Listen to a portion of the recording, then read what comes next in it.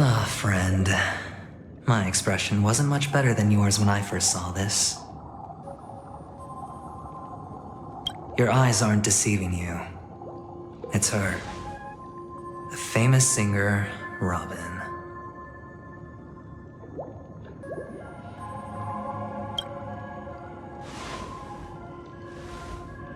Well, first of all, can I just say that this had nothing to do with me? I'm just an unlucky bystander here. The family can testify for me. If you don't believe me, just ask anyone in the Bloodhound family. They hate me and they hate the IPC, so they'd never lie. This is not where the crime happened. What I showed you was a memory. The most basic light cone manifesting tech, authorized by the Garden of Recollection and owned by the IPC. Did you really think the Galaxy Ranger was an outsider this whole time?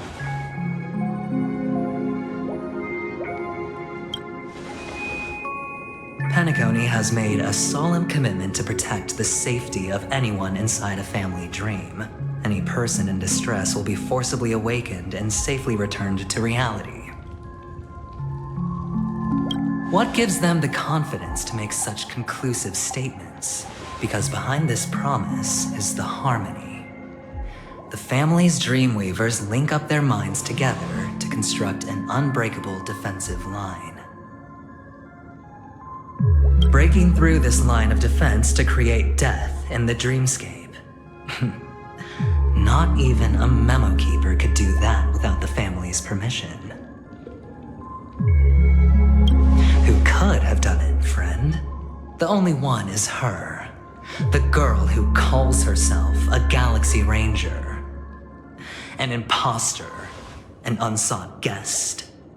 An emanator who hides her true identity.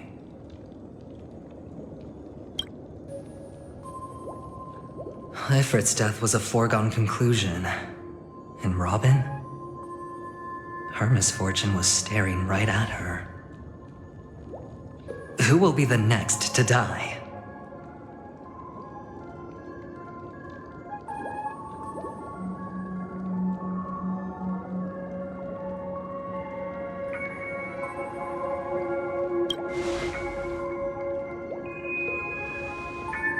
It's fine. Listen to your gut. Building trust always takes time, and I'm willing to wait.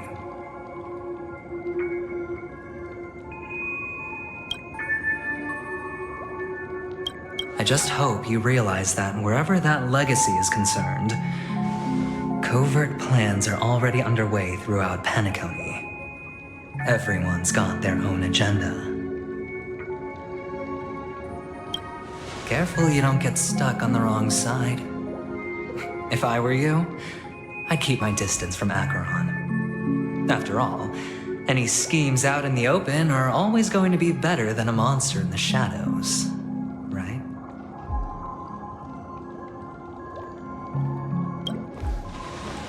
Who's to say there isn't an even deeper conspiracy lurking beneath the surface? Memo Keeper, I think our little deal is finished. Adventurine is telling the truth. This memory is a real one, and there's no sign of any distortion grafting on. The IPC is not the Garden, and there are real limits to what they can actually do, but you know all this. Friend, let's not beat around the bush here. The thing is, I want to reach out personally to team up with the Astral Express. I told you I'm just not interested in scrambling for the legacy. I just came to Penacony for work. I'm here to retrieve some lost property for the IPC, if you catch my drift. I'm talking ownership of this frontier prison.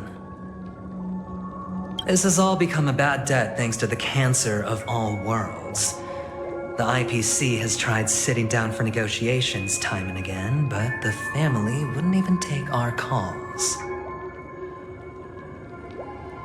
You have no idea how difficult these people are to deal with. Put it this way. They've hushed up the existence of death before, so they can definitely cover up any news about Robin's death. It'll just quietly float off like a bubble and pop. Nobody ever being the wiser. That's not fair, right? So then, friend, I need your help.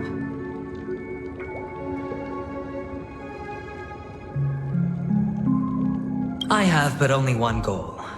The family's front door is like a high wall, and to tear the whole thing down, I'll have to dig out a few chunks first. Once I find a weak point, the IPC will have plenty of means. Now we have our chance. So long as we can get to the truth behind her death, we can have justice for Robin, while also gaining a valuable bargaining chip for bringing the family to the table. Truly a once-in-a-blue-moon opportunity. I've been investigating and making lots of friends all over Penacony precisely for this very moment. This tragic news would be extremely bad for the family, so they'll be doing everything they can to stop it leaking, especially to the IPC. But I trust that there are still a few factions that remain exceptions, and that's why I need you all. The reputation of the Astral Express precedes you, and the Harmony will give you the fairest of appraisals. You get to find out really what happened and seek justice, and I get to put it toward completing my mission for the IPC. It's what you call a win-win situation.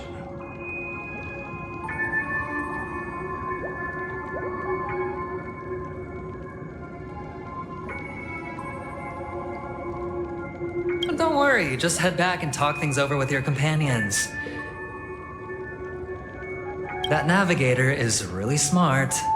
She must understand the value of this deal. Look, here's my contact details. If you come to any conclusions, call me. Oh, and take this. A thorough investigation can always use a little more funding. Don't mention it. So long, friend. I really am looking forward to uncovering the truth about death with everyone.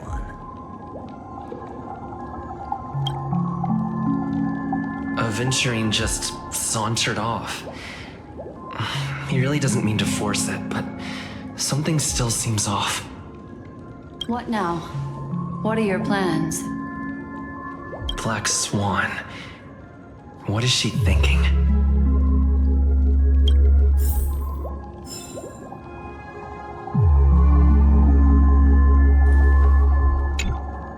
On the surface, this doesn't look like a bad deal for you. But Adventurine is a shrewd merchant whose scheme won't just be as simple as it appears to be. He doesn't know about Miss Firefly yet, but judging by your reaction, he may have noticed something going on and deliberately shifted topics to the truth of death to try and pull you in line with his way of thinking. That's quick thinking and very sound logic. Adventurine is no fool, and working with him definitely has its dangers.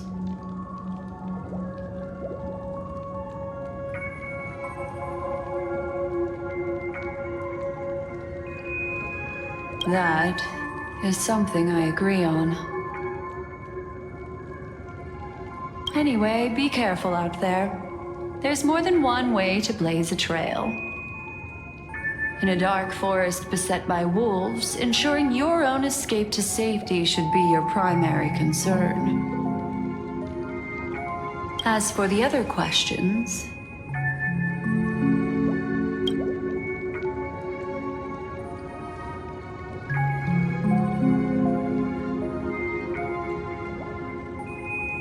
I'm not sure the two cases were committed by the same culprit, but that massive wound looked like its winged blade.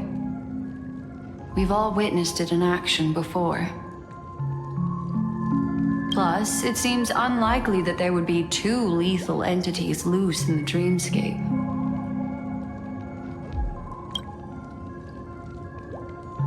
Sorry, I can't answer that question.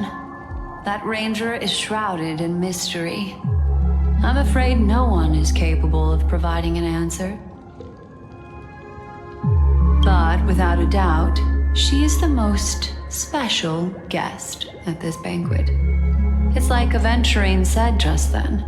It's best to keep your distance from her.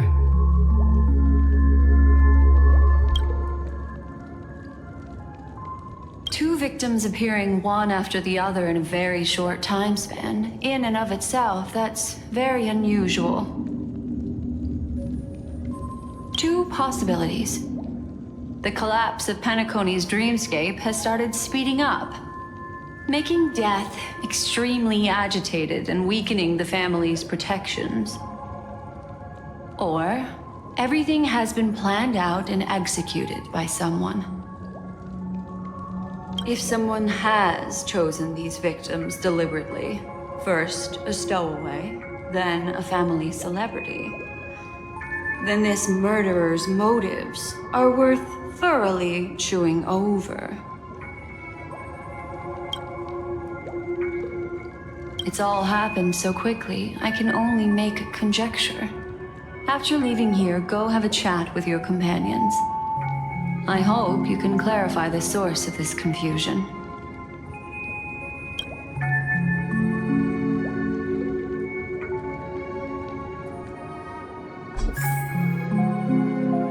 Come, this way. It's a short walk. Don't get lost.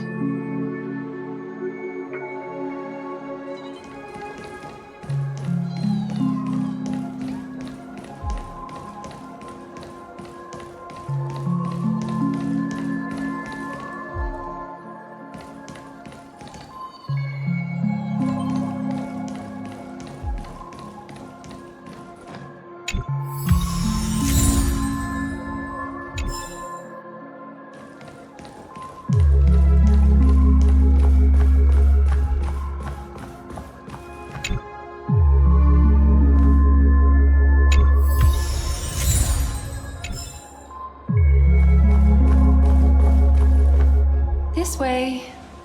This is where we part ways. All of this is like a nightmare. Unfortunately, the remembrance doesn't lie. What we just saw is the reality that happened, and it won't fade from our minds just because we wake up.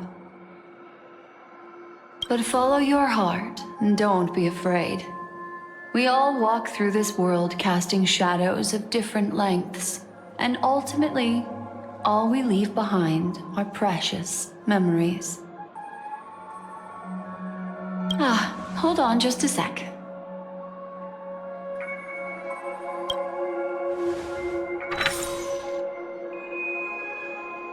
There you go. A small parting gift. If one day you unfortunately fall into the deep waters of the memory zone, and there's no memo keeper to join you, hopefully it can guide you on my behalf. I also pay great attention to the ways of the world. Just think of this as an apology from me for hiding something from you. Then, I've something private to take care of regarding that Galaxy Ranger. Let's leave things there, shall we? What fascinating memories will you bring for me next time we meet? I sincerely look forward to them.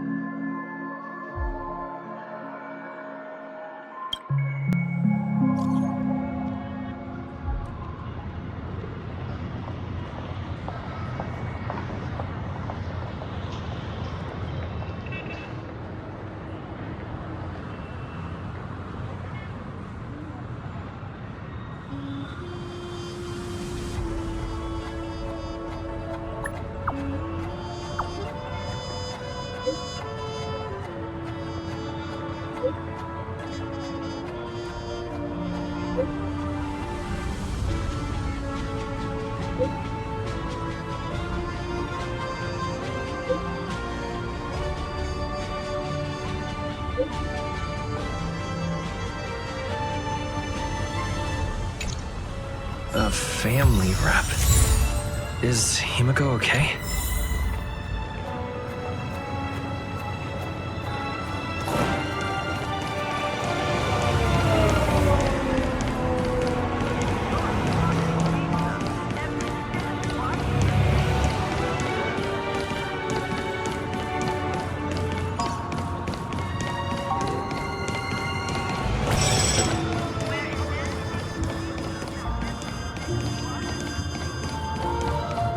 So much has happened. I should take a moment to gather my thoughts and wait for everyone to arrive.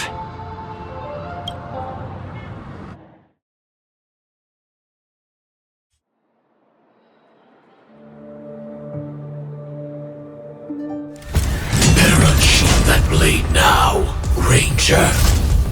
Do you still dream, Hunter? Of those slain by your hand?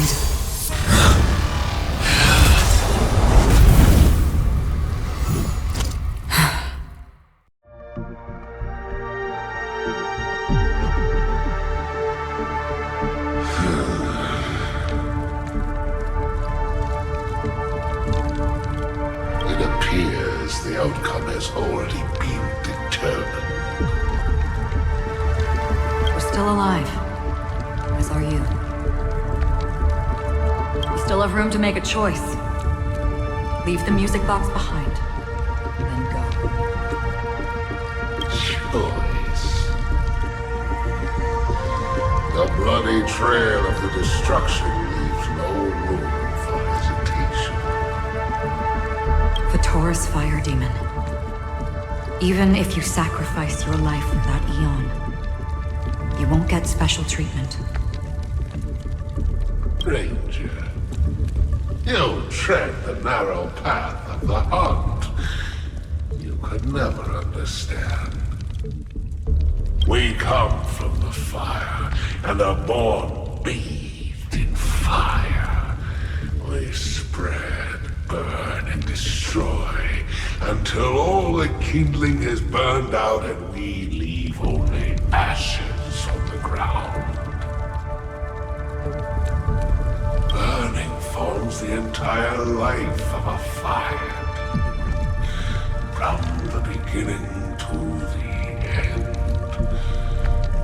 We are born to die just to put into practice a profile of another universal truth.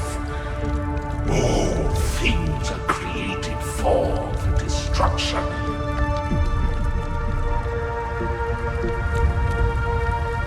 Your companions don't seem to think so.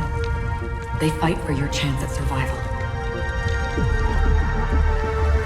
They are my children, and just as I was, they are flames that have yet to burn my heart. They're still young, and I don't believe them.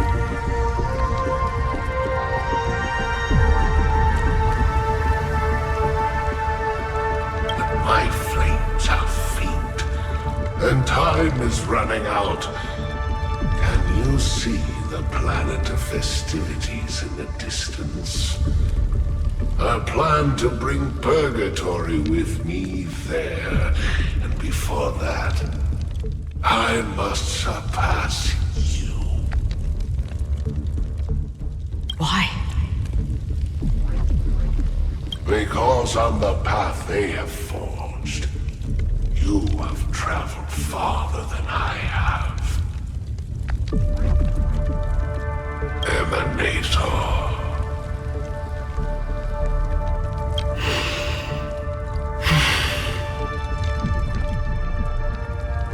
You cannot hide your true identity. Draw that sword, for we shall indeed remain here, bound to fight a decisive battle to the death, for I choose this. Destruction is intense, but brief. To cravenly cling to life is to endure an endlessly prolonged existence. Even if the answer turns out to be your own destruction. What is important is not the answer, but that it exists, just as you exist. Everything exists to be destroyed. Emanators are no different. Just as even sweet dreams may be born of the void, the so-called impossible is merely something that has yet to happen.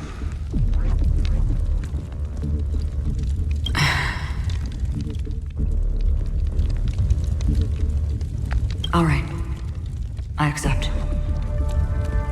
You shall witness the most brilliant and intense fire in existence. May this flame illuminate the farthest reaches of your bottomless dream. A bottomless dream. Yes, that's right. But you've made one small mistake.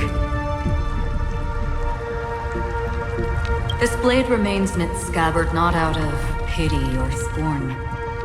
It's a personal secret that I don't want to disclose, but perhaps out of reciprocity.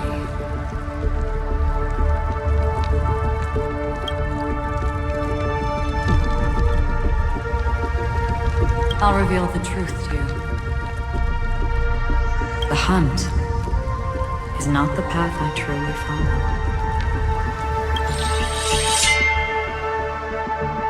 May death be the end of your boundless dream, guiding you back to the waking world. I still see them in my dreams. Hold it. Your time hasn't come yet. My time? I've seen many clever disguises that can conceal appearances, but they can never cover up who a person really is. And you're no different. You had no desire to kill the Trailblazer. You only did what you did to drive me and the Memo Keeper away, but why?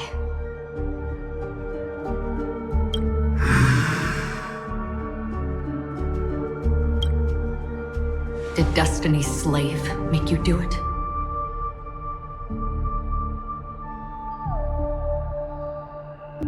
You know, Elio. I thought this is just the kind of thing that'd get written into your script. My script has always been brief.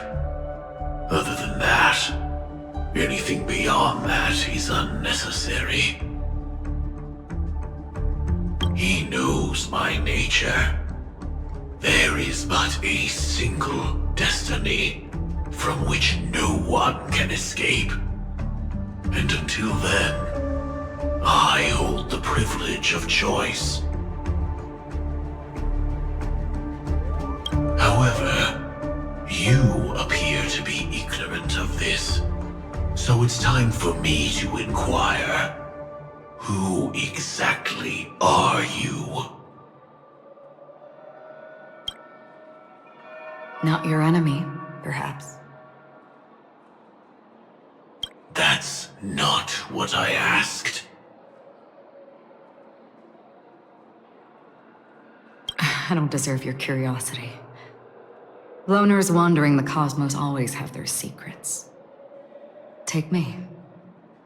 I've also been wanted by the IPC, so it's little wonder I know something about the Stellaron Hunters. That's all.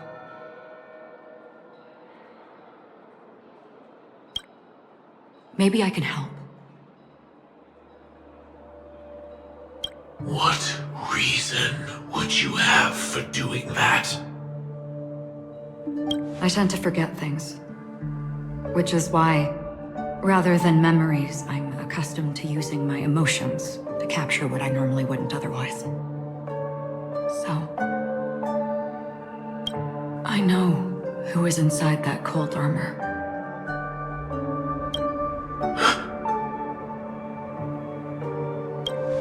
How about it? Ready to take off that armor and sit down for a talk? It's not yet time. I don't need help, but I can give you a suggestion that would make things better for you and me. If your goal is the Watchmaker's legacy, then go look into the family. Not only are they covering up the existence of death, but they're burying the past and the truth about what happens inside the dreamscape. Already on it. And the Astral Express is no enemy of yours. I know that. I just never expected to hear you say it. What's next then? The Trailblazer's been taken by Black Swan. Will you go look for him? No need for that. No harm in mentioning that Elio's only given me one instruction. Get all of the Astral Express to track down the Grand Legacy. I tried settling this in an easier and more direct way, but as you can see, here I am, confronting you. I failed. Can't ever go against the script. The so-called impossible is merely something that has yet to happen. That's it. Before we split, can I ask you one more thing? Is there anything else in your script about me? I'd like to know what kind of footnote I get to leave in that future foreseen by destiny.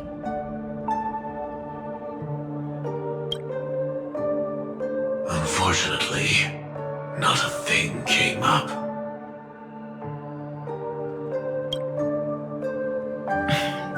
I knew it.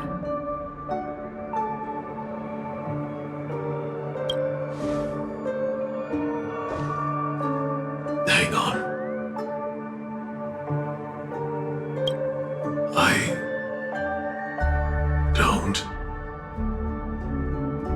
Don't. What? Your first question was, do you still have dreams about everyone who died because of you? I don't. Never have. I was born without the ability to dream. I live for this cold, harsh reality, for a little light, and to burn, to keep on burning, until I turn to ash.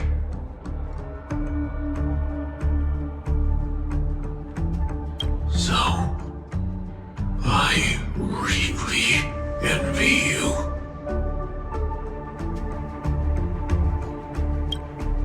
Is that so? Then you're already living in the waking world.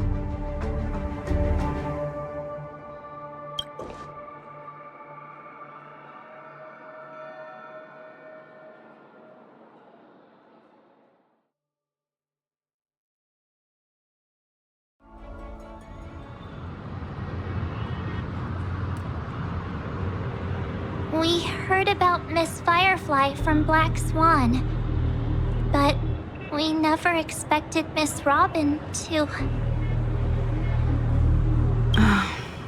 I'm sorry that I couldn't be with you then. Reality cruises on in serenity, while undercurrents bubble up from the dreamscape. Just like that memo keeper said. Stay strong, everyone.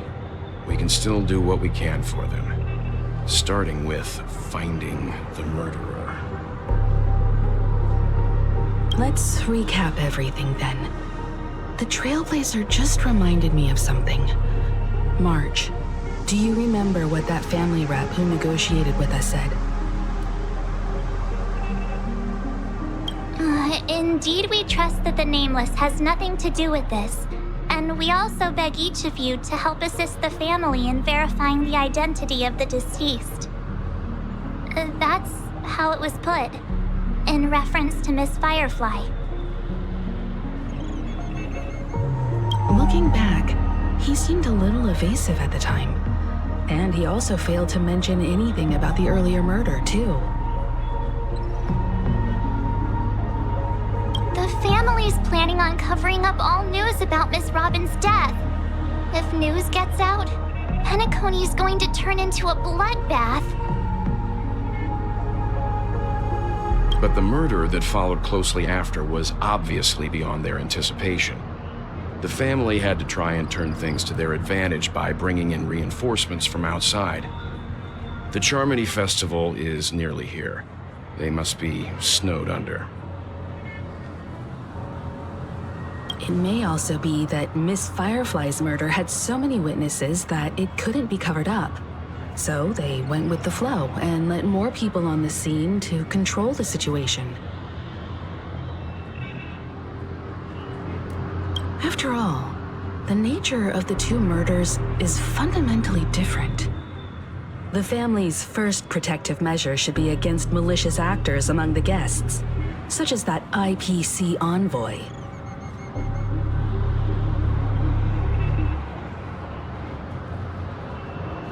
Indeed, he was particularly concerned about that Galaxy Ranger.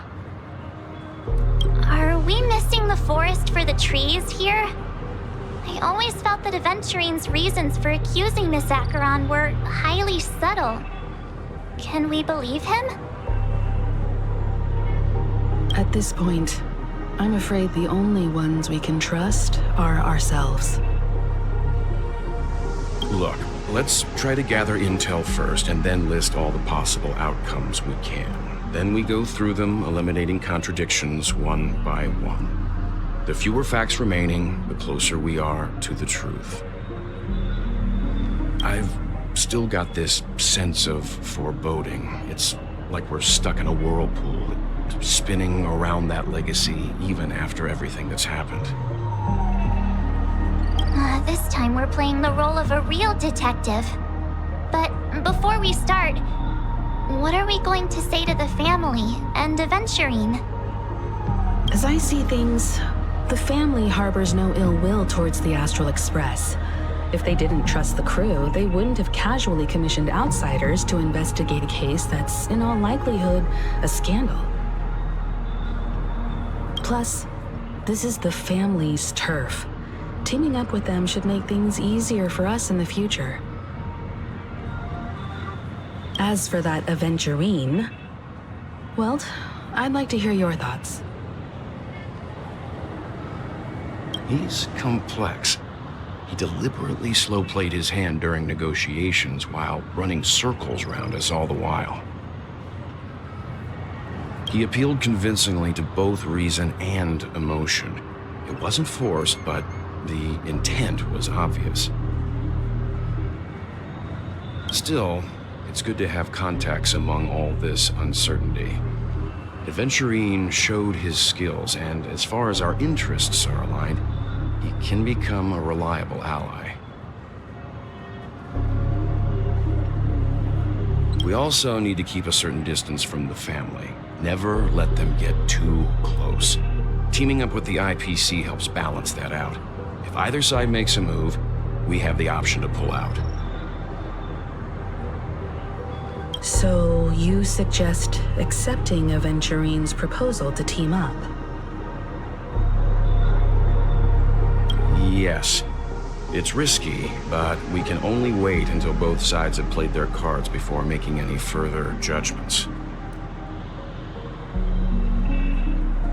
I get why, but there's a whole lot of bad guys and girls around here. And I'm worried about getting stabbed in the back. He's been bullied a few times now, and I can't stand it anymore.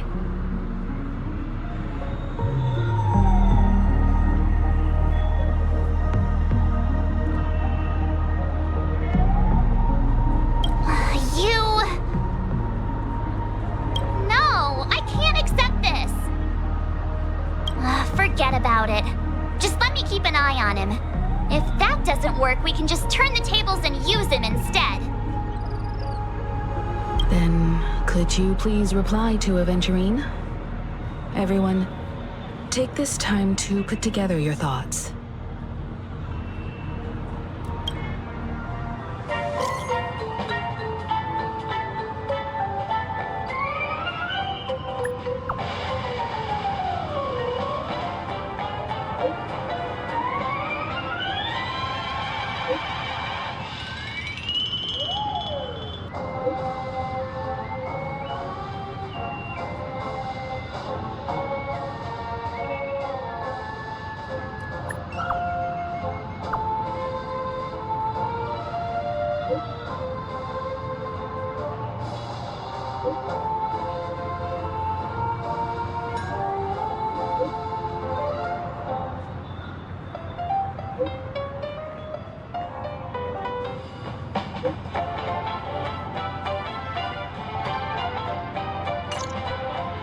Looks like Adventurine is happy with this outcome. Let's tell everyone about it.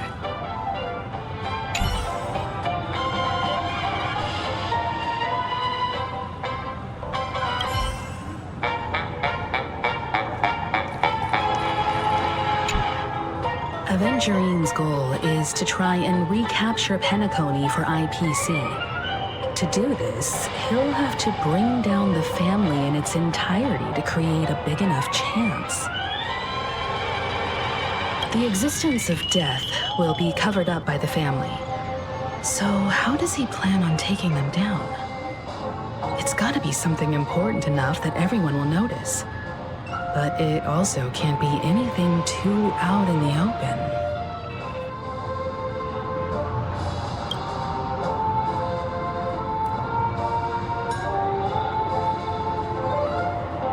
An attack on the hotel guests?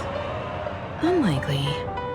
Penacony's guests include quite a few bigwigs known throughout the whole cosmos. People who not even the IPC would dare take lightly. Adventurine is a shrewd merchant, and there's no way he doesn't know that.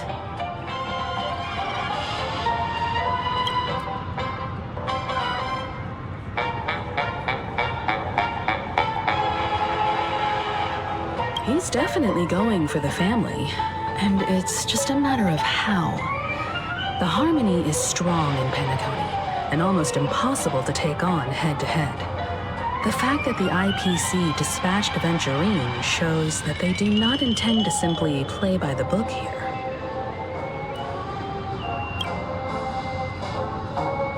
Adventurine has devoted considerable attention to her, but this Galaxy Ranger, we know hardly anything about her, and can't rush to any conclusions.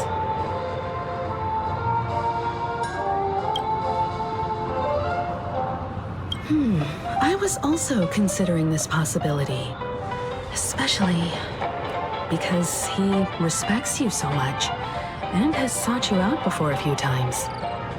Perhaps he's also unsure of your intentions and is probing you.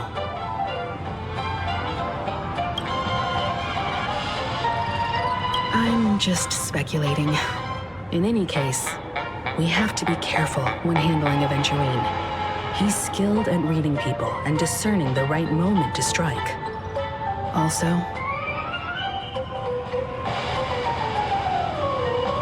he's clearly a born gambler if he's willing to go all in to win.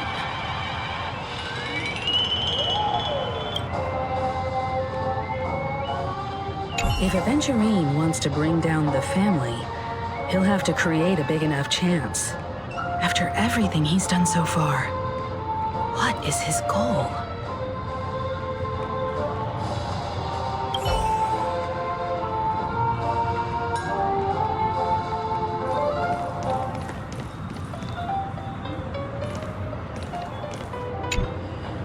Adventurine said something that concerns me.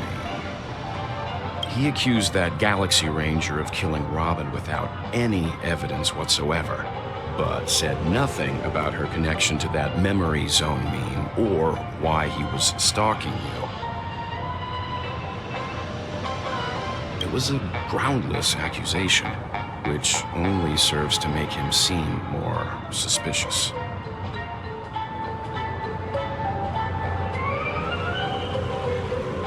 Maybe Adventurine's goal was never to gain our trust. Maybe he wanted to foster a feeling of enmity towards Acheron and make the situation more volatile.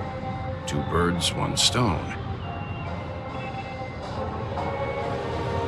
However, I asked Don Hung back on the Express to confirm that story about the Annihilation Gang and the lost messages.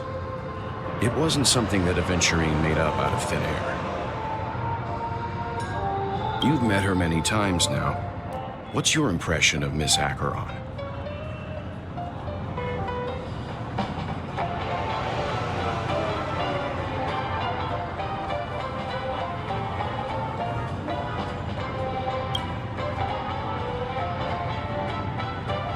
That fits the stereotype of a Galaxy Ranger to a T. They're eccentric, unpredictable, and fond of being alone. No wonder she's a suspect.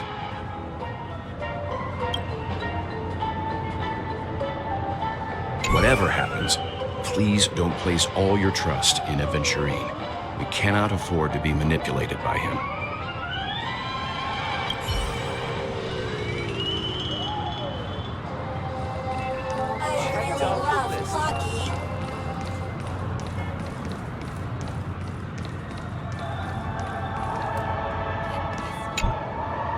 I hope it's not too soon to bring it up, but I feel like Miss Robin isn't actually dead, but that she's still alive and well.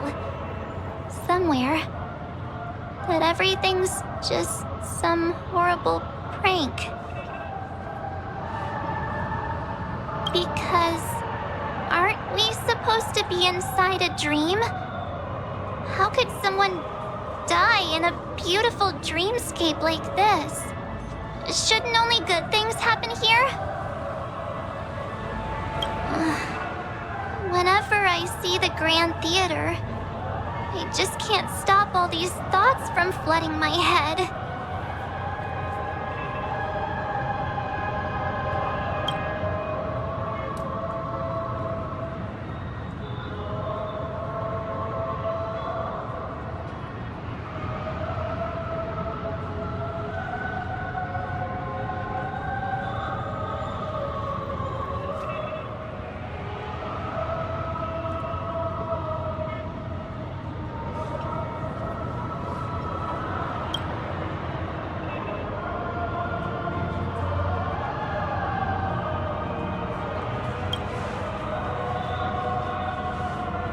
Yeah, of course. At times like this, we're so lucky to have our crew. The family and the IPC. Everyone has their own plans going on. Everyone's still having a great time out there on the streets. Nobody knows what's happened. It's all so unreal. As if Firefly, Miss Robin, and us we're all outsiders from another world.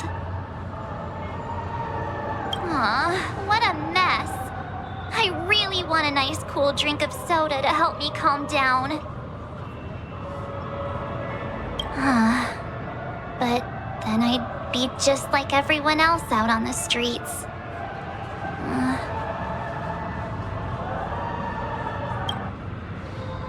Looks like Adventurine doesn't need anything else.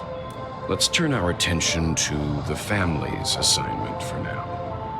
Himiko, what do you think? Among our current clues, the 2 murders that he witnessed are the most directly connected. I suggest starting here. One thing I'm curious about is, if a person dies in a dream, what happens to them in real life? Seeing as we're at the family's behest, why not pop back out to reality and verify Miss Firefly's situation back at the hotel? Perhaps we could also make a few inquiries about Miss Robin while we're out there. How about we split off into two groups? There are still some things worth focusing on inside the dreamscape. I'll investigate those, and we can link up again later. Worth focusing on? Oh. No problem. I'll leave it to you then. Huh? Aw, I thought I'd finally get to see Himiko and Mr. Yang go out on a mission together. Oh well. Take care then, Mr. Yang. I will. Keep in touch.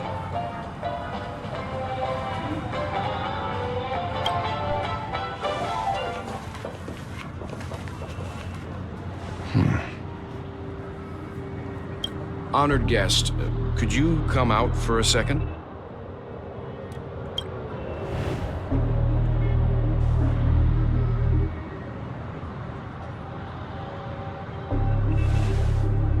I'd be embarrassed too, getting stared at like that.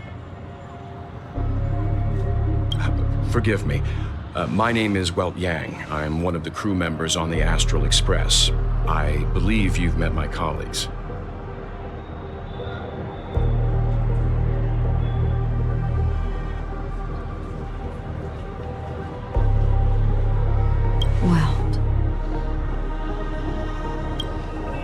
Is there something about my name? First, don't you want to know my name?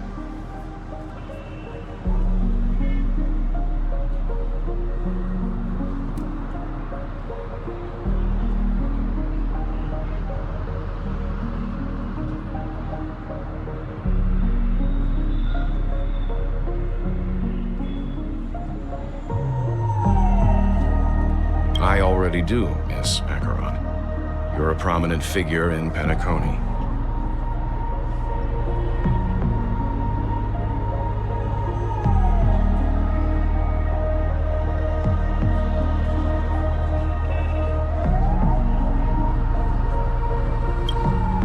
What are they saying about me? Some claim that you're the real culprit behind these murders, that the Annihilation Gang's tragic fate at the banquet was a result of your blade, and that you're now attempting to unleash another bloodbath on Penacony. The Annihilation Gang.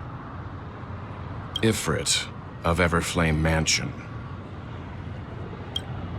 Tragic fate. That Duke turned his dying body to flames and sacrificed his life as a martyr. He was a determined and heroic pathstrider. Not even a villain should be disparaged like this. And what's more, there were plenty of suspects invited.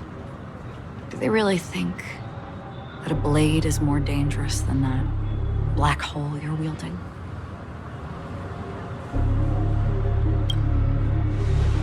Keen intuition. Not even the family managed to point out the truth behind this cane. So you must surely know, Miss Acheron, that peering into a black hole is not a wise move. As a potential threat, your knowledge of us has reached uncomfortable depths. Reveal your true identity and intentions. Otherwise, brace yourself for gravitational disintegration. That shouldn't be necessary. But if it makes the Nameless feel less defensive, I'll be happy to abide. Believe it or not, Galaxy Ranger, Acheron. Those are the names I go by to this very day. My trip to Penacony is solely to fulfill an old, final request. I'm here for the Watchmaker's legacy. And that's it. I think I've been honest enough. Still unwilling to reveal your true identity? It's not that I don't want to. It's just that I can't. I've come so far, and I can't sum up all of that in just a few words. Everyone has their own unspeakable past. Secrets that they don't want to be revealed. And I won't be asking any more questions, such as why the Astral Express is roaming around the cosmos with a Stellaron on board.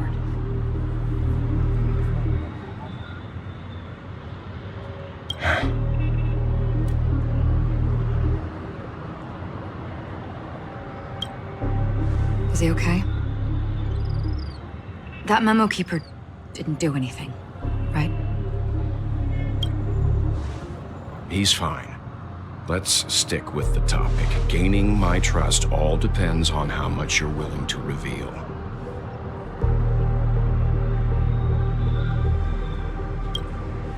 I've run around many different Penacony dreamscapes just to try and find that legacy. And during this period, I came into contact with quite a few guests. In the process, I gradually came to realize the secret of Penacony may be closely related to the Trailblaze. That's why I've come to ask for your help. I don't have enough proof yet, but I'd like to speculate something. The source of all tragedy lies within the family. If you could trust me, we could find the proof to support this claim together. Mr. Yang, I think you've come to the same conclusion, haven't you?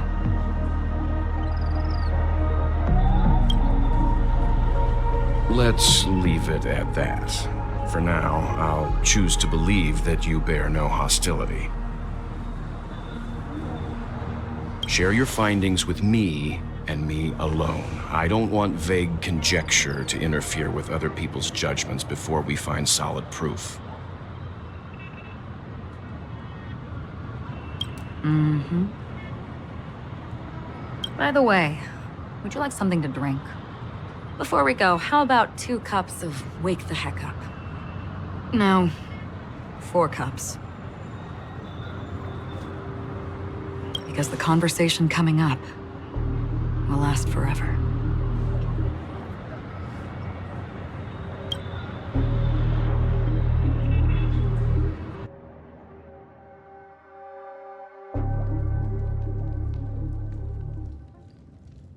I've been watching her closely for a while now, and the first invitation was in the banquet hall of the hotel. She just sat in one corner, keeping silent, chugging down a couple cups of Wake the Heck Up. I told her it's a pungent, bitter beverage, not the taste of sweet dreams. Only for people allergic to Soulglad. And she said, Really? But I don't taste any difference at all between them.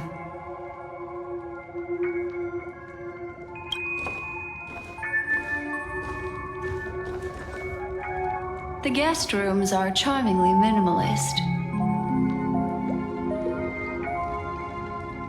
An aesthetic you share, Miss Acheron.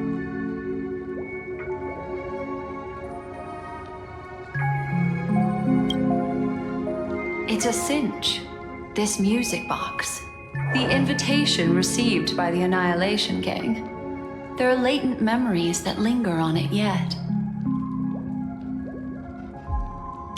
You see, memories of you are not yours alone. They travel in other people, other things. I know much, and I can predict even more. With some help, the dead can be made to speak.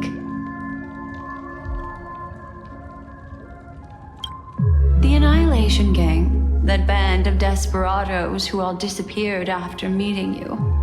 What exactly happened to them? Well, let me reveal all.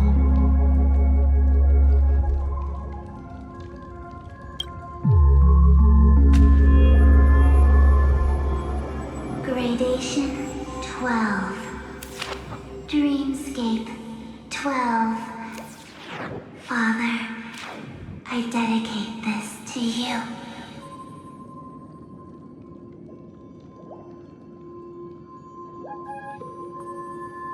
Well done, Dubra. Wherever they go, shall be met by annihilation.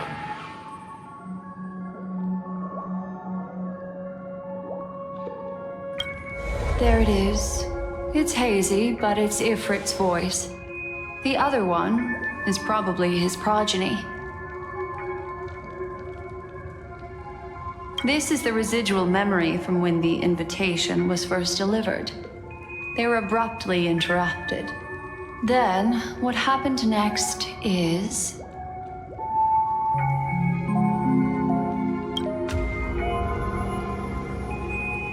They sought refuge in the land of sleep, merely wishing for undisturbed rest, away from the storms.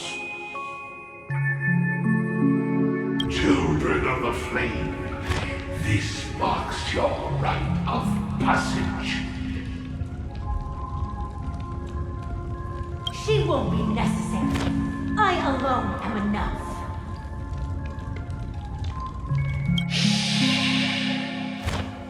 When have those on the path of destruction feared death? The Everflame Mansion has set out on a journey. Those poor people, they have no idea what lies in wait ahead of them. Memory recovery is going well, but slowly. She'll be here soon, and time is short. There's nobody else here, so there's no need to be delicate. In fact, I think I'd better go all out.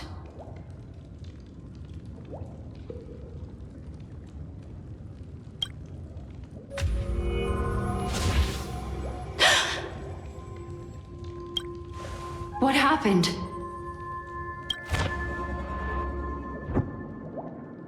The memory after that is blank. How is that possible? This music box fell into Acheron's hands, and she brought it to Penacony. That's a fact, and that's how it should have gone. But along the way...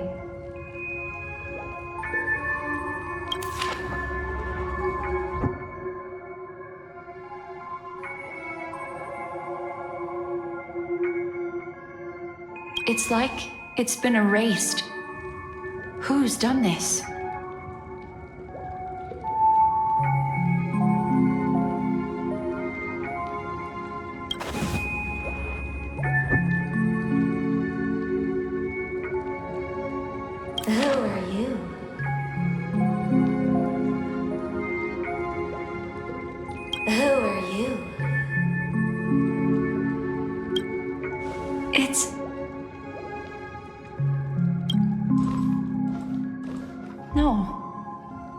Is this not a memory?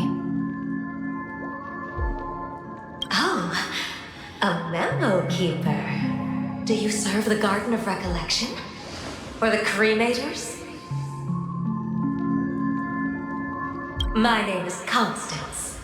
A pleasure to meet you. We were supposed to meet in Penacony and spend an unforgettable time together. But that seems unrealistic. Dahlia's not welcome on the banquet star, and I don't need a coming-of-age ceremony. And you, I know what you're looking for.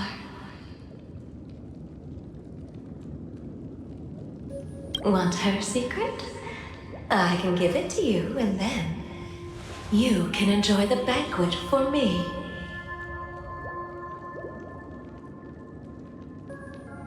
I wish you unforgettable memories.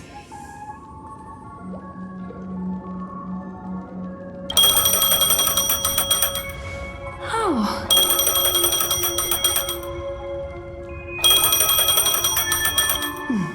A phone. Wanna listen in?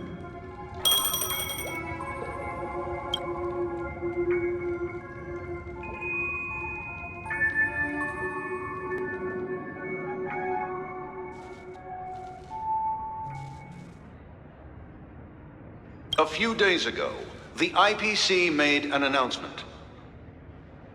Under the watchful guidance of the Marketing Development Department, and in accordance with the Interstellar Peace Charter, the independent Sigonian sovereignty has hereby been established, and shall take a legislative seat at the Interstellar Congress. The formation of the Sigonian sovereignty is of great historical significance to the Sigonia system. This move puts an end to the planet's long and bloody history, turning the sensational Kataka-Abjin extinction event into a distant memory.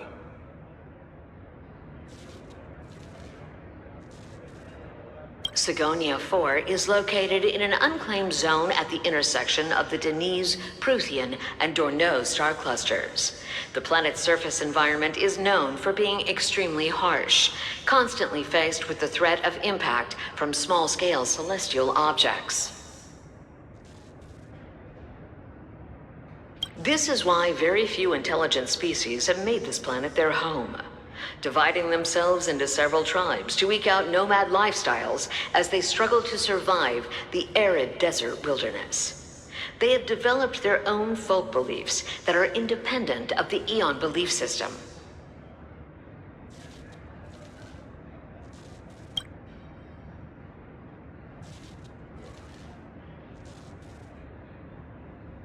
Sigonia. Sigonia. Ravenous eye of the storm, spurned by all the gods. Land of rock, but not water. Lightning, but not rain. Blood, but not tears. You beat us with your falling stars. You lash us with wind and storm. You chew us up with the cracked earth.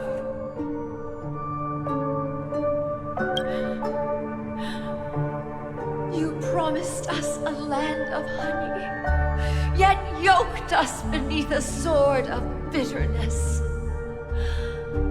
Oh, Gaiathra Triclops, if thou can hear me, please open up thy 3 eyes and gaze upon this child.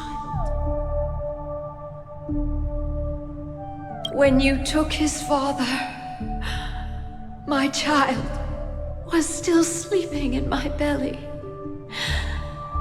And where my husband went, I too soon must go.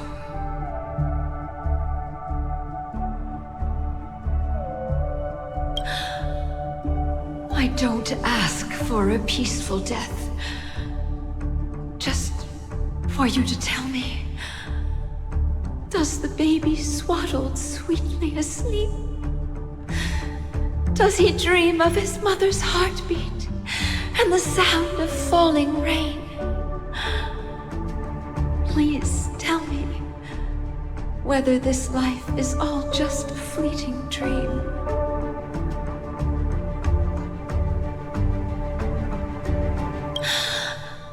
Otherwise, why would this child be born to face impending death?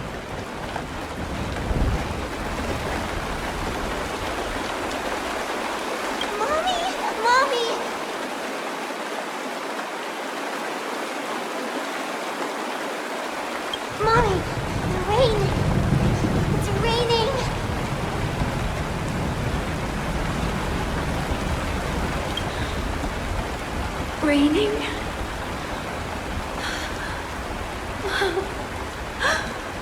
Raining?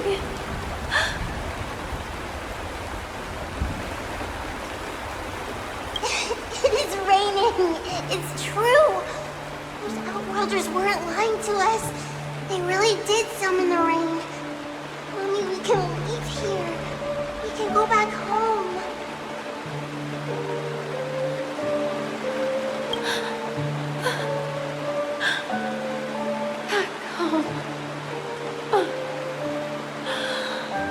Gaiathra Triclops. You came Do you hear that? Thank you. Thank you.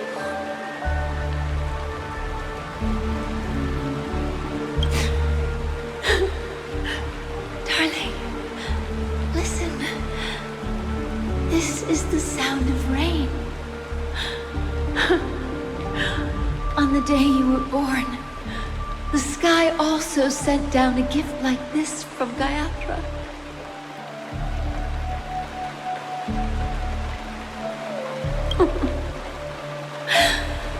Such a lucky child. Such a blessed child.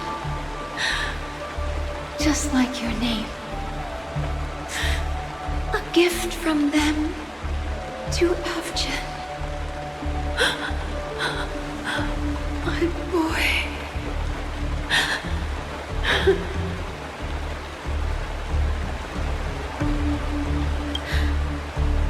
May the goddess Gayatra close her eyes 3 times.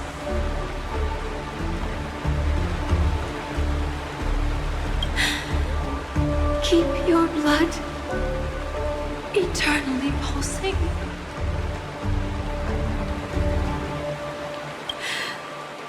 Let your journey be forever peaceful.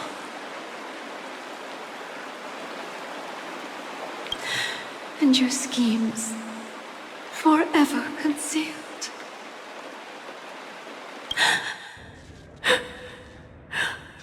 Welcome to this sad world, Kakavasha.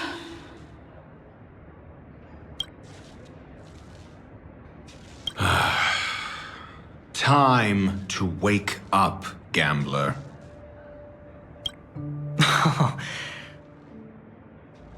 Oh, heavens. I must have drunk too much Soul Glad. Didn't expect you to be back so soon. How is it? Find anything? Just as you guessed. Nobody outside knows about Robin's death. There aren't even baseless conspiracy theories. They're still streaming the rehearsal for her ceremony, using a stand-in, I guess. They must be dreaming. Of course. Who could imagine that death would actually descend upon the idyllic dream created by the family? Let alone that the victim would be the female lead of the Charmony Festival. To be honest with you, I didn't believe it. I even tested it a few times myself, until I discovered that I couldn't actually die. Whenever there's any danger, I'm forced awake by the dream pool, and it's all as if everything were just a nightmare. That's why I'm convinced that there are a few big secrets lurking behind the scenes. Then you must have heard about the Memory Zone meme. When I graciously deigned to establish connections with the Oak family on your behalf, they were quite in a pitiful state of disarray. Besides Robin, there was another body.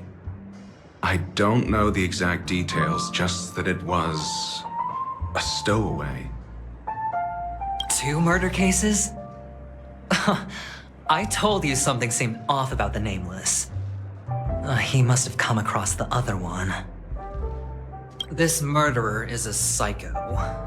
I have to say, the case does represent an opportunity.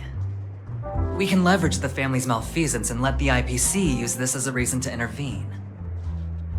It's just that their trickery runs deeper than I thought. Robin's stand-in was all ready to go. These 2 murders are definitely getting hushed up. What should we do? Let me think. It's too rare an opportunity to miss out on, so I gotta be careful. Incredible, gambler. Have you already exhausted your limited repertoire of tricks so soon? There are plenty of chips, but it'd be best to choose carefully. The most straightforward has to be Robin. Remember? That masked fool once told me to find a mute as a friend. Robin is what she calls the mute. She has lost her voice, and while most people can't pick up on it, you and I cannot mistake that sound. Not produced by any voice box, but rather by the resonance of the harmony. If that girl hadn't gone hoarse from singing practice, there'd only be one possibility. Something was up with the family. Or Robin herself. To get to the bottom of this, I tried every way I could to meet her. But she died. Right before my very eyes. A complete and utter loss. Incidentally, it seems to have resulted in your rather undignified arrival on the interrogation stand. There were eyewitnesses at the scene, and the family, in their graciousness, has tentatively accepted your alibi.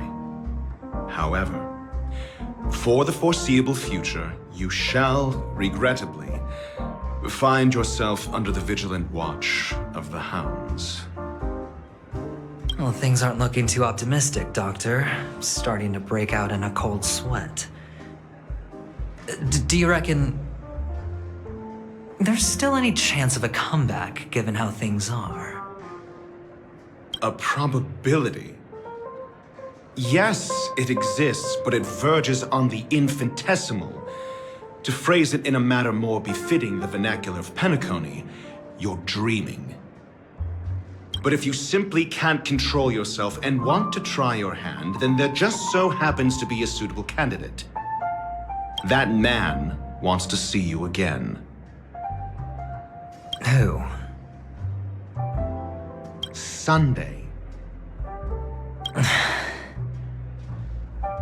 Is this a public hearing or a private trial?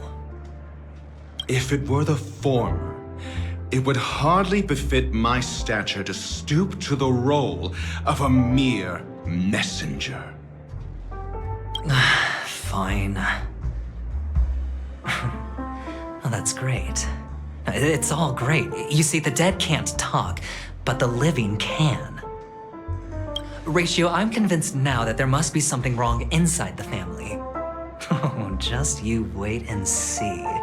That man's sister has died. He can't sit on his hands. Without any further ado, let's set off. Lead the way. The show is about to begin. We're here. The Dewlight Pavilion is the Oak family's fortress and a place where heads of the families meet to discuss great plans for Penacony. Fortress? I like this metaphor. I dealt with the warlords of the Amanicus star system not long ago, and their synchronized orbital manor wasn't this heavily guarded. This mansion nominally belongs to Sunday, and is very befitting of its owner. Without his express invitation, the likes of ordinary guests would never grace these grounds in their lifetimes. Look around while you still have this moment of freedom. Hey, Doc, whose side are you on anyway? Who's to say I won't sell you out? We'll see. When we meet the authoritarian master of the Oak family, I'll pry an answer out of him. Follow me and I'll bring you to his parlor. Hold your tongue and let me deal with the members of the family.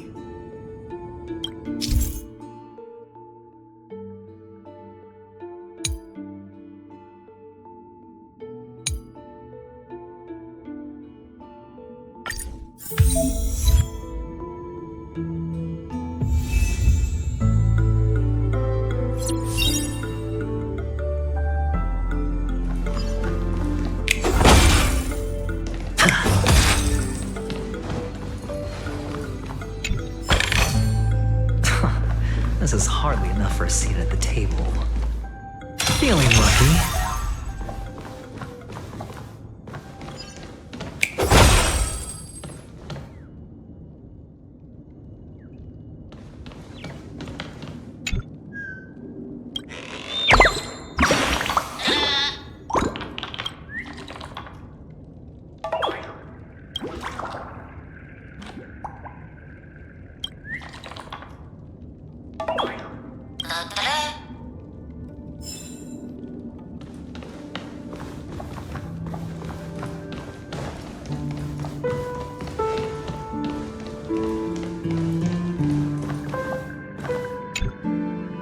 Hey, you two! That's a place of business. No entry.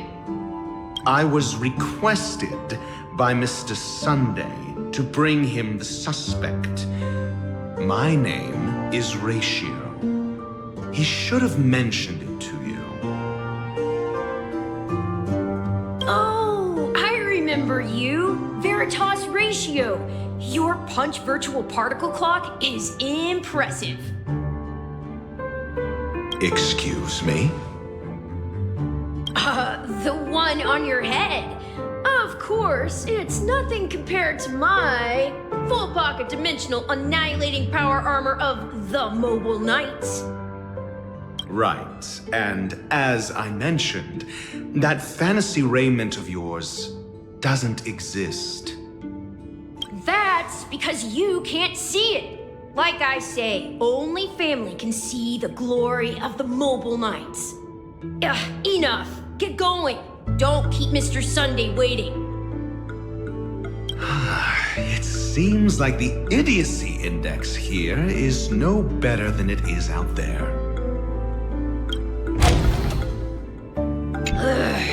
Enough. Get going.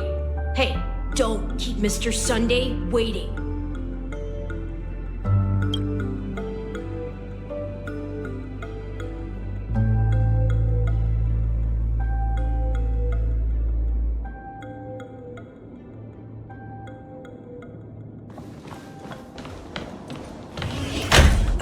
Dead end? The door is shut tight. Looks like we're on our own.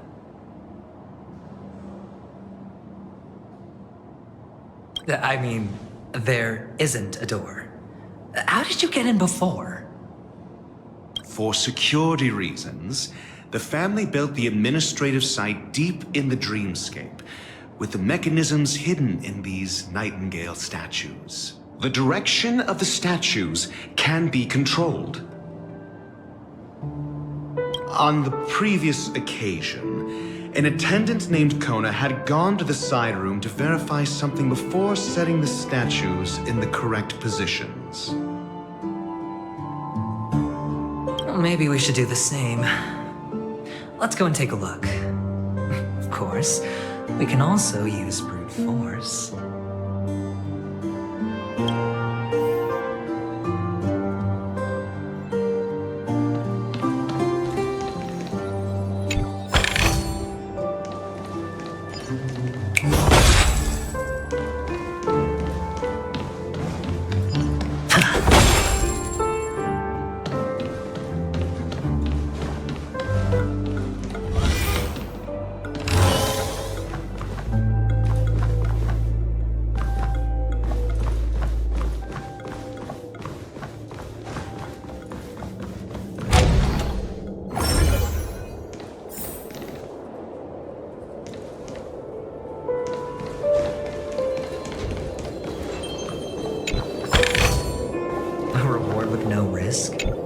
I'll take it.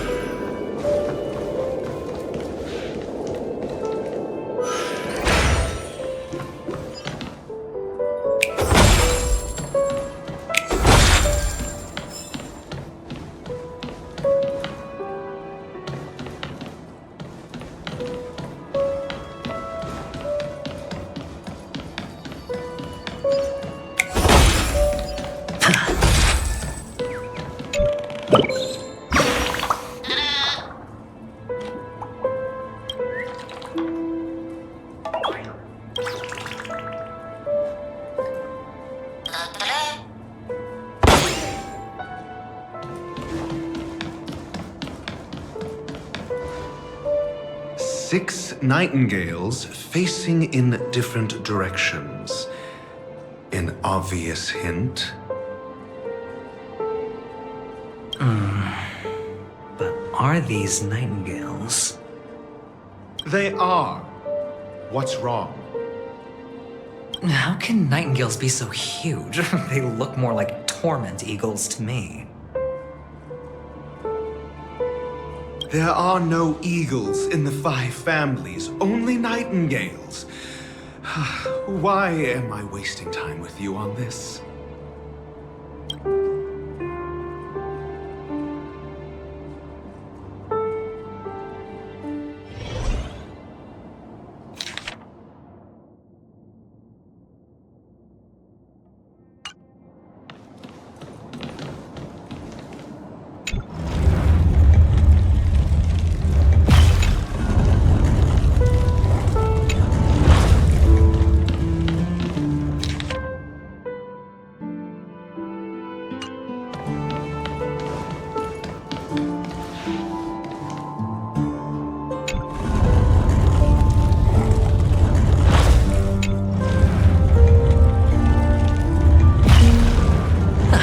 Just as I thought.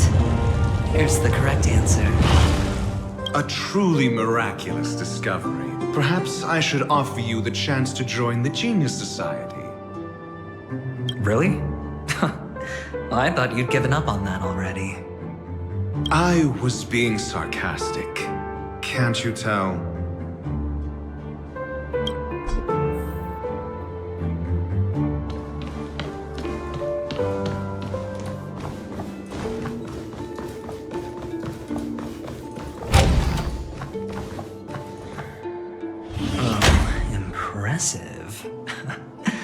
So much for Mr. Sunday's reserved, virtuous image. Do you need me to remind you? We're in a dreamscape. No matter how grand the mansion looks, it'll not affect Penacony. Stop wasting your time nitpicking the family here. Yeah, you're right. The only way to destroy the family is death. Sunday must have thought the same. Let's head down.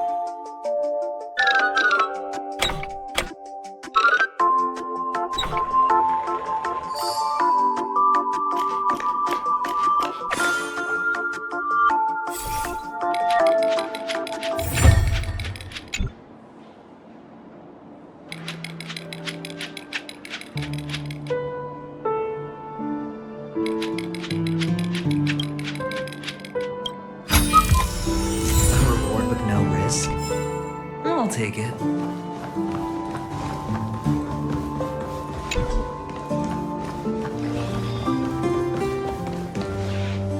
Hold on. Huh? What's wrong? Are we heading the wrong way? No, but this door is locked. My friend? Did you really make an appointment with him? It's a trial. You got to prove your worth to Sunday before you can speak with him. If I'm not wrong, we need to find a way to open this door in the hall, or this place will be our prison. Oh, an escape room. My favorite. Get serious. I've no time for games. Let's head back. The hint is probably in that prominent sandpit. Wow. That's an enormous sandpit. I'd love to build a tall building for myself, once I have enough savings. Oh, look. There's a noticeable gap in the model. I believe you're right. There wasn't a gap before. That man must have done it intentionally. Well, with your brilliant mind, you shouldn't have any trouble recalling what was here last time. Right, Doctor? Of course. Let's look around. When I see it, I will know it. Fine. Fine. Why do I feel that we're pursuing a degree in burglary now?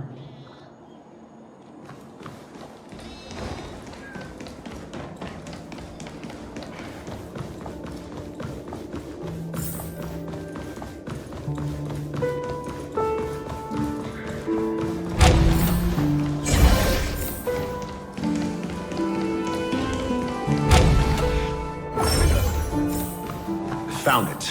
This is it.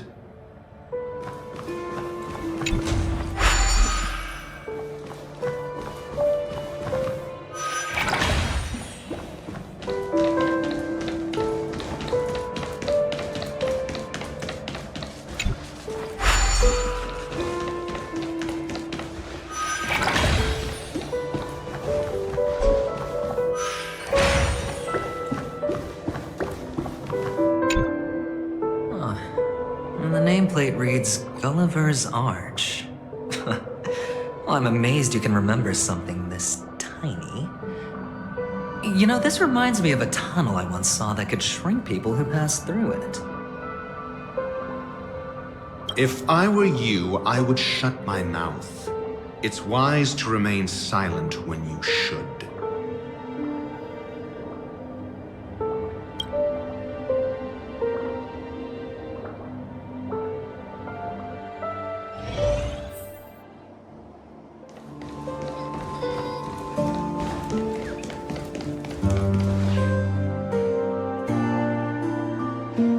This reminds me of one of those building toys. You know, the blocks. I've never played with them before. I wonder if it's more interesting than stacking chips. Oh, look. The gap is closed. And it fits perfectly. So, what's next?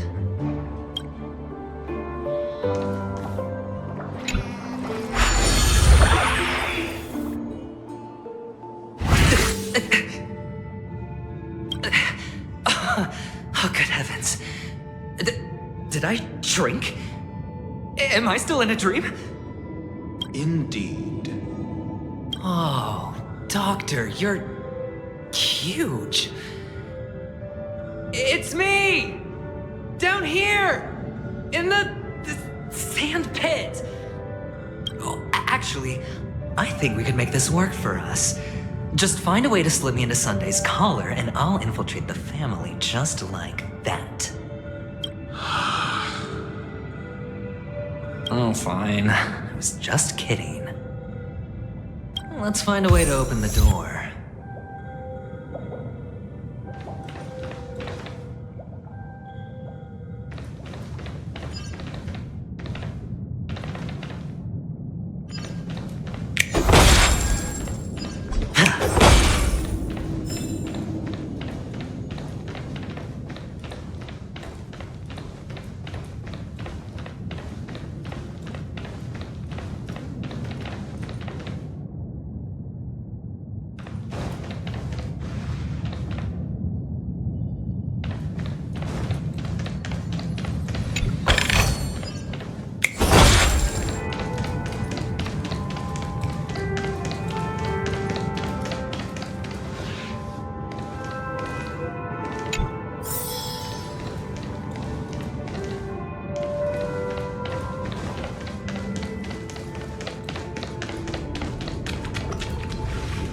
Hello! Welcome to the Golden Hour base model. I am an Oak Soldier. I will be here to guide you through the tour of the base model. Happy to be of service. And tell me about the tour. Hello! Welcome to the Golden Hour base model. I am an Oak Soldier. I will be here to guide you through the tour of the base model.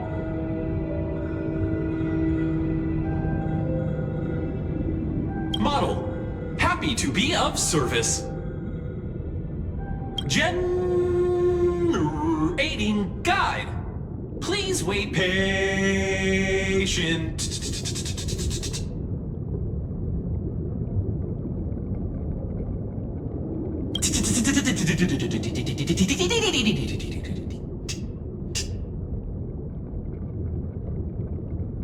Found the nearest check-in spot. Please look behind me. A capsule machine model.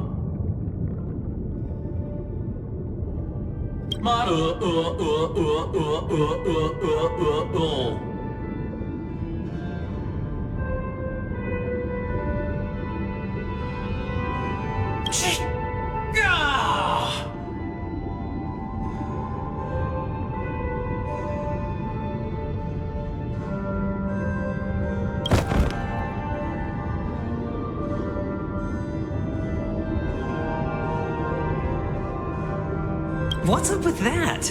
Now the family's toys are trying to frame me? I didn't do a thing to it, Doc. You've got to be my witness. I saw nothing.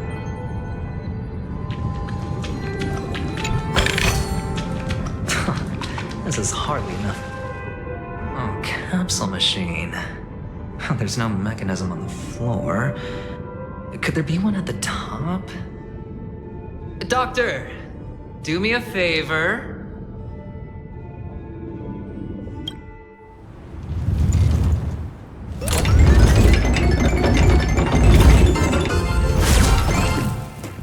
So, I was right. These models have interiors that look exactly like the real buildings. The only difference is that no one lives in them. Funny that Sunday puts a miniature that makes him seem like a giant by comparison, where he can see it first thing in the morning. Insecure much?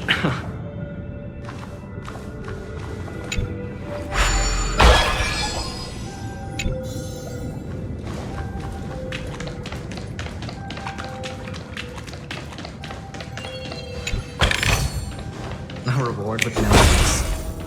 I'll take it. No two are alike. Oh, one of the fragments flew upstairs. I'll need to use the pinball machine to flick myself up there. But it's tough.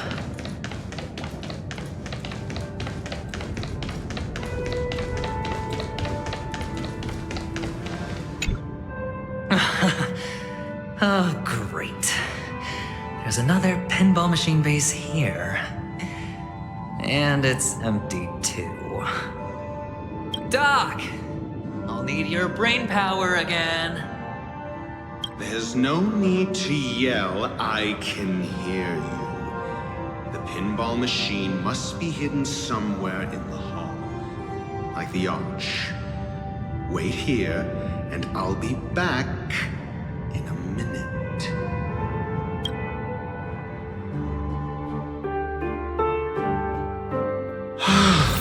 Finally, a moment of peace.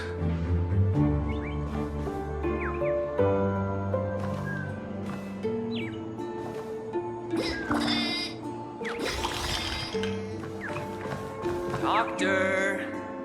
Shake a leg? Without that pinball machine, neither one of us is going anywhere anytime soon.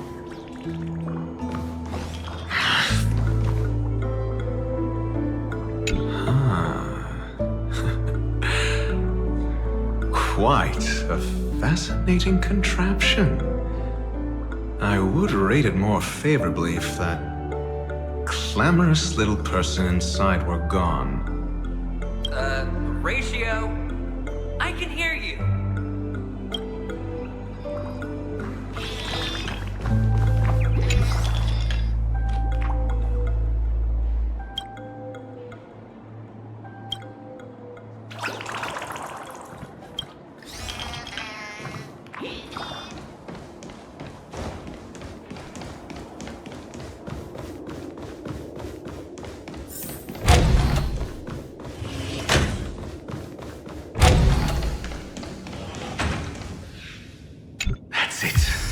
Pleasant moments of solitude are always fleeting.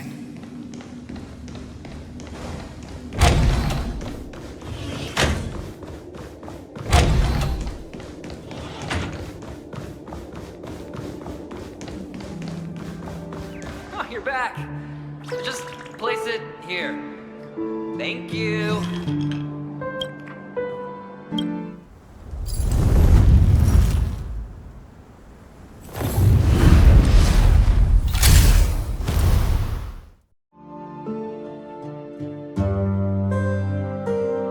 Thanks, Doc.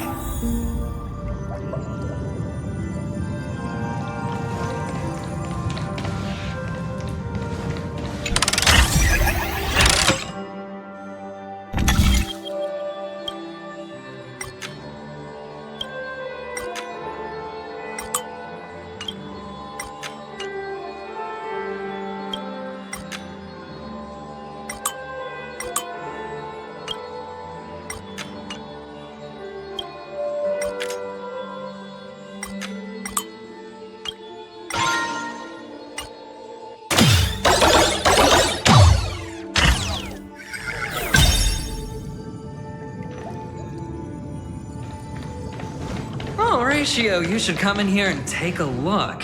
The view here is breathtaking. Honestly, you could easily squash me with just a pinch. If that is your wish, I will do so without a moment's hesitation.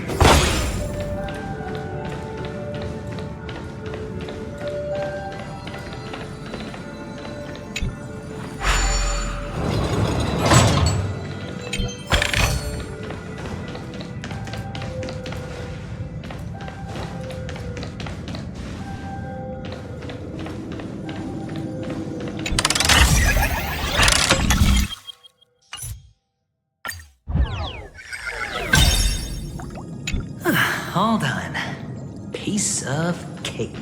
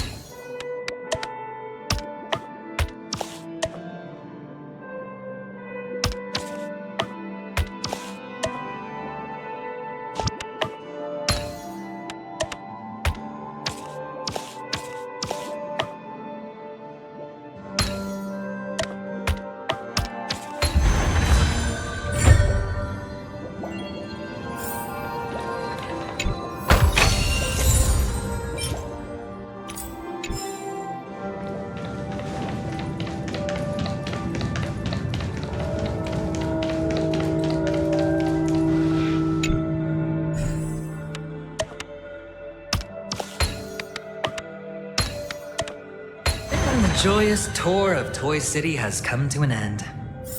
Makes me feel sad. Oh, Penacony isn't all bad, right? I'll use this interesting experience as a talking point at the poker table. It's a pity you made it out of the sandpit alive. Sunday is just beyond this door. From my limited understanding, he's not someone easily handled. Are you prepared? Yeah. Only I believe he's the one who should be prepared to face me. Tell me about your plan. I don't have a plan. I'll just play it by ear. There are only two kinds of bargaining chips when dealing with people.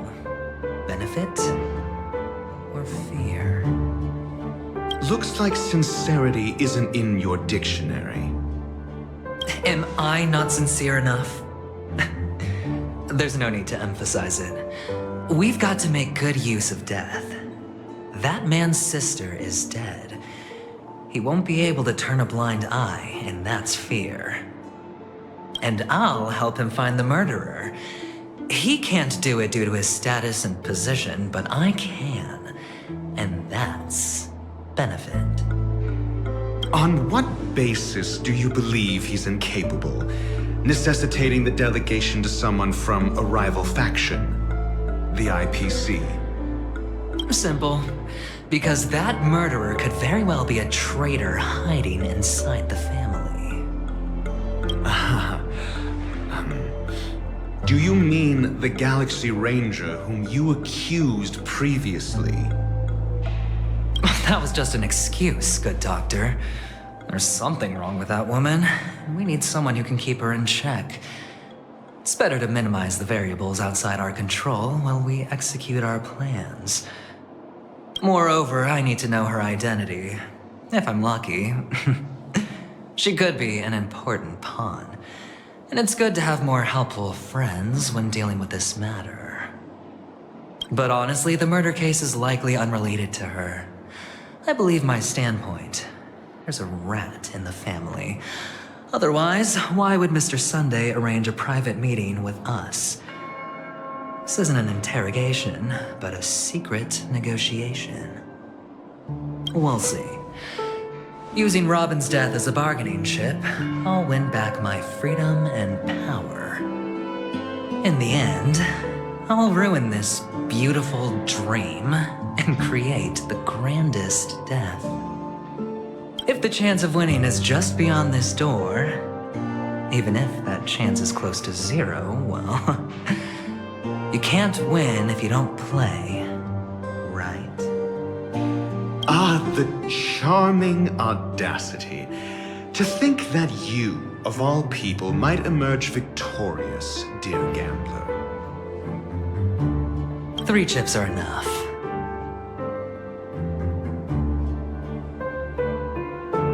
All or nothing.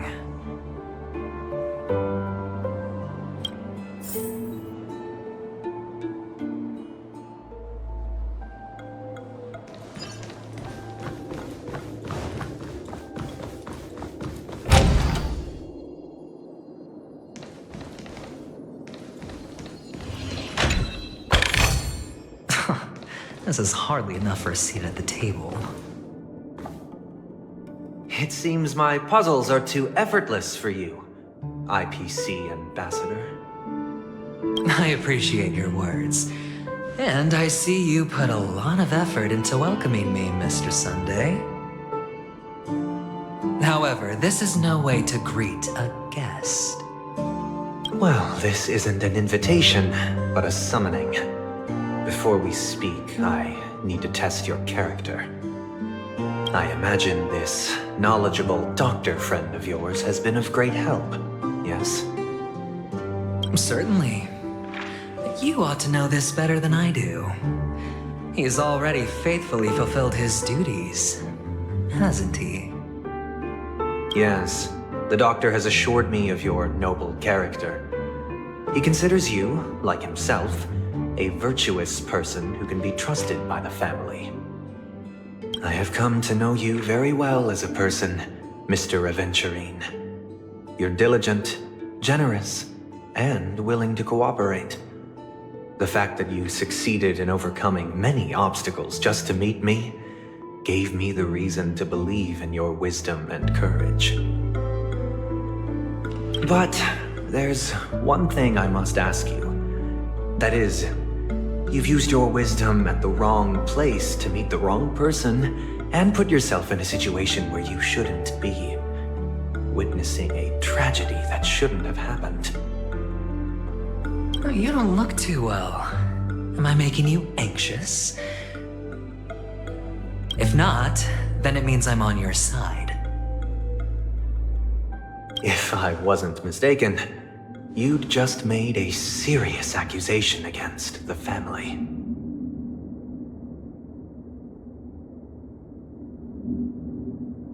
No, you weren't mistaken. For depravity is creeping in around you. There's no need for us to be evasive. Let's talk about your sister. Your sister's talent is unrivaled in the world of show business. As you know, her voice has been out of tune since she returned to Penacony. What's more disheartening, she can't sing anymore.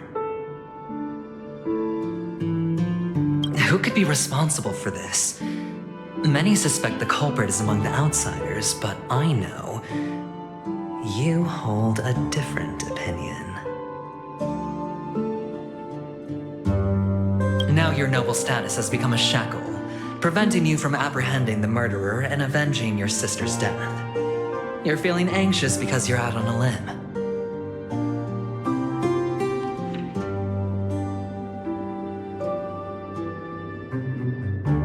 But don't worry, I'm on your side.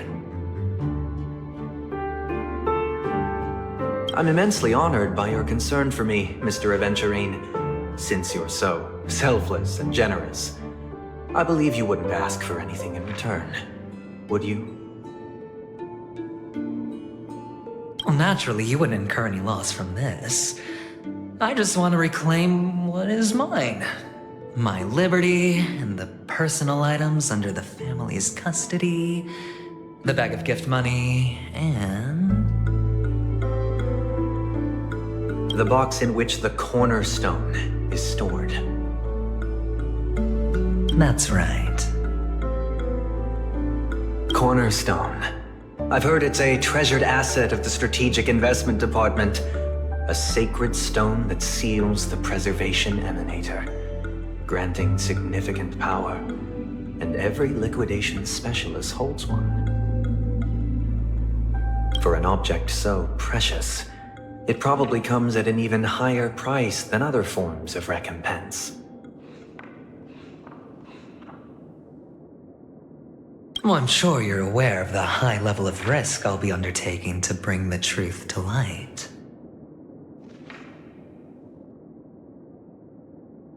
Mr. Adventurine, when you are out and about, do you always make adjustments to your appearance?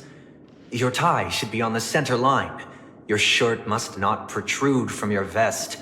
Your trouser creases should be perfectly straight, and always aligned with the tips of your shoes. Of course. But I don't, because it's not appropriate to do so in public. You should make sure everything is presentable and in order before leaving the house. I'm not the kind that takes risks. The cornerstone must be in the custody of the family. No room for negotiation. Please, don't let me turn you down twice. Sure. The gift money is good enough. I suppose you wouldn't mind that. After all, a merchant can't function without a bargaining chip. You compromised quicker than I thought. Unfortunately, it's a gambler that needs a bargaining chip, not a merchant. I can give you your gift money, but before that, I want you to tell me.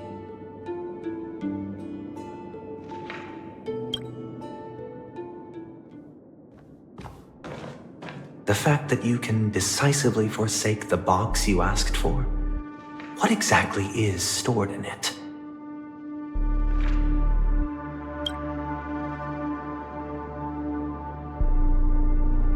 Oh, triple-faced soul, please sear his tongue and palms with a hot iron.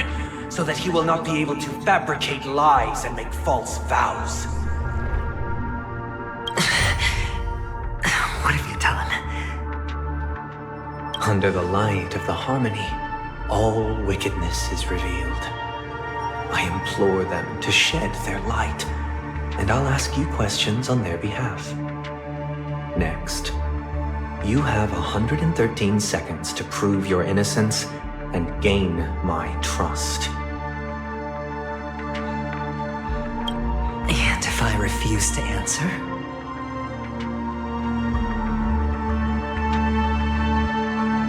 You can try, and we'll see if the harmony rejects you.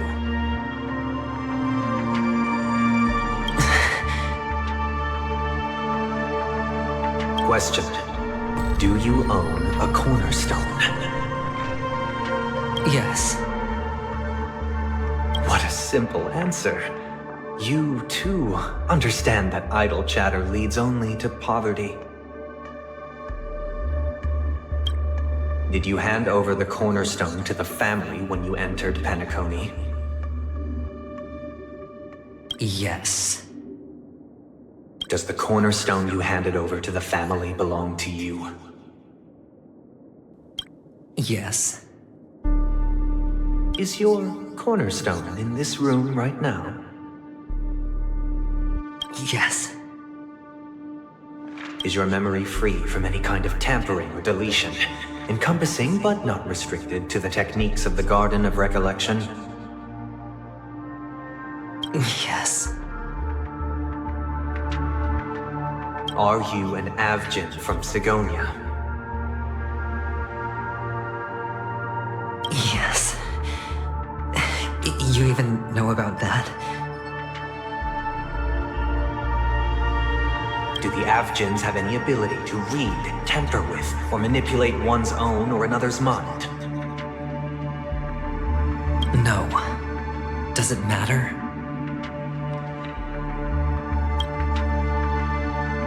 Do you love your family more than yourself?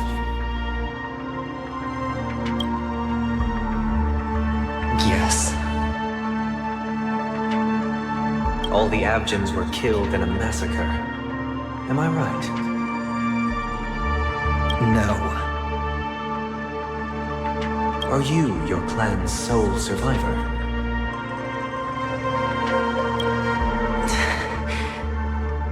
Perhaps.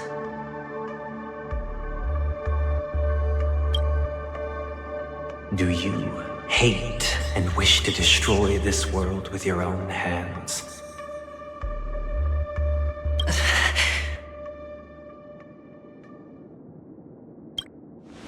I don't know. Interesting. Now, the final question. Can you swear that at this very moment, the Adventurine stone is safe and sound in this box?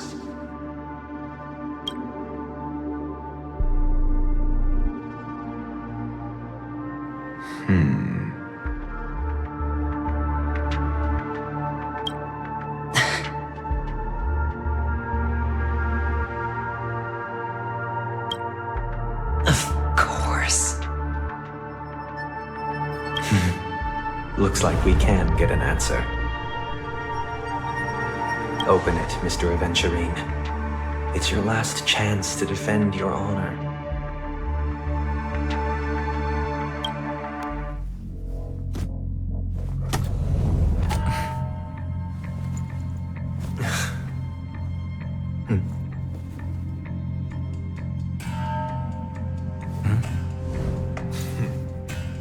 Please.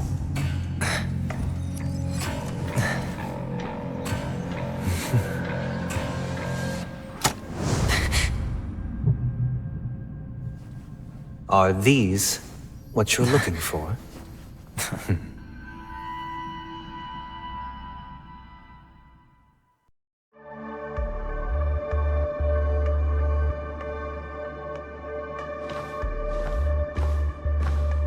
Since you came as promised, learned doctor, does this mean that you are willing to take the side of the family in this farce?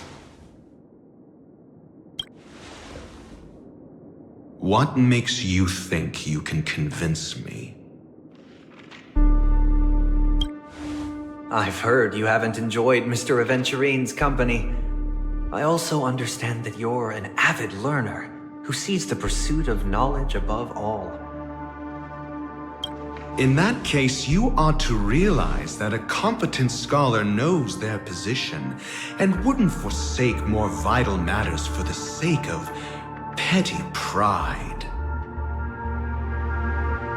If you agree to assist the family, I'll share our research findings on the Stellaron. You must be quite aware that, besides the family, no other faction is willing to share such information.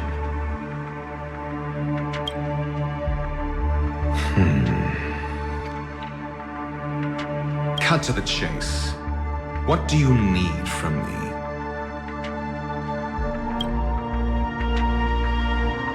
I need Mr. Adventurine's comprehensive plan. Haven't you confiscated his cornerstone? You can't expect a featherless bird to take flight. But I've also heard the 10 elites in the Strategic Investment Department have united, progressing together in the interests of the IPC. You'll have to speak more clearly than that. The cornerstone, which Mr. Adventurine surrendered. Was it really his? You question whether he would entrust you with someone else's cornerstone. The 10 Stonehearts aren't as united as you think. Cornerstones are significantly more precious to them than their very own lives. But you know that he's a crazed gambler. The more vocal he is about it, the more cautious I must be. I never imagined someone would share his way of thinking. Honestly, you should see a shrink. Bring it. The box containing the cornerstone is unique, and only IPC senior staff and related members can access it. But I happen to be among them.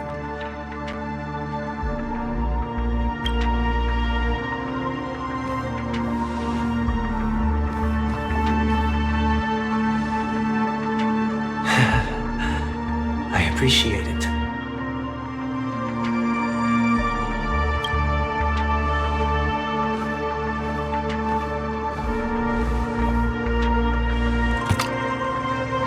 Unfortunately, your guess is correct.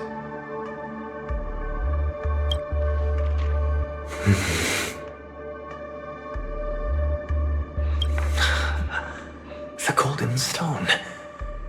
Its color and glow are similar to that of Klepoth's body. This is the very ruse he intends to use to fool you. He won't reveal to you that the 10 Stonehearts chisel their own will into the cornerstones, granting them an unparalleled radiance. And this golden stone is also known as a topaz, not a Adventurine, and it belongs to Topaz. So, do you wish to confront him? Not at the moment. I'm more interested to know the location of his cornerstone. The safest place somewhere you'd never think of. Because he never intended to hide it. In fact, that cornerstone has been in your hands from the very beginning.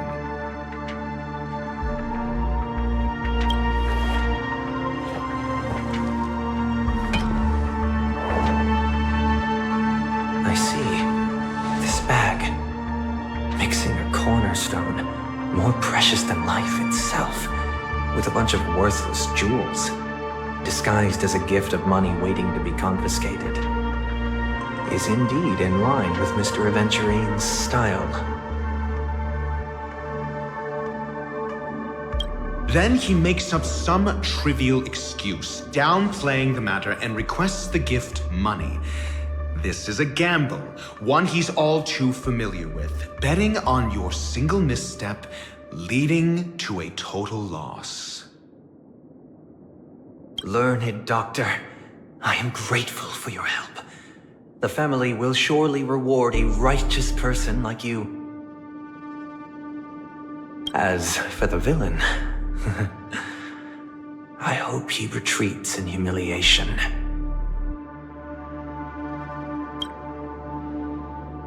It was all thanks to your friend with a keen eye that I could add a blot of utter failure to your storied career. Ratio, you wretch.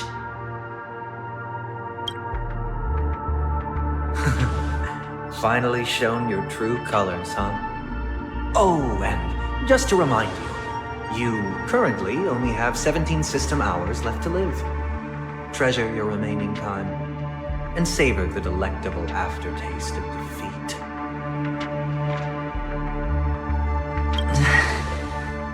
You might as well explain yourself a little more clearly. What I performed on you just now was the Harmony's consecration. You were to show allegiance beneath the illumination of their grace.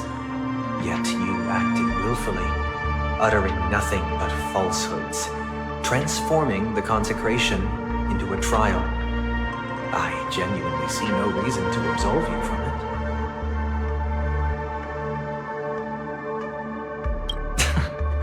Is this what the Harmony represents? Is it built upon constraint and coercion?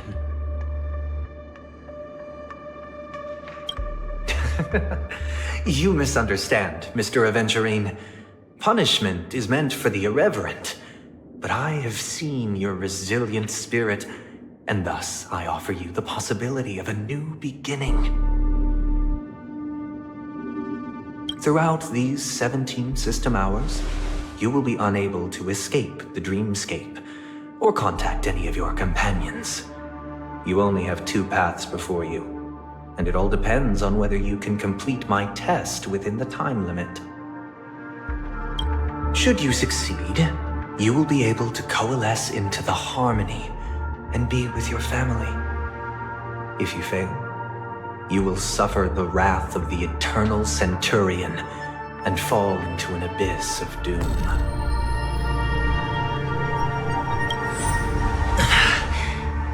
Sounds like I'm gonna end up the same either way. I indeed do need a servant to help me uncover the evil hidden in the family from an external perspective. I will purge the evil from the inside and bring the real culprits to justice within 17 system hours. When the time comes, compare your findings with mine. If both our findings align, or if you can provide me more insights, then they will truly be able to grant you mercy and honesty. Shameless hypocrites. You took everything from me and still demand the truth? That isn't fair. Your carnival reeks with the stench of cash. Nothing is achievable without it. This is meant to be an act of personal virtue, not requiring the family's support. Your bag is over there. Do as you please. I believe you can trade this bag of worthless jewels for everything you need. That's what gamblers excel at, isn't it?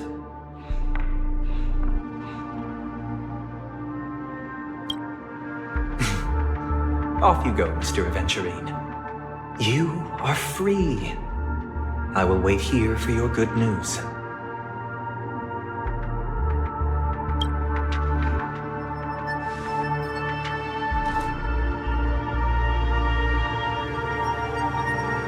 This meeting isn't an interrogation or a negotiation.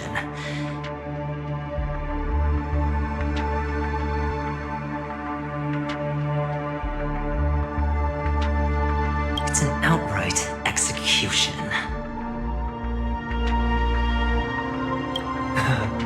Why would I do that, Mr. Adventurine? I'm just wondering what a passerby who stumbled upon a scene of a murder could have found out. That's all.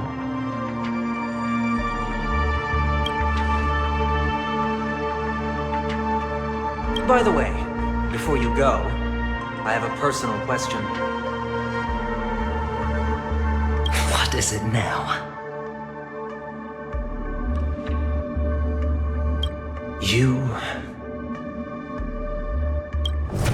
Do you truly wish to bring about the destruction of this world?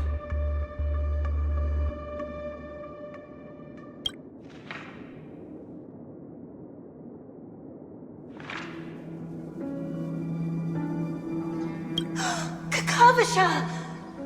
Where did you go? Oh, are you injured?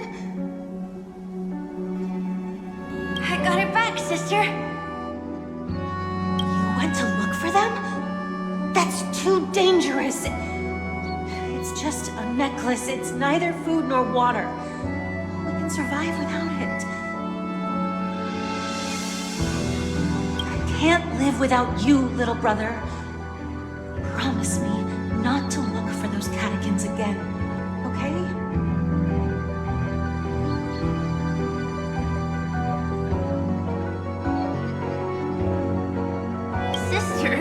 Don't be afraid. The catechins are fools, but I'm smart. I played a game with them, and I won. Won? What happened exactly? Tell me. I made a bet with them. The two birds in the desert and me. Who will die first? I won. They suspected me of cheating, but I didn't. I won fair and square.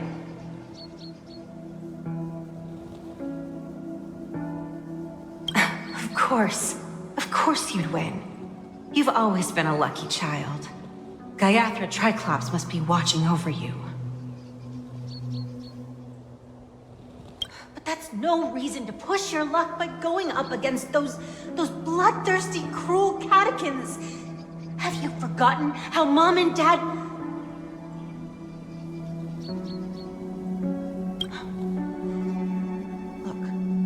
This is just a necklace. But Kakavasha, you are my only family.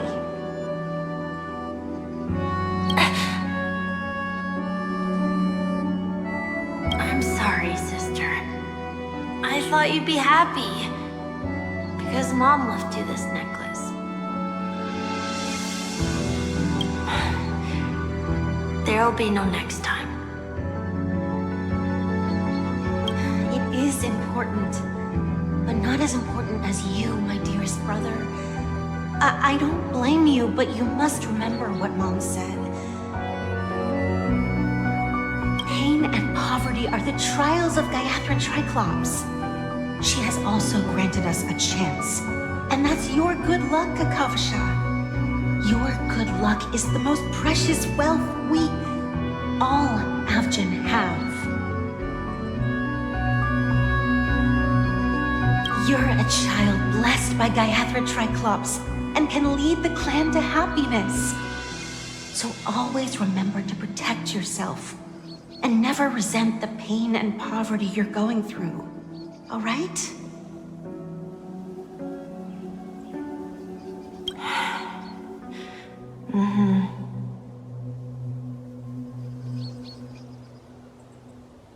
Listen to me.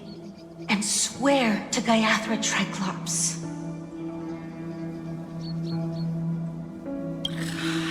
Okay. I will swear to Gaiathra Triclops to protect this wealth.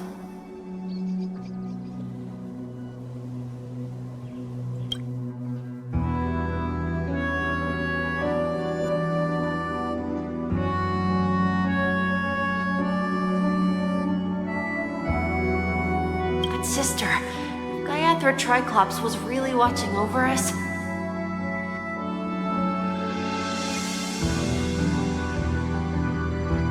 Why did she not protect Dad when he was swept away by the quicksand? After all, Dad went to the Catechins' land only to prepare for Gaiathra Triclops' offerings. And where was Gaiathra Triclops when Mom was shivering in our arms? Mom was still pleading for Gaiathra Triclops' forgiveness under her breath until the moment she closed her eyes. Sister, everyone praises me for being smart, but I don't get it. If every rain pour was Gaiathra Triclops' forgiveness and grace, then how bad were our sins? So much so that we were born in this world of death?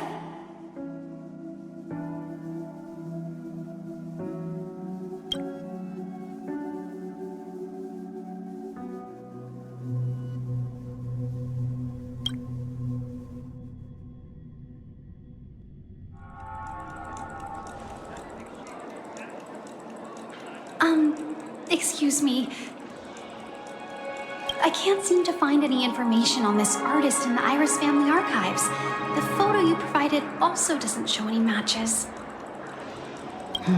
Just as I thought. I'd like to ask, what kind of traces do people leave when they enter a dream? Are you referring to the records when you enter the dream pool? The equipment will monitor physiological indicators such as heart rate, blood oxygen levels, and body temperature in real time. This data will be included in statistics and handed over to the family for the screening of any data anomalies. Immediate action will be taken once any illegal behavior is detected.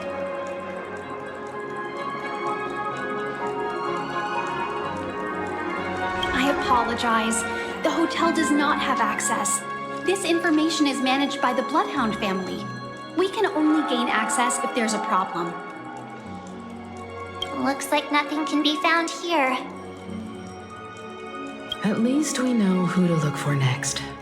We can ask the Bloodhound family for information. Thank you for your assistance, Miss Allie. By the way, is Miss Robin doing fine? We are looking forward to her performance. Fine? What does that mean? Is there something wrong with Miss Robin? The preparations for the Charmony Festival have been proceeding smoothly, so I guess things are pretty good. I believe she will be able to put on a spectacular show for all of you. I'm sure.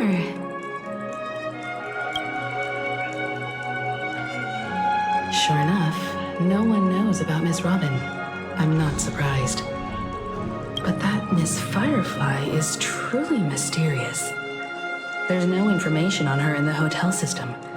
Even if she's a stowaway, she should have a disguised identity after entering the planet. She's also in the running for the legacy. How is she going to sneak into the dreamscape unnoticed? Is there any other way to enter a dream? Besides the hotel room's dream pool?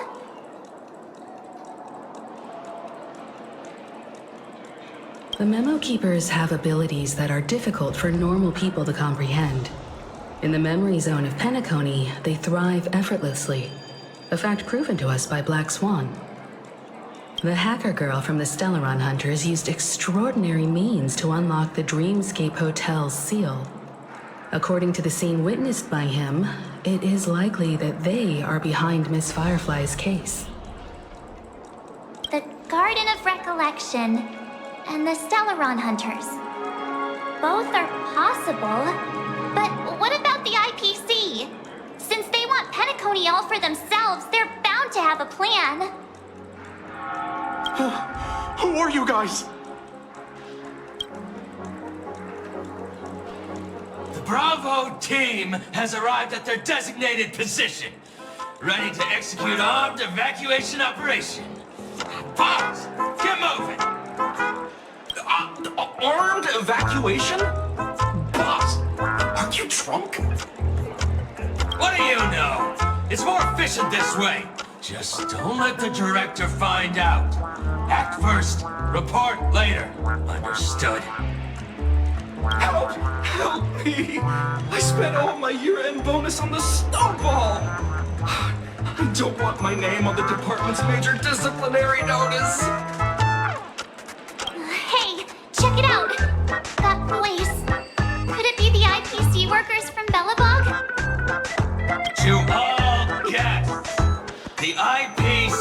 will be conducting special operations within the hotel. Please follow the staff in charge of evacuation to the designated safe zones, or compulsory measures will be enforced. I'll request a beating for you lot! You've been told not to drink during work hours. Take him back to the hotel room. I'll organize a meeting later to properly go over how this incident report should be written. Miss Topaz? I never thought I'd run into you on Penacony. Long time no see, Astral Express crew. Adventurine has told me a lot about your happenings. Huh?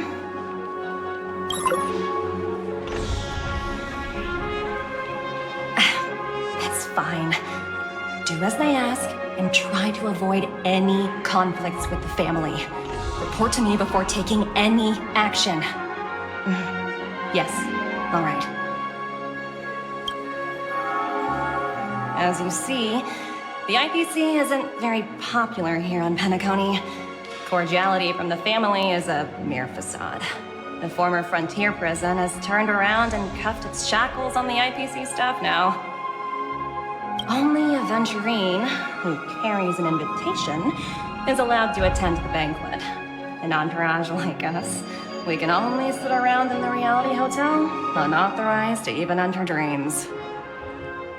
No wonder Adventurine's scrambling to partner up with someone. The IPC can't back him up in the dreamscape. His situation isn't optimistic, I hear.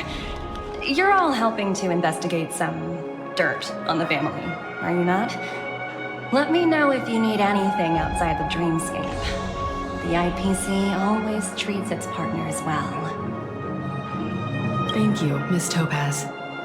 We're on our way to the Hounds to verify some intel. Perhaps you've had dealings with them? Yep. They're tailing us right now. Why not go and talk to them?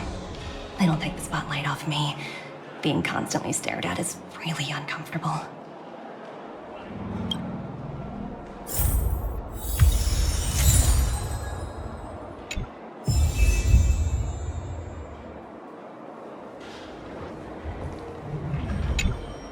How does it feel to be in business with Adventurine? I bet you're not used to it. That's just his style. All or nothing is his mantra.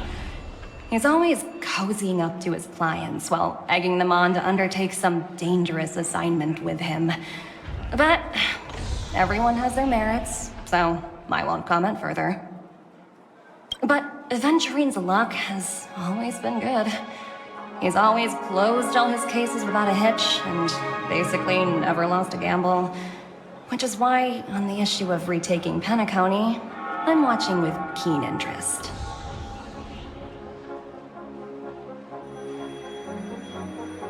As for the two cases, apologies, but I don't have much info on them either. All I can do is ask you to keep digging for more details. Please, continue to investigate the case. All I can do is sit tight in the real world. I look forward to hearing your progress.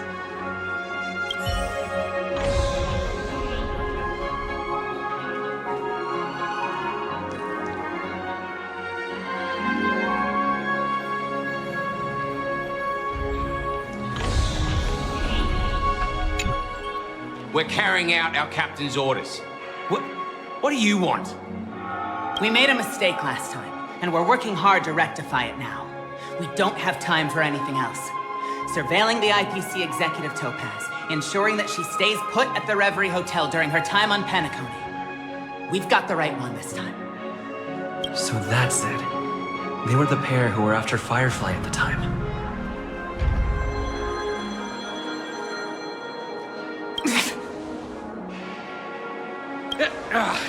It's you again. Back for more trouble? We're not afraid of you this time. Well, spit it out. Stop bothering us if you've nothing important. So you know each other. Why do you keep running into people you've beaten up before?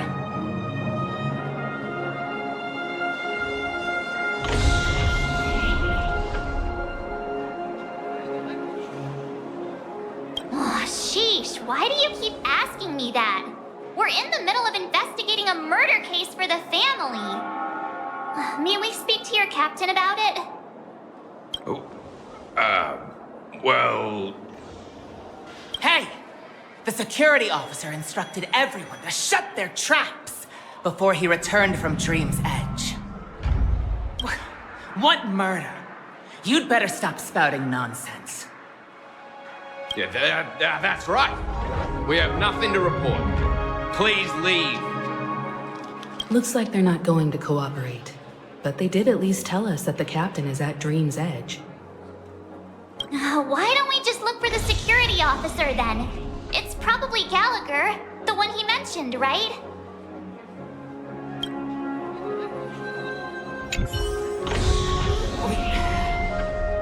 We have nothing to report. Please, leave.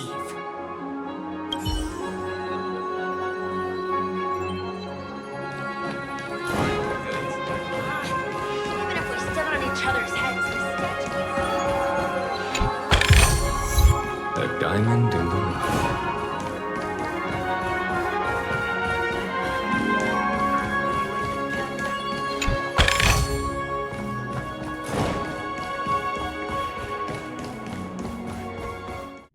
Such tight security. I bet they're stumped by the case as well. Gallagher. Gallagher. Where could he be?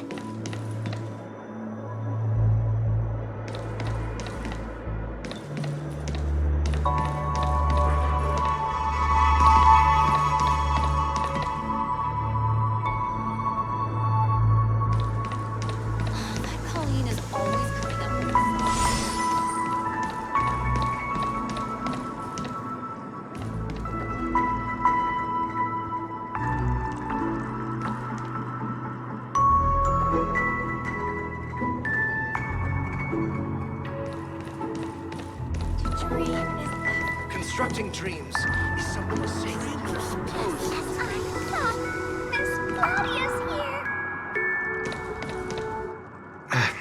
Apologies. The Bloodhound family is running an investigation up ahead. No unauthorized personnel allowed. Hold on a minute. I think I've seen you before. The gray-haired one. How much trouble have you stirred up exactly on Penacony?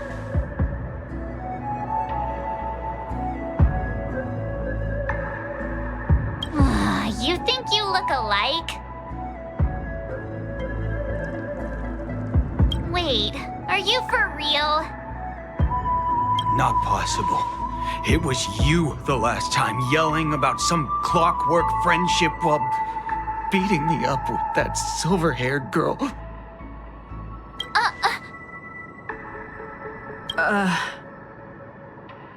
I'm not letting you get by this time. Please leave, or I'll have to get on my knees and beg you. Huh? What kind of heinous crime have you committed now? Hold on, sir. We have documents authorized by the family that would aid your investigation. If it wouldn't trouble you, could we see this Mr. Gallagher? Who exactly is this Gallagher you keep talking about? There's been a few people mentioning this name. Even the one with the gray hair. He didn't send you all here? It was the security officer who dispatched us. That's all I can divulge. He'll do. He's the one we've been looking for. Sorry, no can do.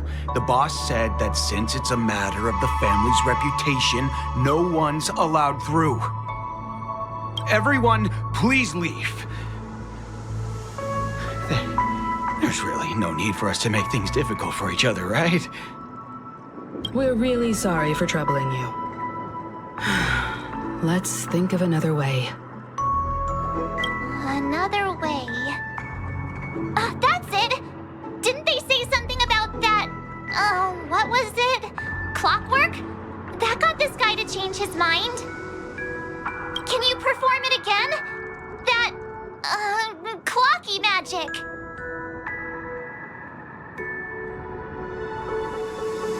Please?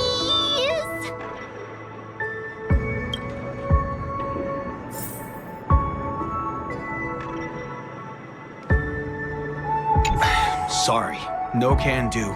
The boss said that since it's a matter of the family's reputation, no one's allowed through. Everyone, please leave. There's really no need for us to make things difficult for each other, right?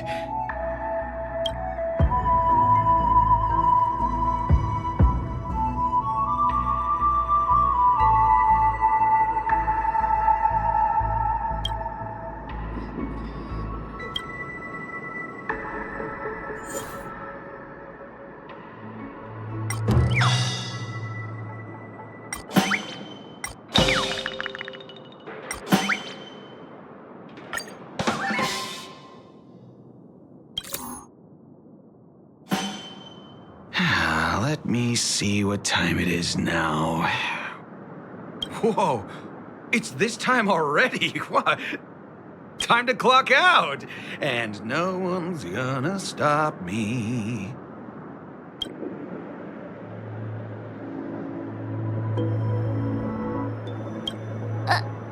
What? Huh? This clockwork trick of yours, it's kinda dangerous. At least he won't be getting in our way again. Let's go find that Gallagher and ask him the intricacies of the case. I was wondering what all the commotion was. Huh. Oh, it's you guys. Welcome. Since you made it here, what can I do for you? Hello, Mr. Gallagher, sir. Judging from your tone, it sounds like you are expecting us. Miss Himiko, you're too polite. There's no need to call me sir. Mr. Gallagher, you even know my name. Of course I do. You folks are from the legendary Astral Express and honorable guests of the Watchmaker. I had an encounter with this gentleman in the golden hour. I remember that little silver-haired girl was there too. I'm sorry for what happened to that kid.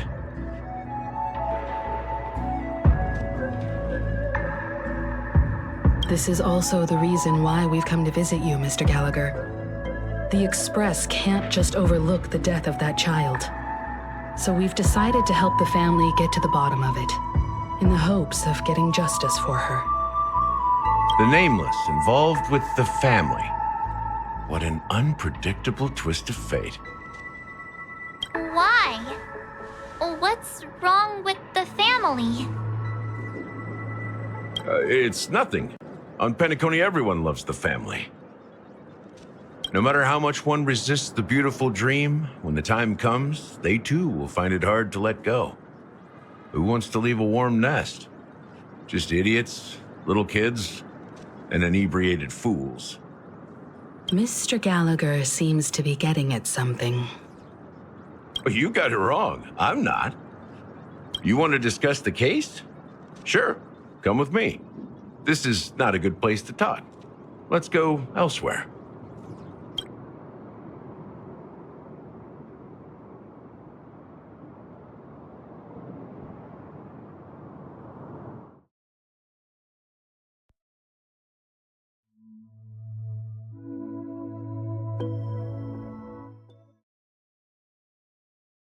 Even after that chilling tragedy, this dream is still running effortlessly.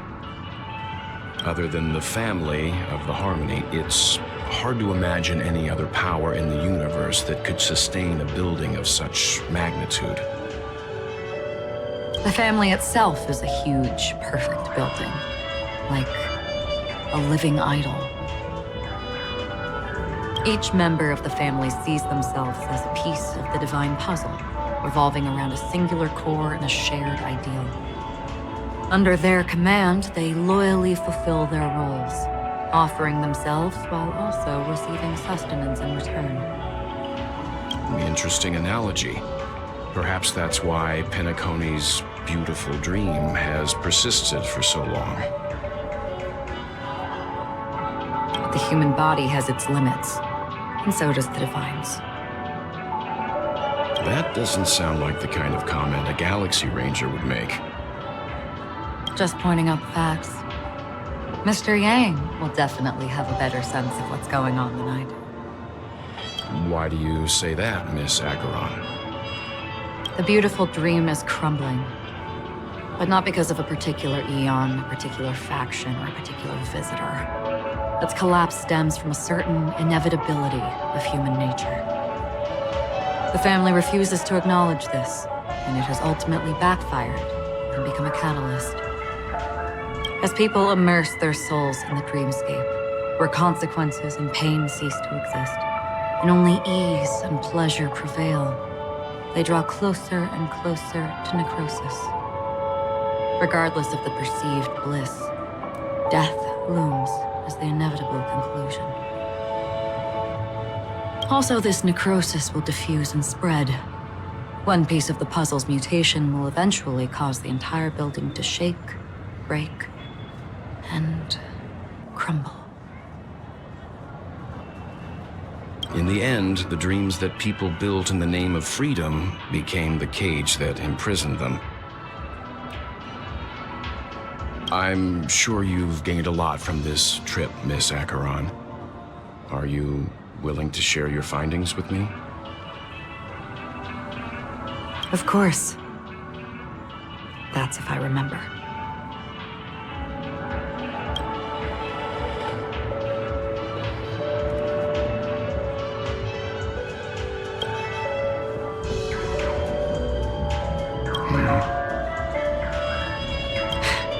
Don't mind me. It's just a habit. Owing to events in the past, I've become easily forgetful. It's only when this sword is unsheathed that those hazy memories start to become clearer. Take your time. That should do it. I vividly remember everything that occurred on Penacony. Ask away.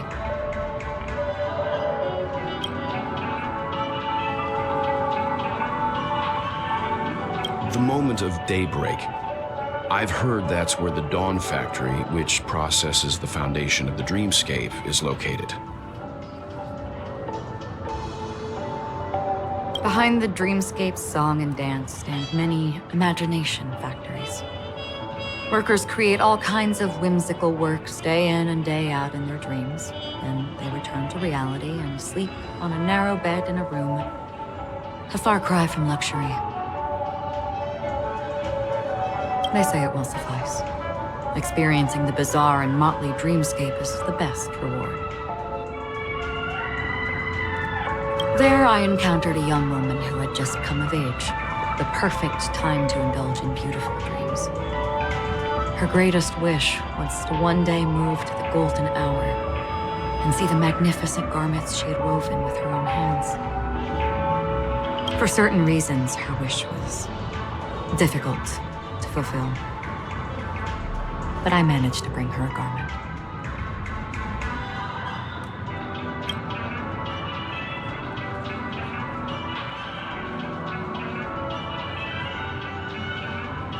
Gilded Hour. It's said to be Penacony's currency center. Yes. It is a fortress-like financial city, the economic heart of the dreamscape. The Pepeshi people of the Alfalfa family are there to keep it running, sending blood that is made from money everywhere on Penacony. Everyone there is exquisitely dressed and always in a hurry. The greatest wish of the local Pepeshi people is for their future generations to work in the Gilded Hour. I've never met anyone who is willing to talk. I could only stand at the crossroads, watching crowds of people hurrying like the wind through the jungle of steel. only to deposit the alfalfa credits that they'd earned into the bank's vault. I don't know if they would open the vault door, but before I left, I witnessed a well-dressed Pepeshi person plummet from the sky, while those around him continued on their way, unfazed.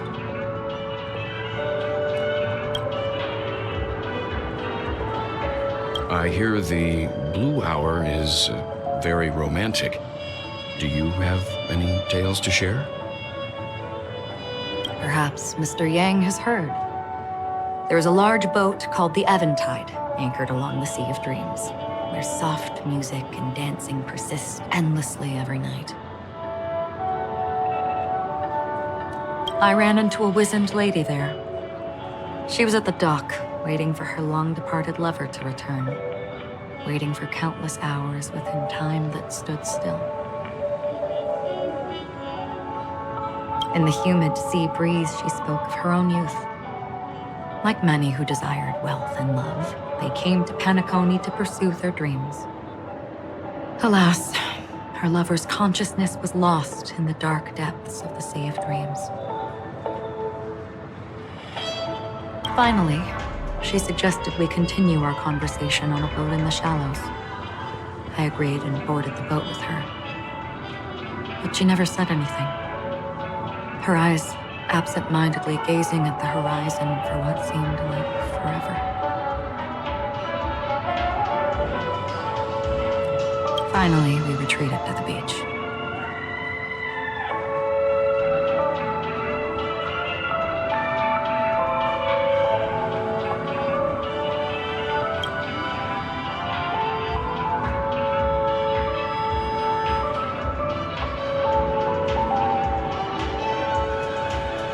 The dreamscape of chic, luxury, and consumerism, the moment of dusk. My companions have been there too. Then you all must have seen those who are attempting to realize their dreams. Or have realized them. Scattering money as if it were dust and betting it on all or nothing. Everything has a price, and everything can be bought or sold. Even dreams themselves. I saw an Intellitron there, who was preparing to auction himself. When someone wins a bid under stipulated periods and rules, he would do the buyer's every bidding, becoming that person's very possession.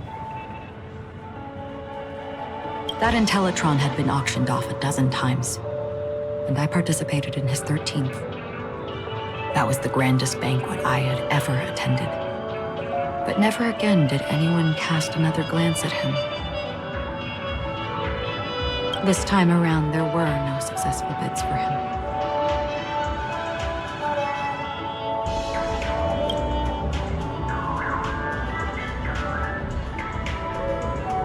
This is what I've seen and heard along the way.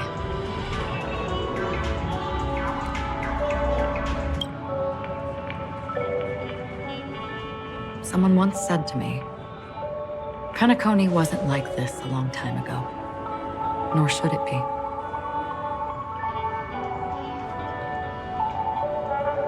I've traveled through the reality and dreamscape of the planet of festivities, watched the tides of night rise and fall when time stopped for people,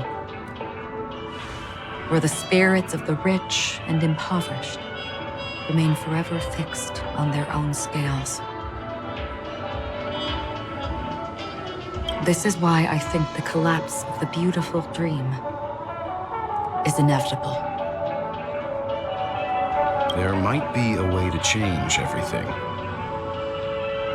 Perhaps. But if this is indeed the world that people desire, if this is precisely why life chooses to slumber, should we still seek to change it?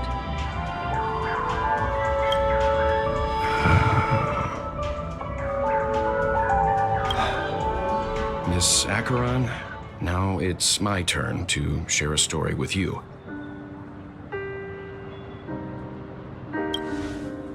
There was a man from my homeland who, at a time when the world was grappling with deep, unhealable pain, made a choice. He wove together the dreams of everyone in the world, linking people's dreamscapes, and shouldered this burden himself. From this, he created a giant, a spiritual atom. And since that moment, the giant stood between heaven and earth, becoming the pillar of the world's existence. As a price, those who found it hard to move forward, who could not advance, forever lost their future. They slumbered in a dream, devoid of disaster and pain, living out their days peacefully in the man's created utopia. And it is because of the wishes of those people who wished not to awaken that this spiritual atom became unbreakable. And yet, you stand here right now, which also means that man failed. Because people must always move towards the future. Even if human weaknesses make them pause when they truly cannot move forward, humanity will eventually seek a way to save itself. And that man, he was never a failure. Like everyone in that world, he etched the possibilities of human nature into his heart.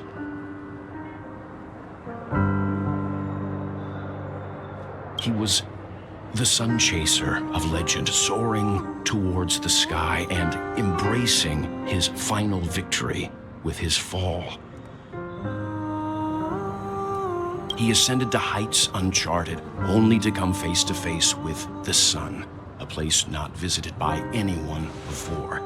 His wings would melt because of it, only for him to fall into the sea. And after that,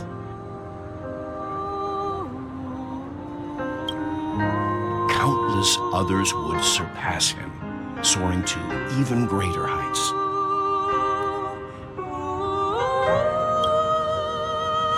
A fitting metaphor for the Nameless's trailblazing spirit. Thank you, Mr. Yang. I know what you wish to confirm. The universe has innumerable similar, yet different worlds. In these worlds, there are innumerable people who look alike, yet don't. I, too, have embarked on journeys, encountering old friends with familiar faces on different worlds, witnessing their destinies follow paths similar to mine. So I will tell you. Even if not completely similar, the story you just told, it overlaps with my past. And within that abyssal dream,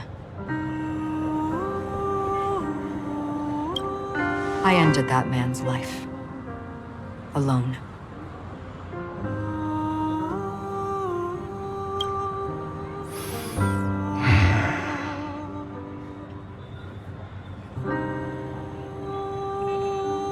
I am not who you think I am, nor will my home be as fortunate as your world. I am sorry. It's fine. I don't mind, so long as I can alleviate your suspicions.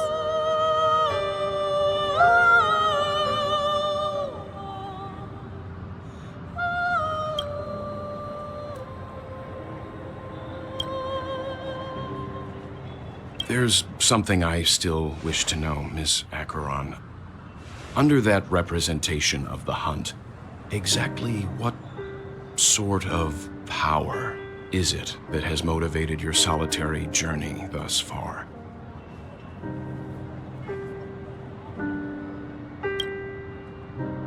Mr. Yang, before answering that question, I wish to continue the previous topic.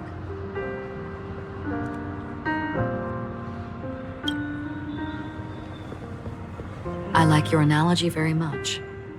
Indeed, birds are born to fly. But in a distant past, their ancestors could only gaze at the sky in envy. They saw that faraway ray of light from above the heavens, piercing through the clouds and blanketing the earth. And so, time and time again, generation after generation, the birds spread their wings and took to the sky, attempting to touch its ceiling, all because the sun was there.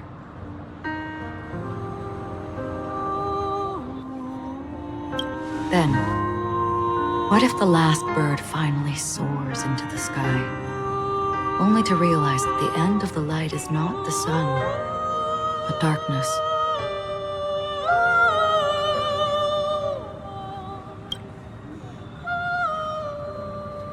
Then why, exactly, do we even walk towards the light?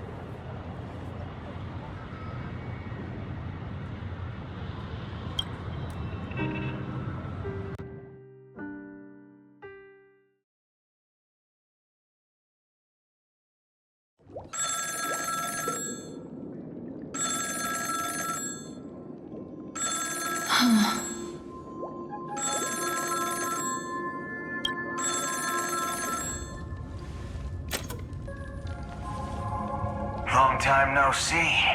Having fun on Penacony? Acheron? This voice, it's not Constance. Could it be her companion?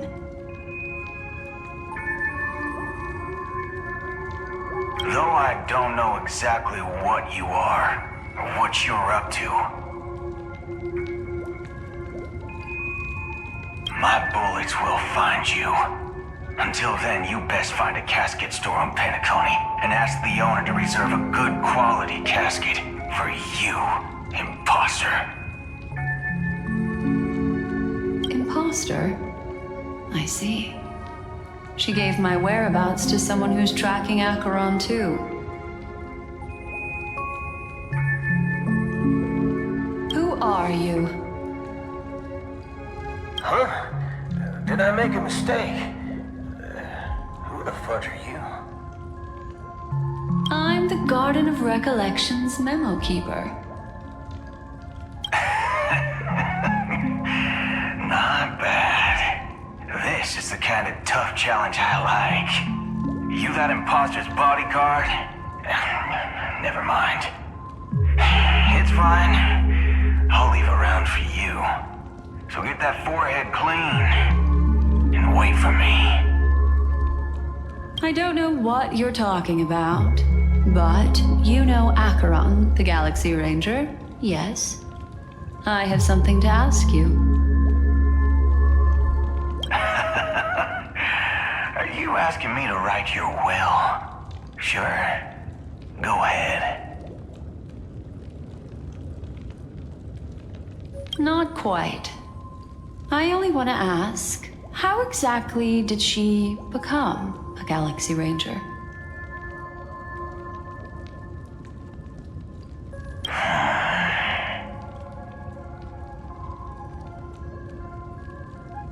She's clearly not a pathstrider of the hunt, but you are, aren't you? Tell me, what's Acheron's deal?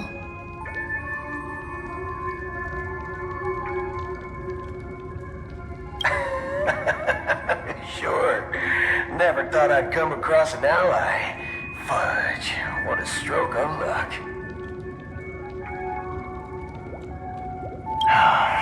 Well, I'll be on Penacony soon. Memo keeper, go buy a bottle of Asdana's white oak and warm it up, and I'll raise a glass to you.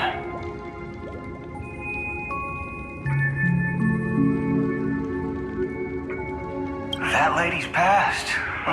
Well, nobody knows. But if all you want is a simple answer, sure, you best get a chair and take a seat. That woman, named Acheron,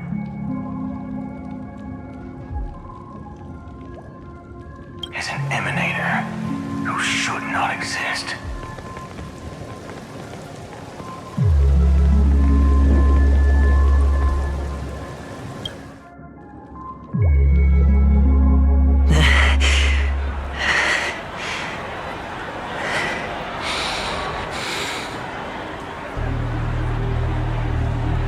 You look pale. Or is that also part of your act?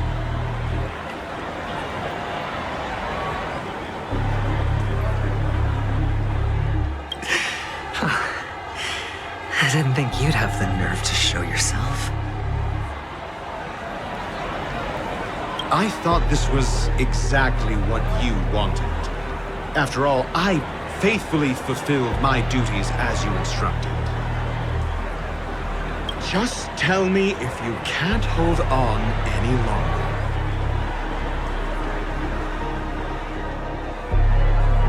So, the genius of the Council of Mundanites wants to be my Undertaker now. What an honor. Yes, and I'm pretty sure the people at the Strategic Investment Department would love to be notified of your death in due time.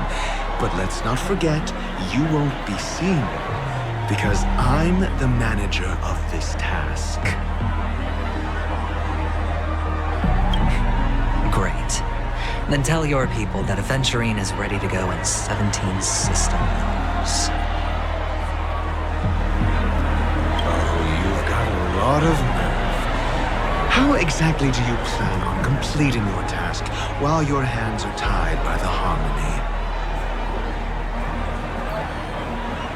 My conversation with Sunday convinced me that there's a traitor in the family. That they hold the secrets of Penacony. So, I took the opportunity to set everything in motion. I even managed to recover the gift money. Things haven't gone this smoothly since I walked through the doors of the Reverie. Now I'm only one step away from victory. Let's just wait and see.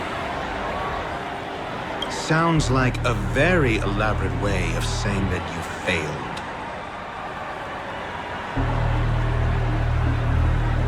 That's all I can say. Have you forgotten, Doctor? You betrayed me.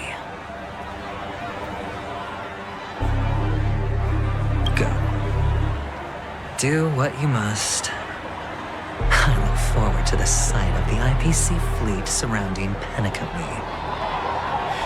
You've achieved what you desired, haven't you? That's true, but what's your plan? Did you conceal an orbital support beacon in that gift money bag?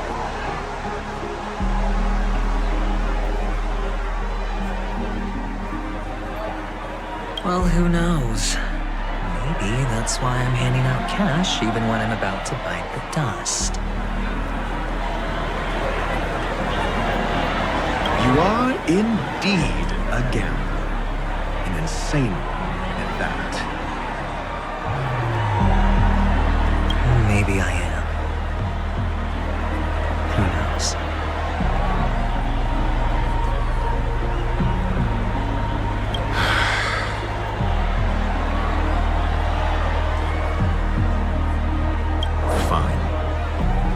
Here, take this. Open it when you're on your last legs. You'll thank me. What's this? Medical advice?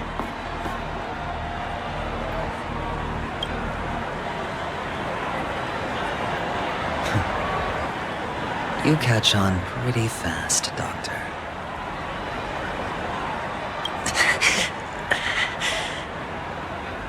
Asking me to solve a case without giving a single clue. How typical of you, wing-headed scoundrel. But the way you're all on edge about that stowaway, it's just as I guessed it would be. As for now, Let the rain of wealth from the IPC fall evenly on everyone.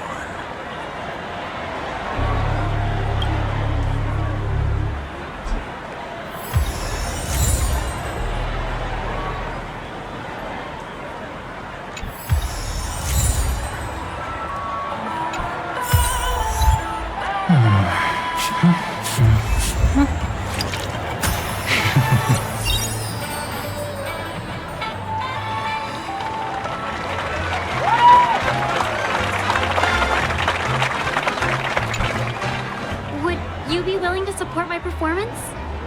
And keep the Song of Beauty alive in the cosmos? Wow, how fabulous! But why would you give such a wonderful gift to a random stranger like me?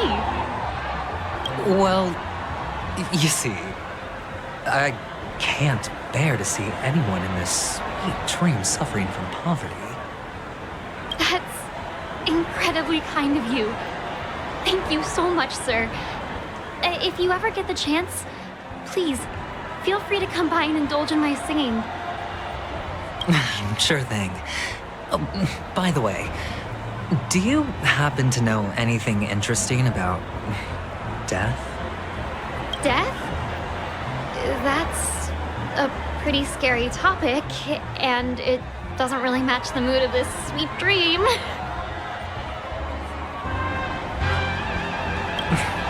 You see, I'm a tabloid reporter collecting ghost stories in Penacony. As you know, the more chilling the stories, the more attention they get. Maybe you could help me out. Well, if you're up for some gossip, it's not about death, but there have been some rumors about a guest at the reality hotel who fell into a deep sleep and didn't wake up. It was like they were in some sort of coma. Nobody knows what caused it, but luckily the customer eventually regained consciousness. Well, all customers are under the protection of the family, after all. Thank you. This will make for a very juicy headline. May Shibe protect us. Unexplained coma. That's actually what happens to your body if your brain dies in a dream. But unfortunately, the customer ended up waking up in the end.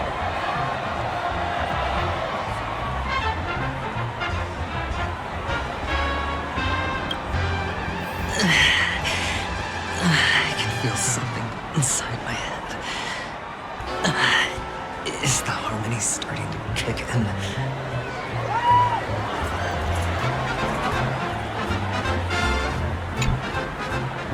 You be willing to support my performance? And keep the Song of Beauty alive in the cosmos?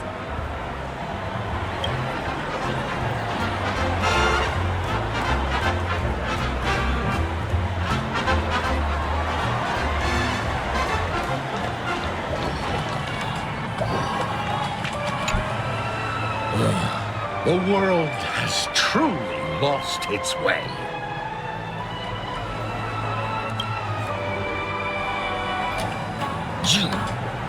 Wait, I get it now. This is some sort of prank show, right? You must have some cameras set up around here to film yourself doing good deeds, right?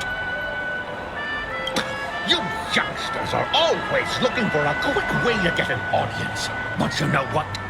A truly great show never comes easy. Great show will start soon, old man. But before that, I need to ask you something. Do you know where I can find death in this dream? Ah, I see. Another fearless youngster looking for death. Oh, well, let me give you a piece of advice. Don't think you're the first one who's ever thought of that idea. Death? Not even remotely innovative. I bought it from Dr. Edward. He claimed it was some exclusive fancy schmancy stuff. Oh, what a disappointment.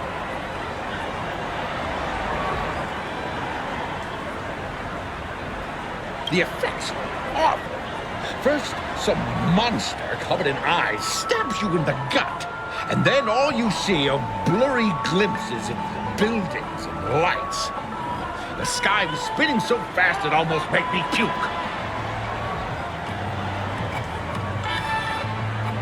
Is that all? Yeah, what else can you expect?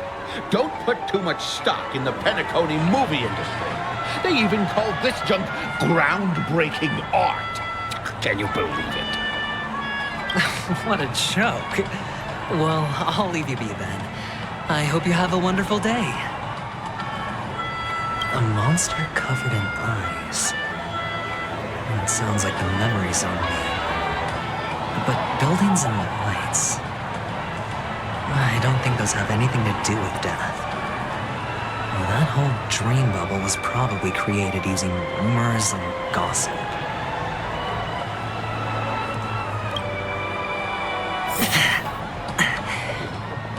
The disturbing voice in my head. It's getting closer.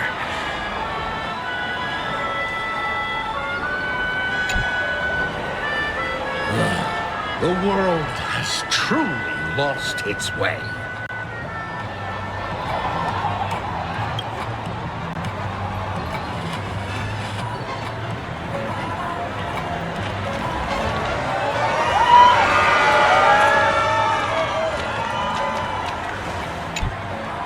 A sip of liquor, a blissful reprieve, to drown 1,000 sorrows, let worries leave. I know I have what it takes to become a poet. Oh? You're giving these gems to me?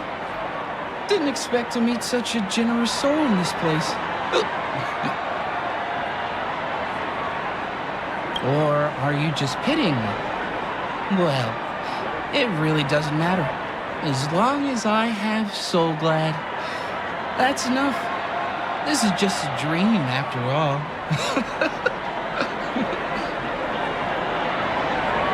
You really shouldn't drink so much Soul Glad, my friend.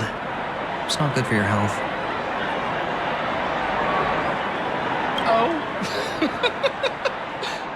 Maybe I really should quit. But not before meeting the Devil of Soul Glad.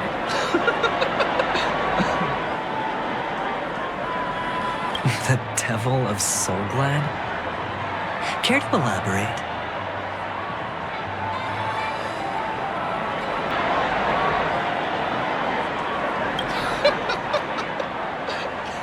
Yeah. It's a seahorse with a long neck. They say it loves to appear to jump people, especially the ones who are passed out on the side of the road. How funny. Yeah. Very funny indeed. Thank you.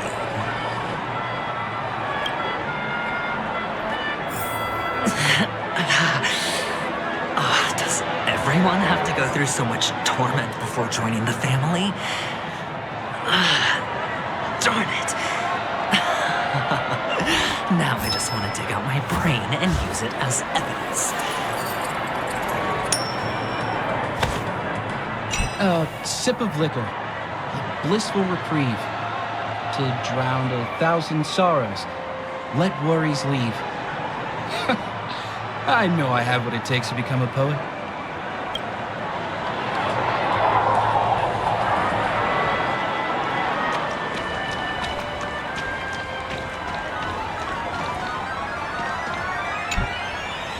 Take care, my friend.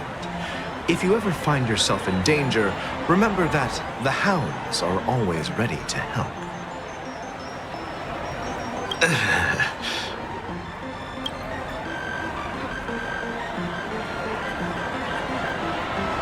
You don't look good, my friend.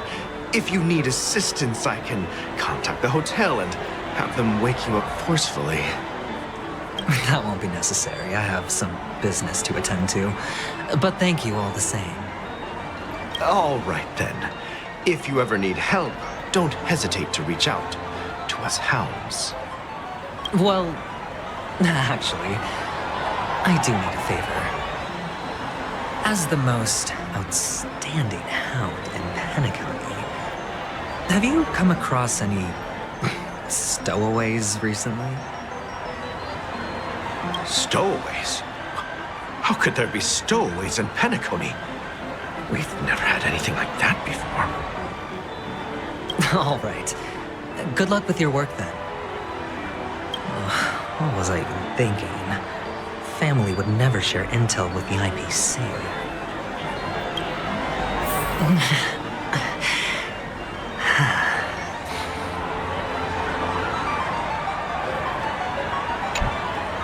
Take care, my friend. If you ever find yourself in danger, remember that the hounds are always ready to help.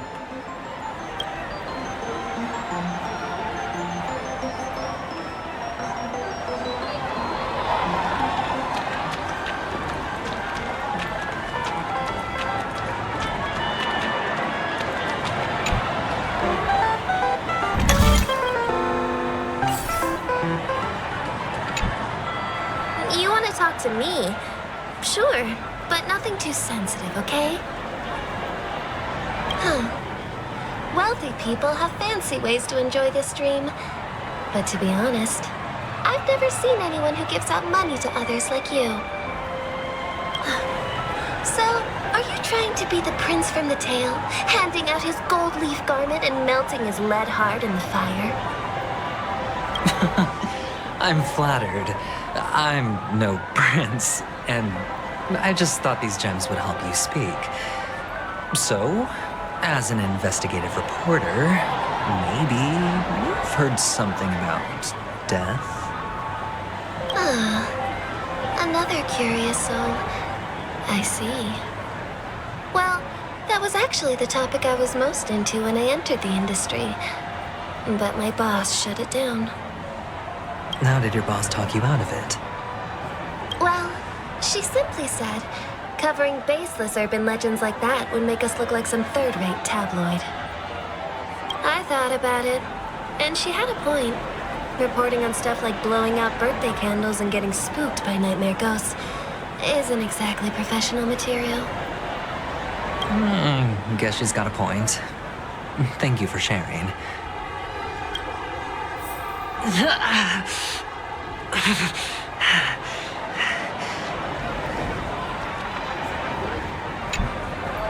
You want to talk to me?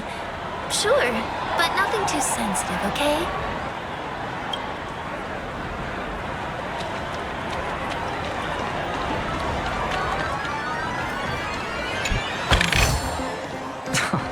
This is hardly my first seat at the table.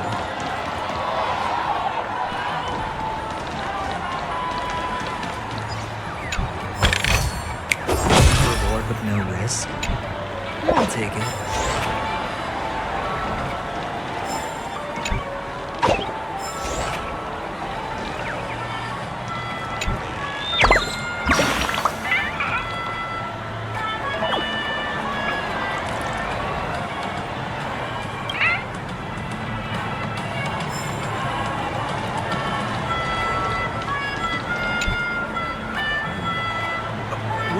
Wanting to talk to me? Sorry, I thought you were checking out something behind me. Is this a gift? For me? Are you sure this isn't some kind of mistake? Yes, it's for you. Just take it. Is this for real? Someone is actually giving me a gift. Not for my parents, but for me. Thank you. Thank you so much. No, it's not much. I just want to ask you something.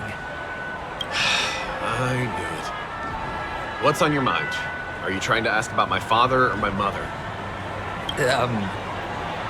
Neither. I just wanted to know if you've ever heard about death in the dreamscape.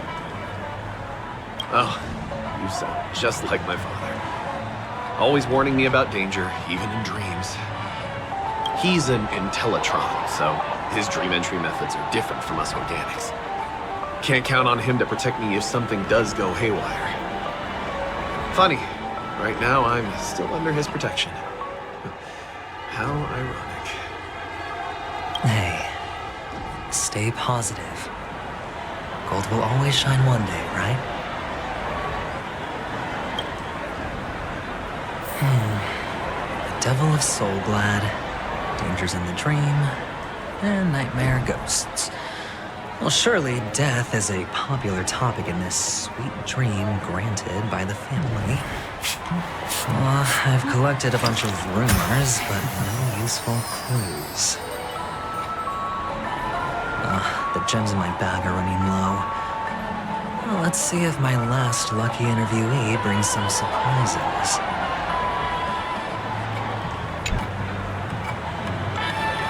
Were you wanting to talk to me? Sorry, I thought you were checking out something behind me.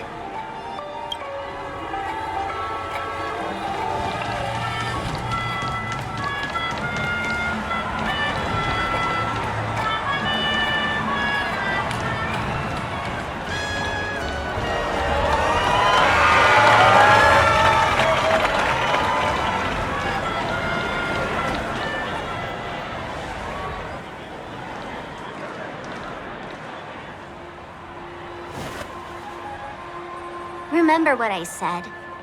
You Sigonians are better off hiding in the sewers.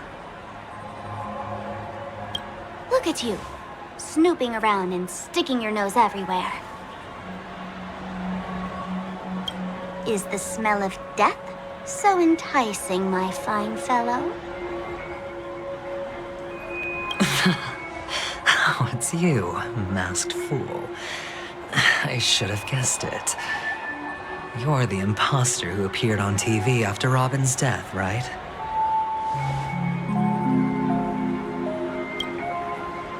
I heard you got caught by the family. I gave you a clear clue. Befriend a mute. Simple and straightforward, you know?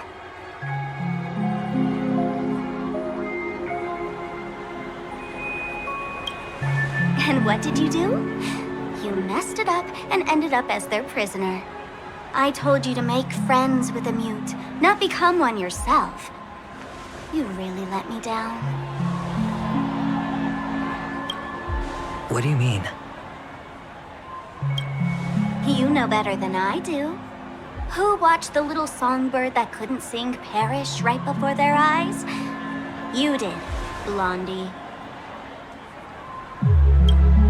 No, I mean... What did you mean by becoming one myself? Well, it means you'll soon end up like her, unable to speak ever again.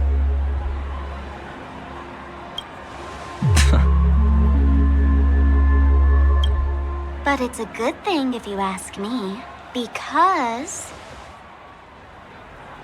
Because I'm getting closer to the truth, right? Oh? Why else do you think I'm handing out cheap trinkets all over the streets, fool? All part of the act. Fool's bait. The more pathetic I seem, the more likely you'll come sniffing around. So, now that I've drawn you out, will you reward me with an answer for my efforts? Why should I help you? Don't you want to see Penacony descend into... chaos? Well, I can make that happen.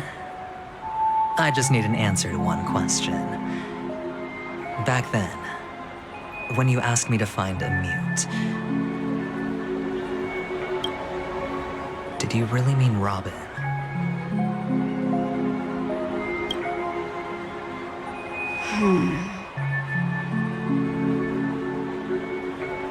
And what if I say no?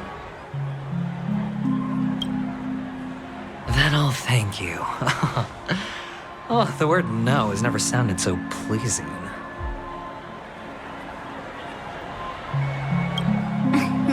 Well done. I admit I underestimated you, but what difference would it make?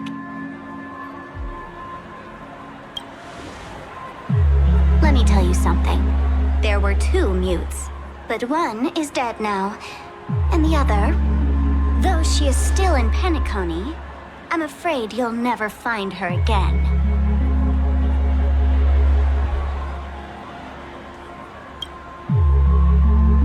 Now I'm completely sure that I was on the right track from the beginning and never strayed, fool. Right now, there are only 2 things missing from my grasp. The meaning behind the truth, and the means to expose it.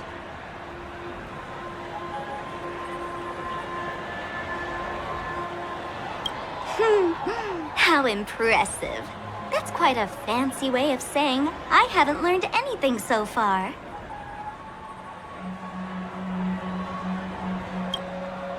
Not exactly. I've gathered enough clues to prove its existence, and that's enough for me. As for the answers to my questions, I'll find them within 16 system hours. Oh, really? Only 16 system hours? Well, let me lend you a hand. Here you go. This is my precious, mutually assured distraction button, and I have one just like it. When either of us presses it, the other and the whole of Penacony will go up in smoke.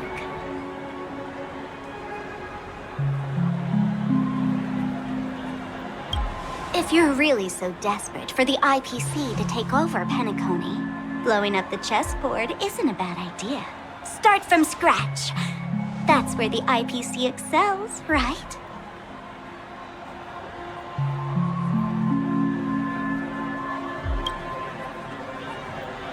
Just press the button when you're at your wit's end. And of course, feel free to reach out to me for my hospice care, too.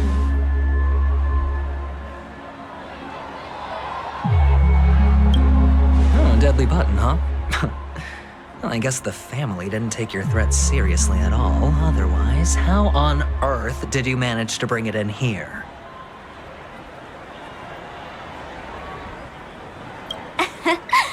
I have my own ways. That's all you need to know.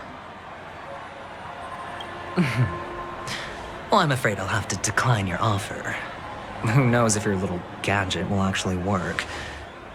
By the way, I have no plans to search for the other mute friend you speak of, but it's good to hear that he's still here in Penacony.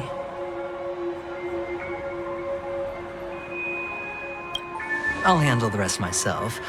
I'll orchestrate a grand finale for the downfall of the family.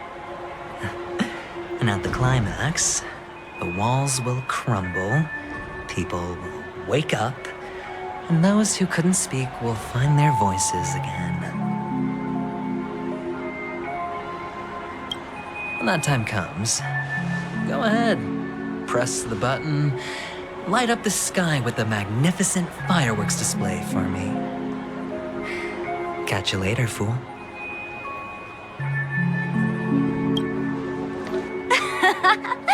You're still talking big, but sure, if that happens, I'll stay true to my word. Just don't let me down now, okay?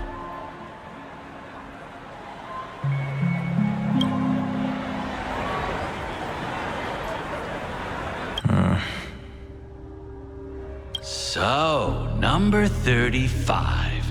You're back. Like your new lucky charm? Can a commodity code really be considered a lucky charm?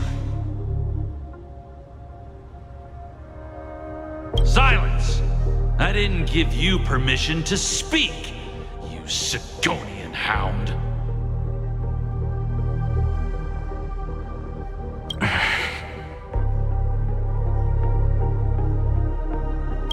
The guys in black didn't say much, so I've no idea what you did to save your skin in that massacre back in the day.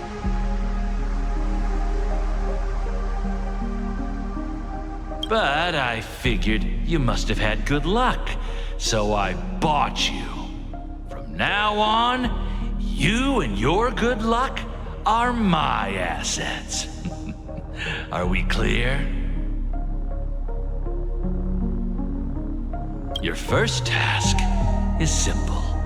In addition to you, I've purchased 34 other slaves. Go, play a game with them. If you come out alive after 2 days, it proves that you're the real deal. You're insane. Testing out if you're a good product. Aren't you worried that the money you spent on me will go to waste? I've got stacks on stacks, Blondie. The slave market is never short of self-righteous brats like you. But you look good. And that's why many customers are betting their fortunes on a scrawny brat like you. So go along now and don't let your master down.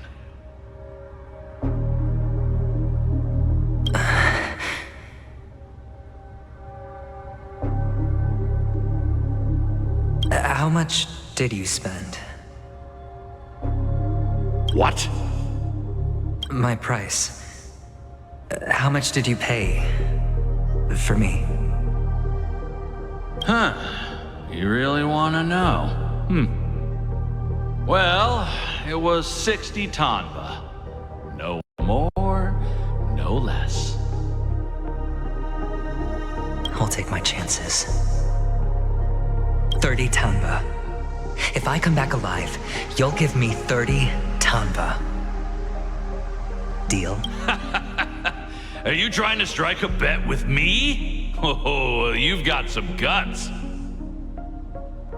Yeah, sorry, but that won't do. Don't forget your place, slave. You're not qualified to be at the table. You're just a chip. A life thrown away in someone else's hands. Either you come back with more chips for your master, or you never come back. It's all or nothing. Don't embarrass me, my lucky hound.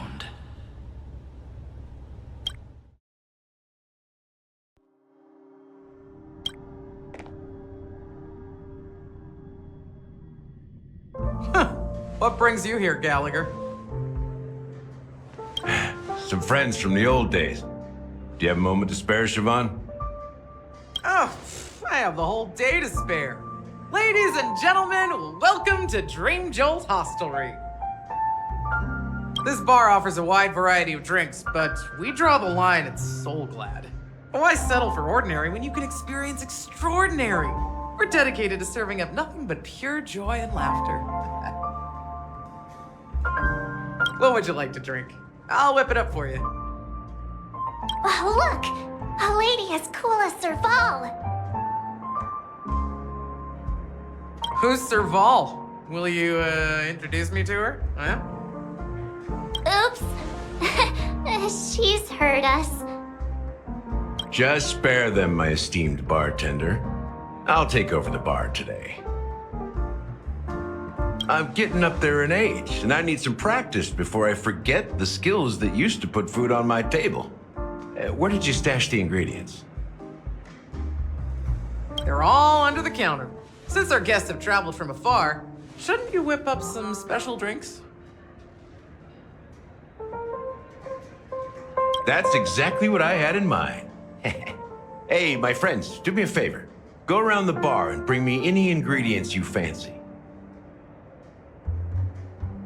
The discussion might take quite some time, so I'll prepare some customized, non-alcoholic drinks for you. In the bar? But aren't all the ingredients right there on the counter? Why, we're in a dream, my lovely lady. You can help yourself to anything if you wish for it. Comfort, hunger, confusion, or even boredom. It's all within reach, right at your fingertips.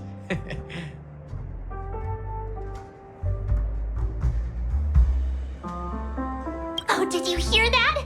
She just called me my lovely lady. Even in reality, mixing drinks is more than just throwing ingredients together.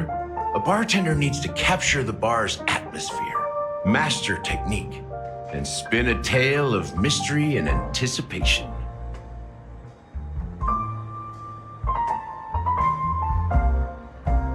Only then can a perfect drink crafted with a customer's life story be created. In other words, what you get from your drink is down to luck, so don't overthink it. Indecisiveness has no place when it comes to enjoyment.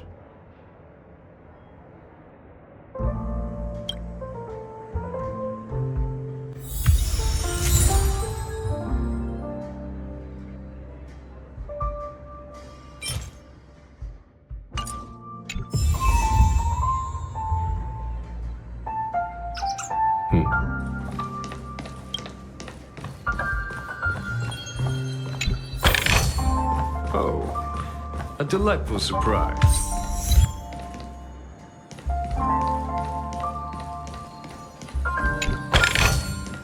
A diamond in the rough.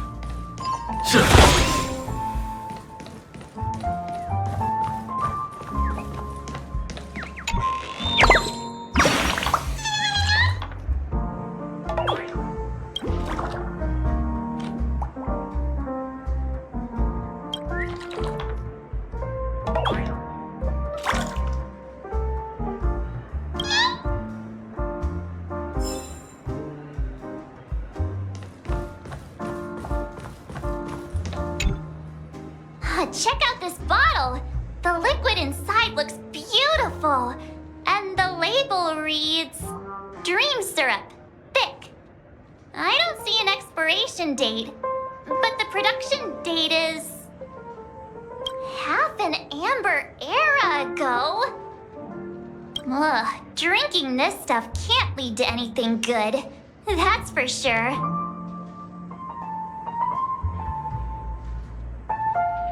That's true, but this really doesn't seem fresh.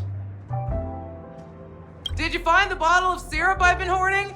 Don't worry, it's all just a dream and it won't upset your stomach. It's been aging for years and should have a refined taste by now. Feel free to have some. It's perfect for entertaining lovely guests like you. Then we'll keep it for now.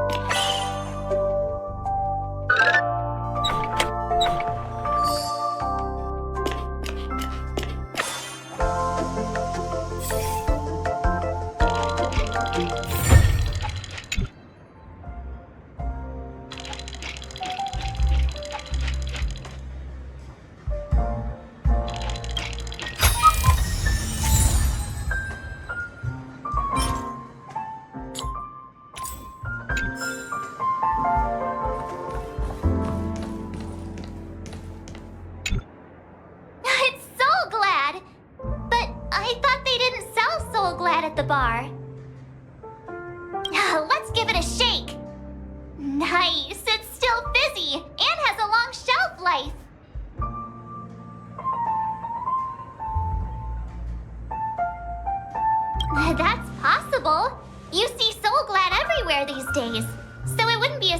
surprise if someone brought a bottle here. Why don't they sell Soul Glad in this bar? Did something happen? It's all about the bartender's pride. It wouldn't make sense for customers to come here and order drinks they can find anywhere else. That's the mindset I use when I brew my coffee.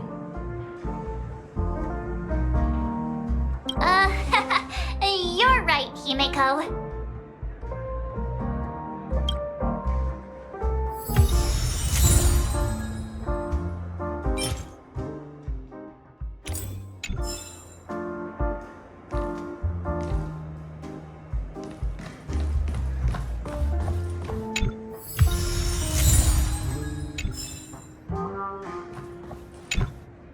Hey, look at all these chips scattered everywhere.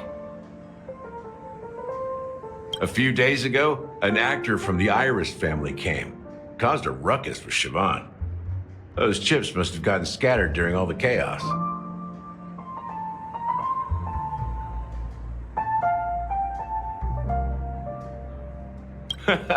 That's a clever metaphor. That being said, opening a bar in this place, filled with monsters, is quite a feat. Siobhan must have a lot of tricks up her sleeve, right? You'll have to ask her yourself to find out. But I have a feeling she won't budge unless you impress her with an incredible drink. That's quite a stash. Not sure if it's enough. Stay out of my way. I'm looking for Siobhan. Uh-huh? What's all the commotion about?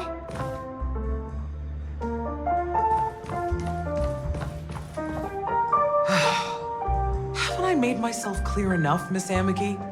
The Dream Jolt Hostelry only welcomes guests who want to enjoy a drink to their heart's content. I'm sorry, but I'm not interested in your proposal.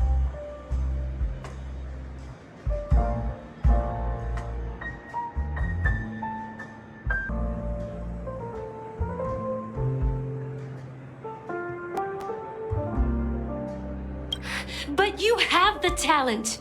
You'll attract a huge audience. You're destined for the Iris stage, not for this rundown shack. Come with me. We'll become the talk of Penacony, a shining light into every corner of the dreamscape. Please, Siobhan, I really need you.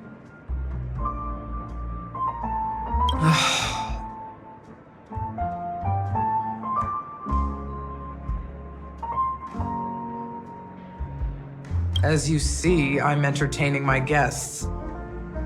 Don't make me repeat myself. Fine. If you don't come along, I'll just sit here and not go anywhere else. Give me a sparkling drink. Sweet. With extra ice.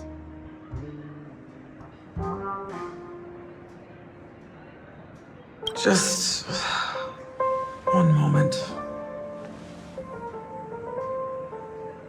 What's her deal? We can't discuss the case with other people hanging around the bar. Hey, can you do that clockwork trick of yours again?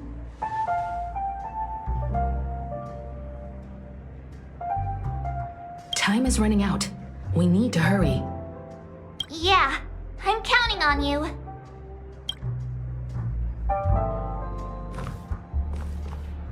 You're one of Siobhan's guests, right? What can I do for you? If you're here to convince me to leave, please stop it. I'll never leave until she accepts my proposal. I just don't get why she won't leave this place. This rundown shack with no customers whatsoever.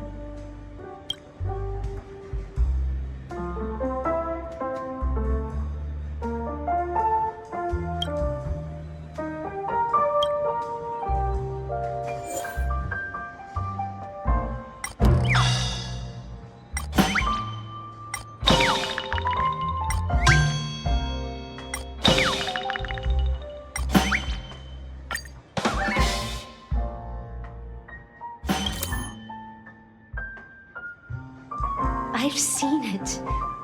The moment when Siobhan and I share the stage. The crowd is going wild. Applause crashing like waves. The aroma of irises fills the air. A beautiful melody playing. Ribbons dancing around us. And the taste is sweeter than honey. I've seen that scene countless times in my dreams, and every time it mesmerizes me.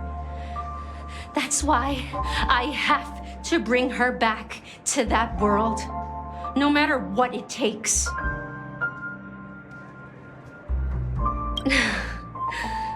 Want to raise a glass, my attentive listener?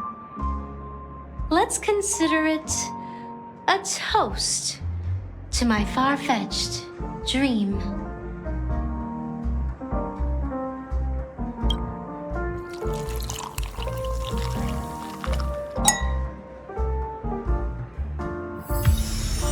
She's still not leaving. Maybe I'll have to try again. I just don't get why she won't leave this place. This rundown shack with no customers whatsoever.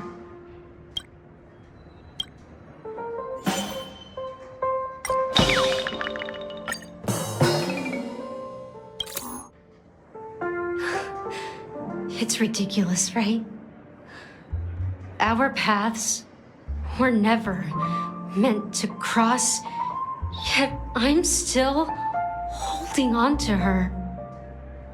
I'm too timid and shy, longing to shine but afraid of stepping into the spotlight. I need her guidance because I'll never be able to do anything alone. You don't know Siobhan's past, and you have no clue how radiant she used to be. Even among the talented Iris family, her skill was unmatched. I know she probably thinks I'm just trying to ride her fame to get ahead. But all I want is for her to reclaim her place.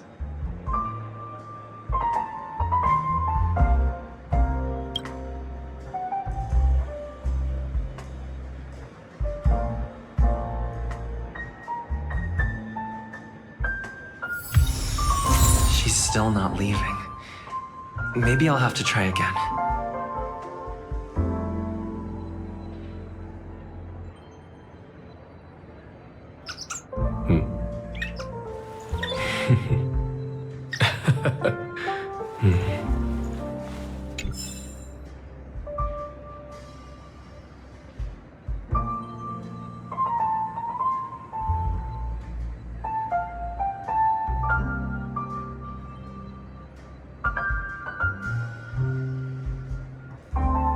I just don't get why she won't leave this place. This rundown shack with no customers whatsoever.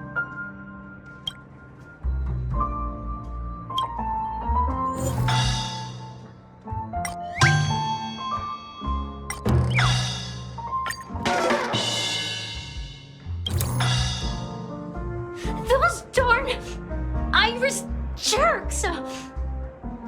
They're the ones who forced Siobhan into hiding here, running this pesky bar. It's all their dirty scheming. I get it now. She's not leaving because she doesn't want to run into them again. I can help clear the way for her. I can do her a favor. I'll go back and write a letter to the Dream Master, exposing the crimes committed by the Iris family. Siobhan will definitely appreciate it. Well, talking to you has got me feeling a bit down. My thoughts are swirling, making my mind clear, and bringing tears to my eyes. Maybe I should find a place to reflect on what Siobhan truly means to me. Here's the payment for the drinks. Please, pass it on to her. I'm leaving now. Amiki has left? That's good for her. Radiant dreams may be enticing, but they're nothing more than dreams. Her drink is on the house. Please keep the money. When you're ready, go to Gallagher. I can tell he's itching to show off his skills.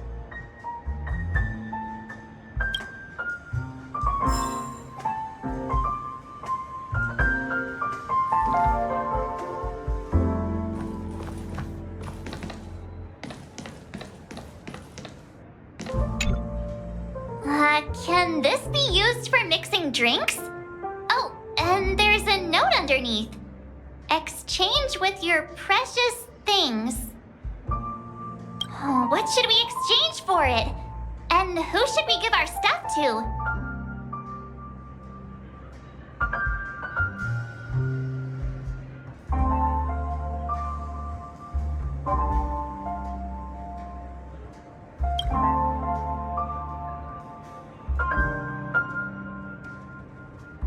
Hey, what are you doing? You can't just throw trash. No way. The words on the note are changing. Happiness is the dream of the humble. Does this mean we can take it? Something feels weird about this.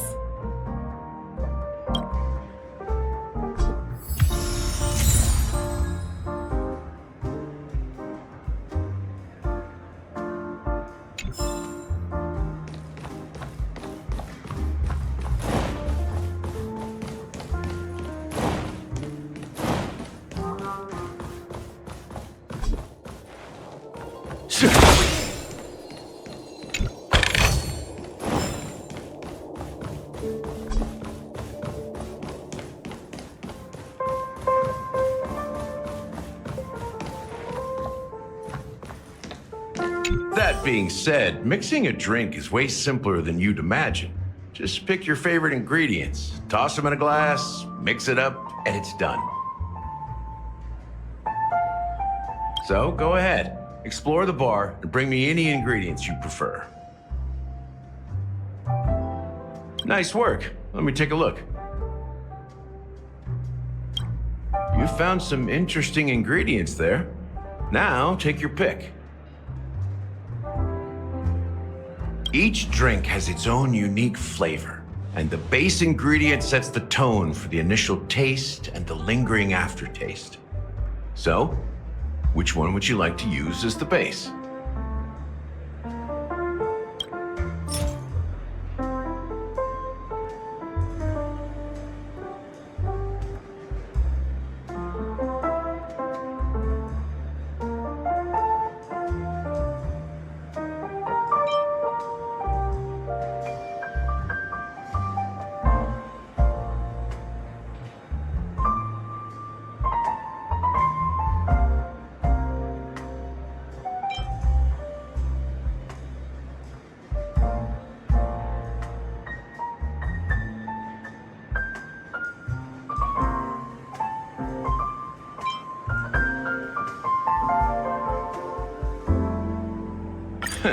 You won't find a sweeter drink anywhere in Penacony. And that's what today's dream seekers crave. Now that you've chosen the base, it's time to pick the adjunct. The ingredient that'll create a marvelous chemical reaction with the base. It should give an unforgettable taste without overpowering the main tone. So, what's your choice for the adjunct?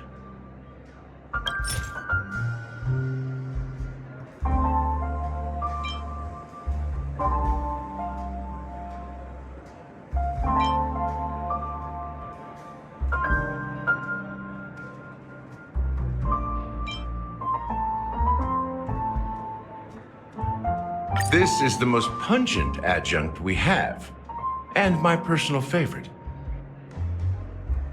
Before Mikhail left, the wrinkles at the corners of his eyes had deepened like knife cuts. He mumbled, his breath too weak to climb up his throat, caught up in his chest. But I could smell it. The lingering scent of Penacony itself on that night.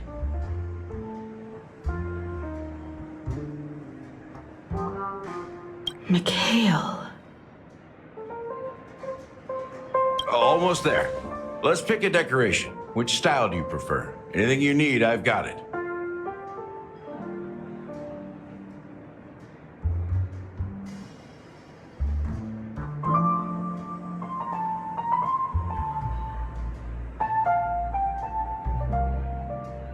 The IPC's favorite.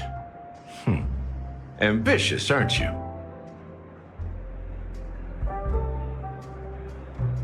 Well, it's done.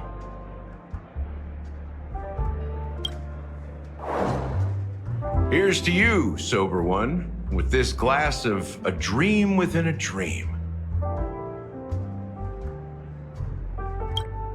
To our forebears who dug their own grave.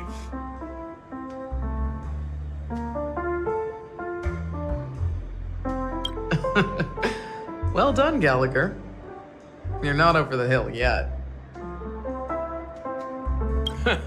So, are you satisfied? Oh, the flavors! They're way more sophisticated than Soulglad. The richness and layers of these flavors are a masterpiece, especially with the adjuncts. I can taste the spicy and sour notes with a hint of sweetness. I'm not entirely sure what it all means. Maybe Mr. Gallagher can shed some light on it. Well, if you're expecting a profound answer, I'm afraid I'll disappoint you.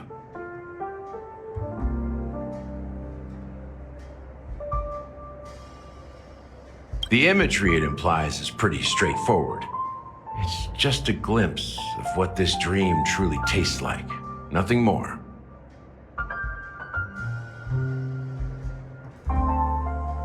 Does this true taste have anything to do with that, Mikhail?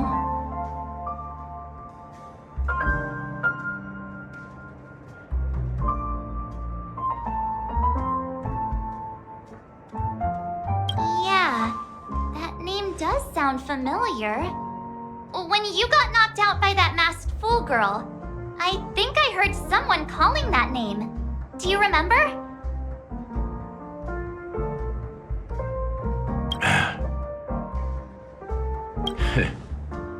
I was right about you.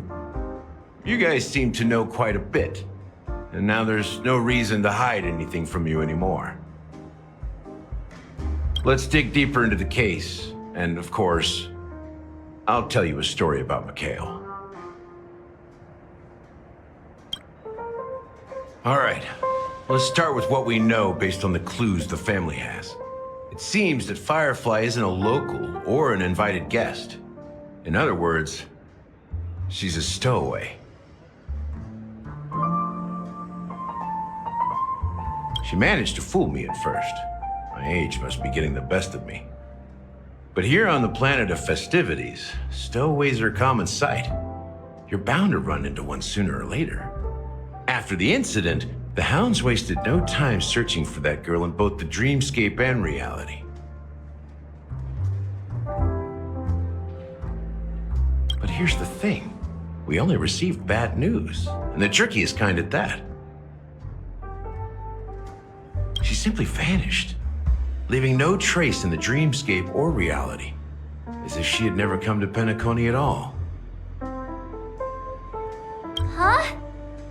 Does that mean...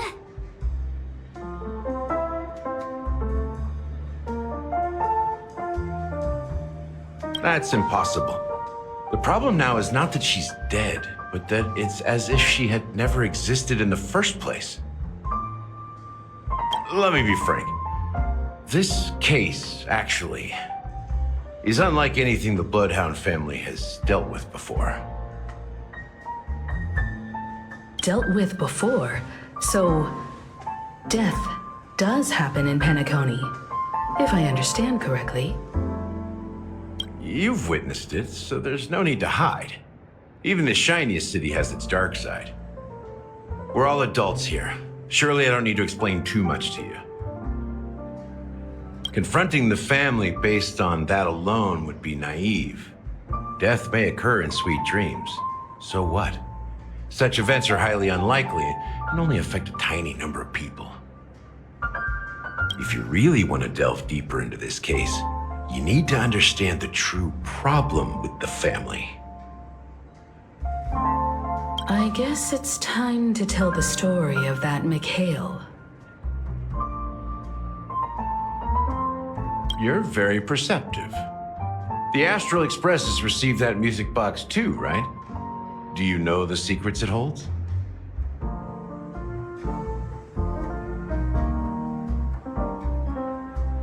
There's a message.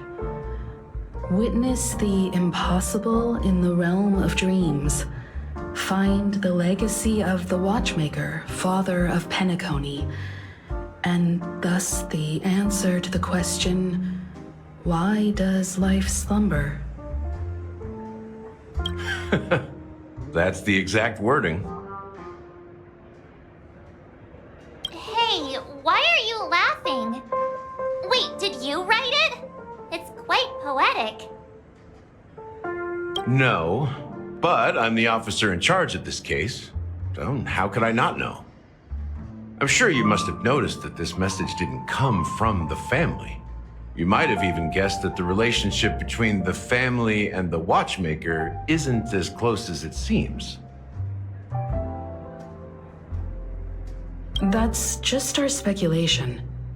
Actually, it's hard to believe that the father of Penacony and its actual managers are at odds.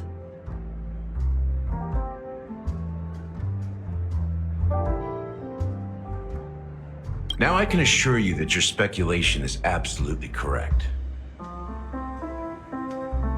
The family has considered the Watchmaker an enemy for a long time, but the Hounds haven't been able to track him down, as he seems to be living only in the characters and stories he created.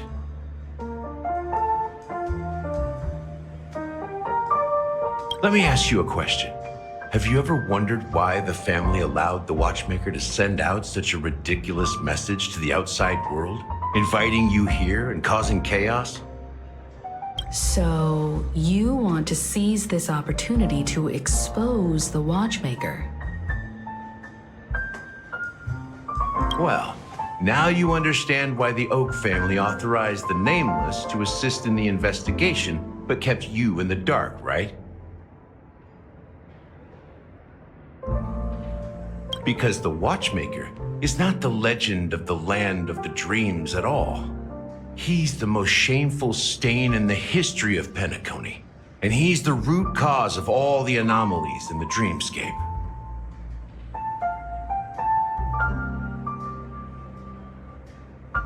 You don't get it?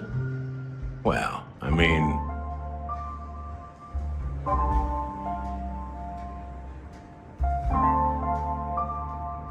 Mikhail, the betrayer of the family, he's the Watchmaker.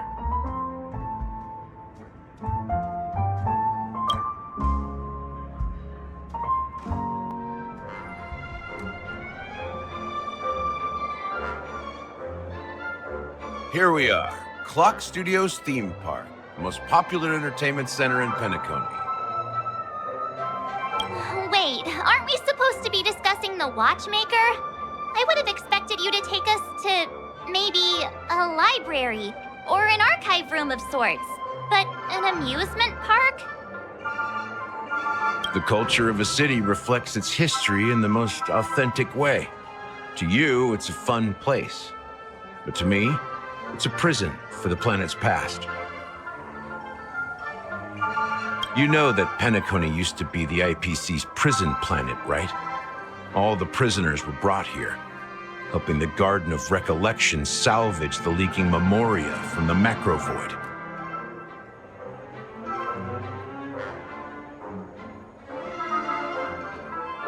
The prolonged exposure to high concentrations of memoria caused a unique phenomenon. The dreams of countless prisoners intersected and overlapped, and people started meeting each other in their dreams, living lives that were almost identical to reality.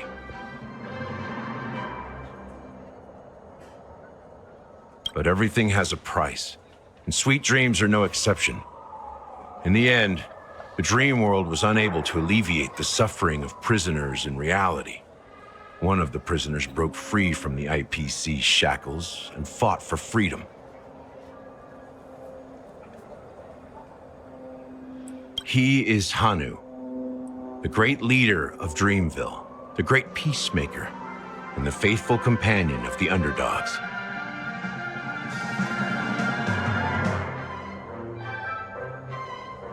History is always written by the winners. However, it's undeniable that Clocky is an animation that draws from Penacony's actual history.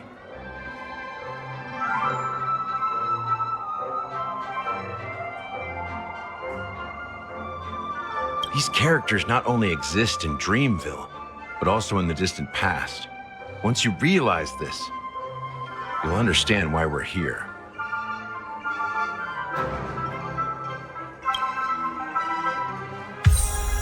There are so many members of the Bloodhound family around here.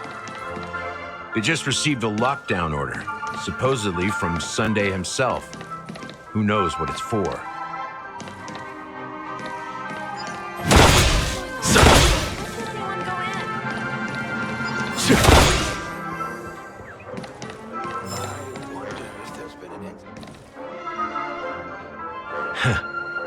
So many of them.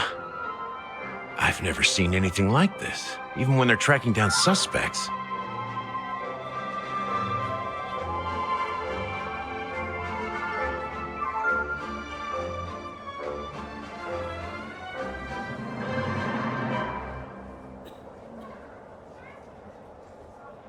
We don't need to go in. We don't want to draw any unwanted attention inside. We can just talk here.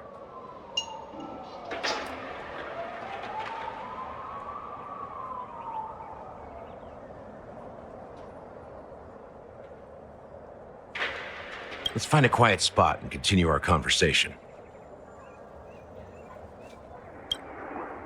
View here is great, right? We can see everything from here.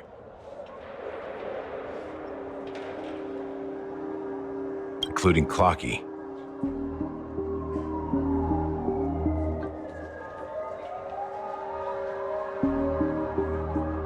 If all the characters in the animation are based on characters in reality, then Clocky's counterpart is definitely the Watchmaker. In the animation, he's Hanu's partner and one of the founders of Dreamville. Does that mean the Watchmaker was personally involved in that war and sided with Asdana? It was a monumental war for freedom. Hanunu fought alongside a motley crew of masked fools, nameless, history fictionologists, mourning actors, omen vanguards, even visitors from beyond the sky. In the end, they emerged victorious.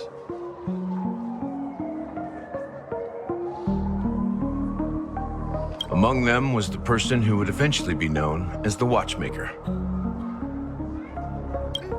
If you do the math, doesn't that mean the Watchmaker was around for several centuries?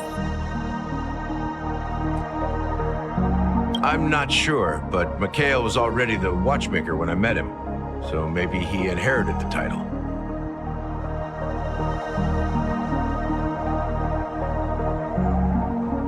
How old are you now, Mr. Officer?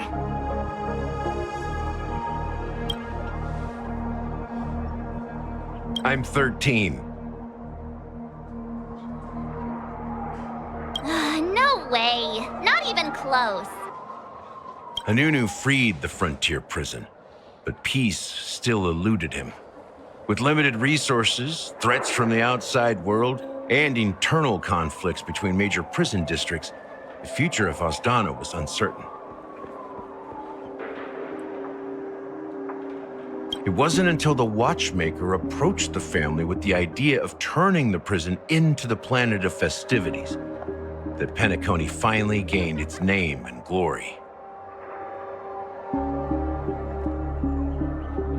Thus, he became known as the Father of Penacony.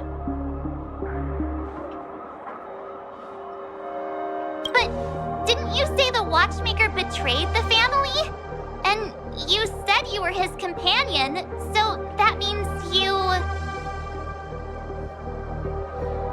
No, I'm not his companion, but rather one of his many children.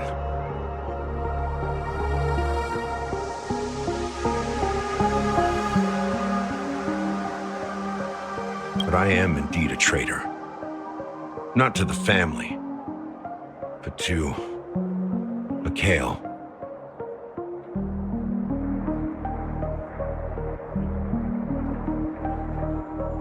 What did you do? I did nothing. And that's the worst betrayal of all. Just like you, I had close companions. We dedicated ourselves to Penacony. But the Oak family, they set us up.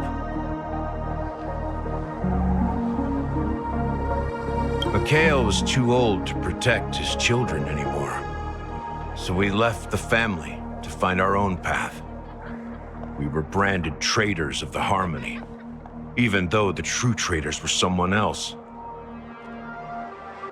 While they continue to praise the Watchmaker's name in the world, behind closed doors, they condemn him on a pillar of shame.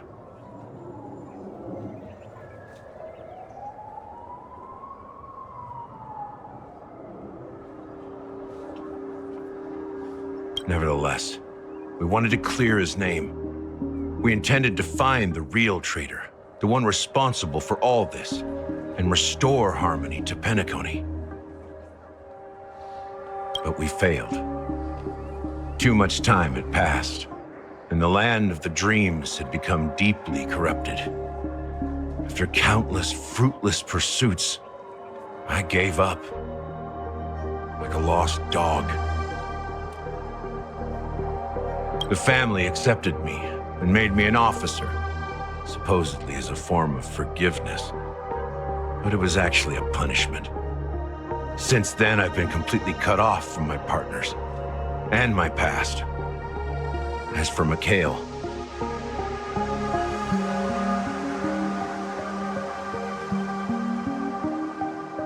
I heard he died in obscurity, in a place where no one could find him. That's when I realized that the Penacony I once knew would never return.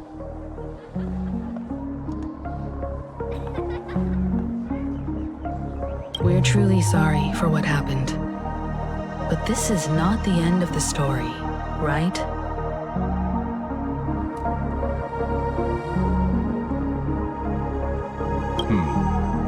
Apparently, someone has inherited the title of the Watchmaker and has been secretly working against the family all this time.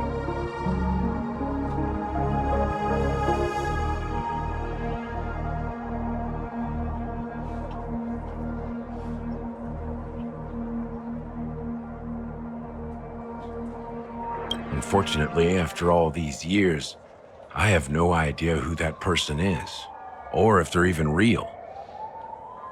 Or just Cael's lost soul haunting the dreams.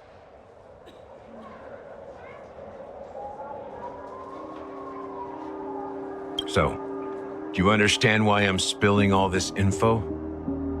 Because I believe the girl's death must be connected to the Watchmaker's legacy. And at the end of all these mysteries,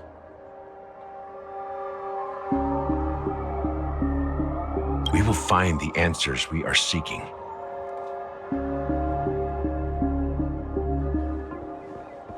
If it really is Cael's ghost, I want to meet him. if only for the last time. For those who despise me could form a line from here all the way to the entrance of the hotel. But those willing to look me in the eye and hear me out, let's just say, there won't be many. I've told you all I know is a sign of gratitude. Thank you for listening to this old dog, bark and all.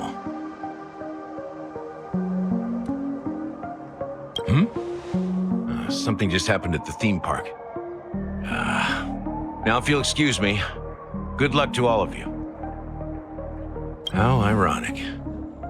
What's so different between the stowaways projected by Penacony today and the dream seekers once hailed as pioneers several amber eras ago?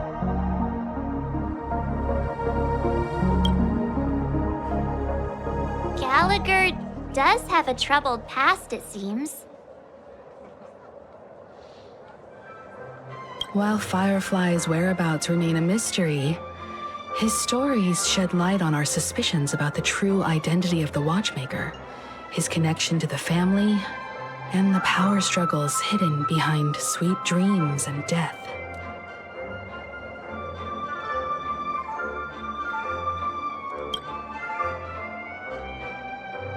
Exactly. Gallagher suggests that the real traitor is someone else, probably within the Oak family.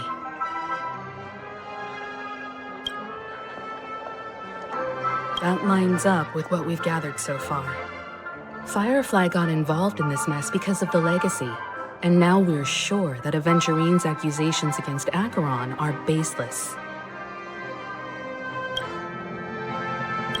You're really into Clocky, huh? He's just a fictional character, not a real person. Speaking of which, that Clocky who only reveals himself to you is quite intriguing. It's a shame we've never met him since then.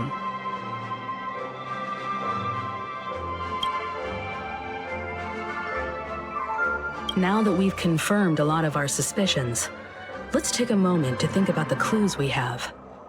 Send a message to Welt and see how things are going on his end.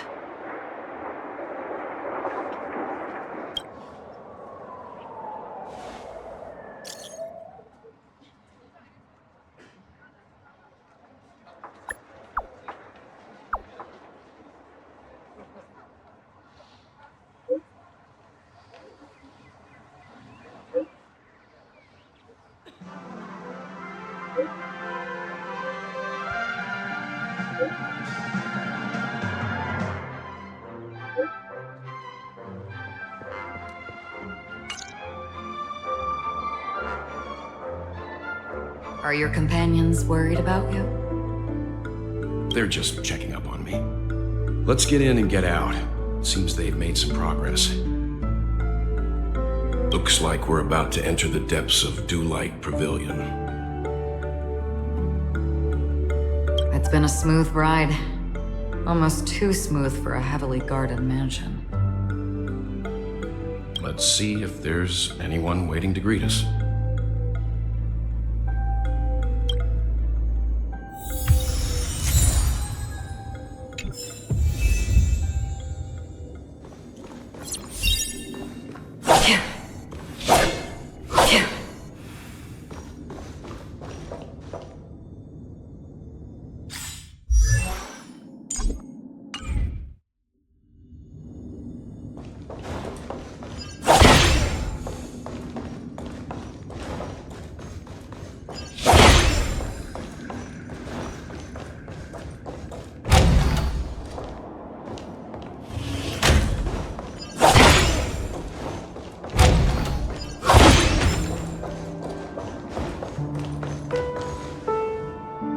Something feels off.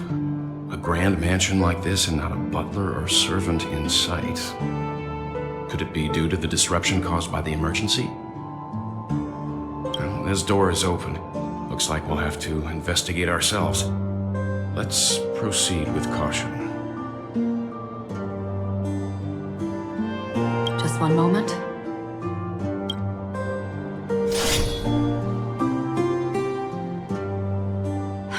Light.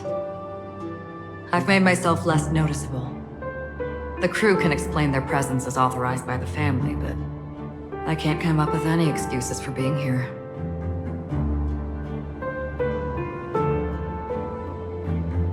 I see.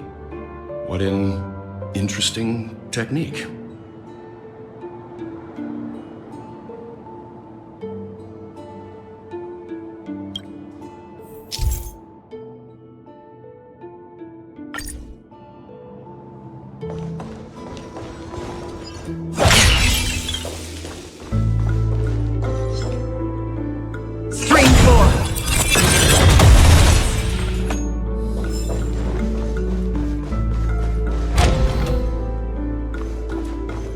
Model in the sand pit. It's the golden hour, isn't it? Maybe the heads of the family used that model for discussing important matters. And the footprints here are different from the rest. There are 2 sets of them. Looks like outsiders might have passed through here not long ago.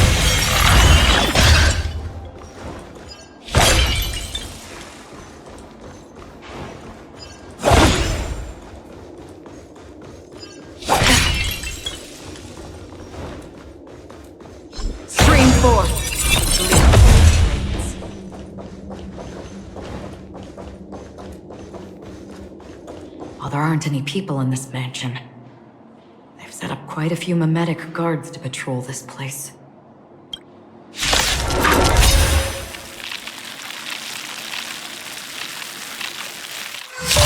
Dangerous thoughts.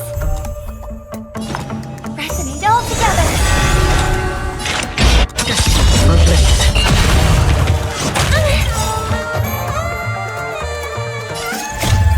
I weep for the departed.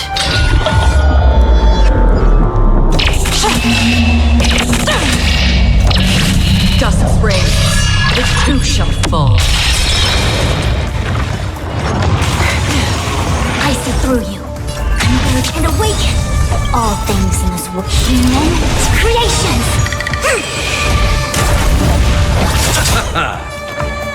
Harmony and unity. Night. Stars echo. Still water. You chose the wrong enemy. That's half the work. Destiny for Quick divination.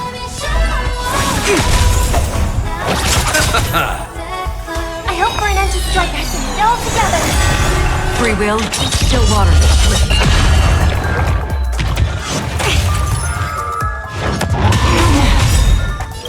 Eternal sleep. The dead return! Gather as one. I'll see you. Another journey begins. Destiny for bliss. It's okay. It's okay. Life and death. I weep for the departed.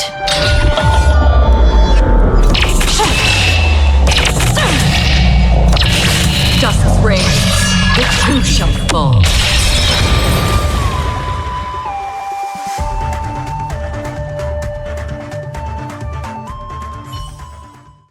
Look, it dropped something.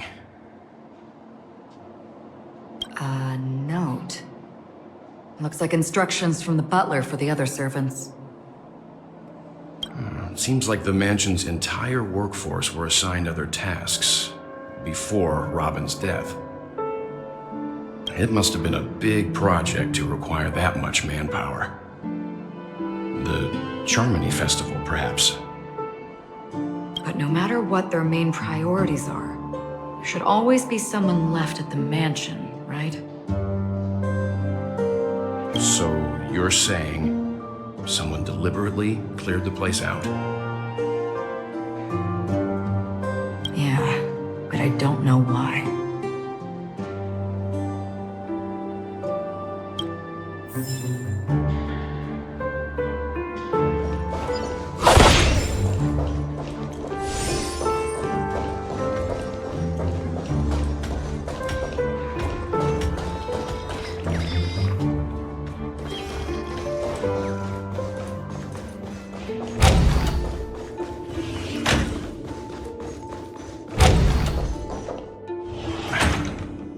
no one here either.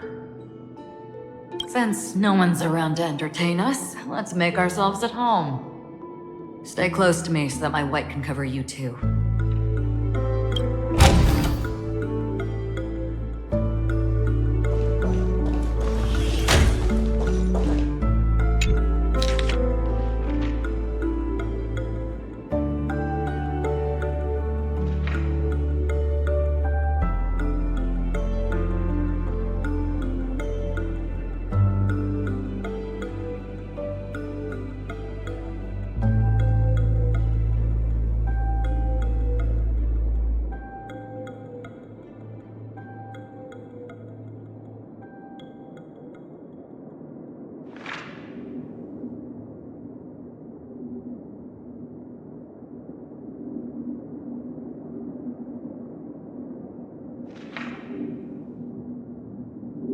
As soon as I and the rest of the crew arrived in Penacony, Mr. Sunday and Robin showed up to greet us. I remember hearing something unusual in her voice, and now it seems I was right. Robin believed it was because the harmony had been tampered with somehow. But as far as I know, there aren't many entities capable of interfering with the power of paths. Meaning...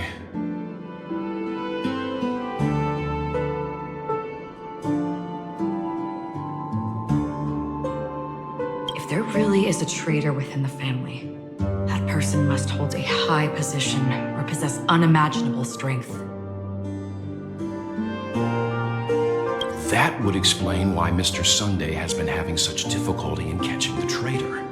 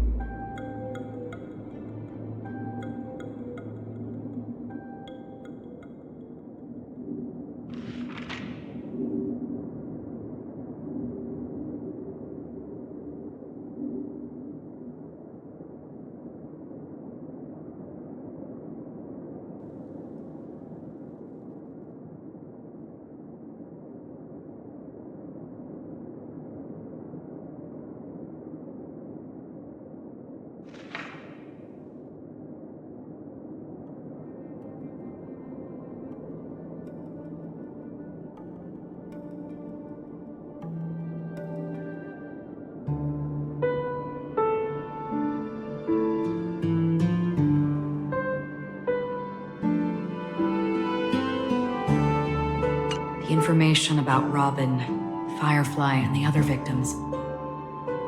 I don't see any commonalities among them.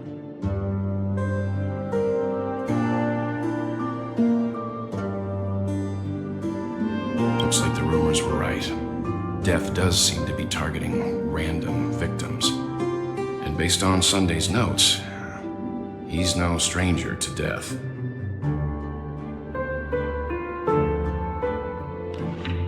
He's just surprised that it has resurfaced.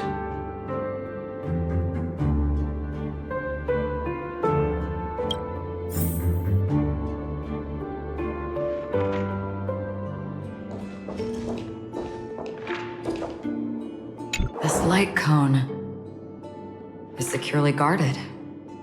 It must hold some important memories.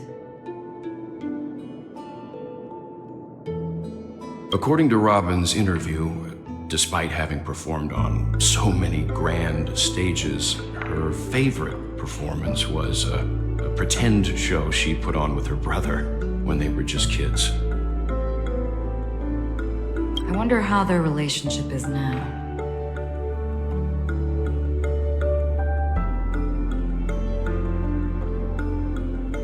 Growing up brings gains, but also losses.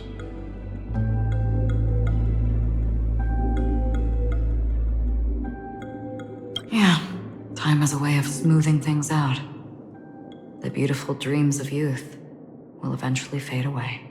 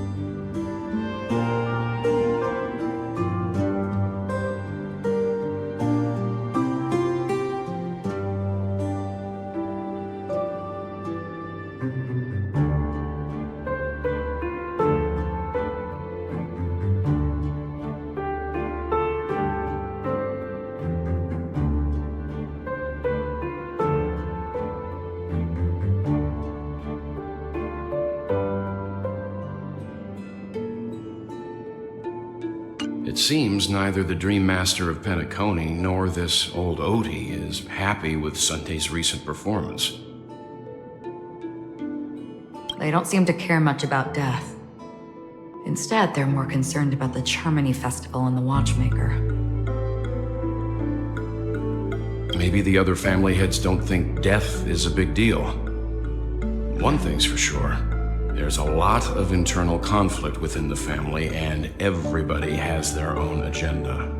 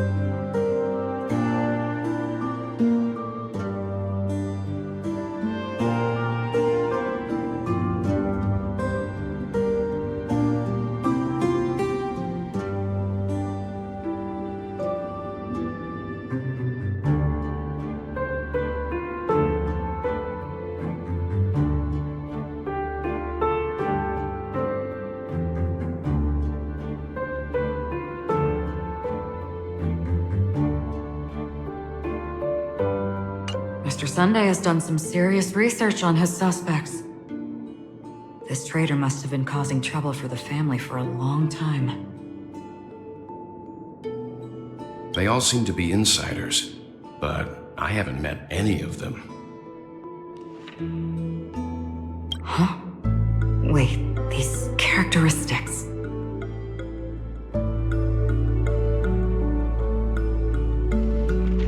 What is it? No, nothing. Maybe I'm just overthinking things. However, if this traitor really exists, could they be responsible for Firefly and Robin's deaths?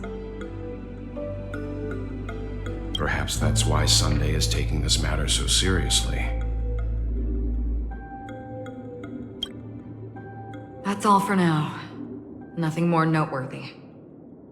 Before coming here, I had all sorts of scenarios in my head about dealing with the family. I did not expect an empty mansion. Watch out. Someone's approaching.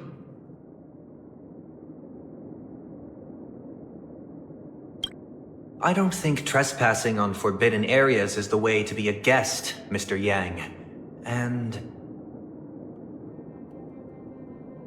Acheron? The Galaxy Ranger?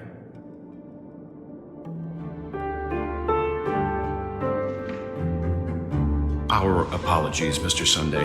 Nobody came to greet us, so we entered without permission. I hope you can forgive us. But even if there's no one to greet you, you should wait for the host. Don't you agree? Even without the famous Galaxy Ranger. As far as I know, the crew has officially accepted the family's commission, so coming here will be unnecessary for you. On the contrary, that's exactly why we're here, to ask you about the case and gather more information. We don't want any loose ends. Well, since you've come with goodwill, I have no reason to show you the door. Rest assured, he hasn't figured out that we went through those documents. While the truth remains a mystery, I'm getting close to it. I assure you that the traitor will soon pay the price. Let's hope justice will prevail soon. I have a question for you, if you don't mind. How did the family come to the conclusion that the murderer was within the family? With all due respect, it's in the IPC's interest to wreak havoc before the Charmony Festival, and the family has every reason to suspect the IPC's involvement. Well, other family heads share the same suspicions as you, but in my opinion, the true murderer would never have drawn as much attention as that ambassador did. Not to mention, I personally shackled him a while ago. However, I'll give you a suggestion regarding your suspicions, Mr. Yang. You should be more cautious of Adventurine. While the wicked can't break through high walls, they can plunge their evil dagger into the heart of the righteous. He's a businessman, not some philanthropist. But right now, he's out there handing out his wealth on the streets. And he went to the Clock Studios theme park all by himself. Who knows what kind of scheme he's cooking up? While the family is dedicated to keeping our guests safe, it might be wise for you to stay alert.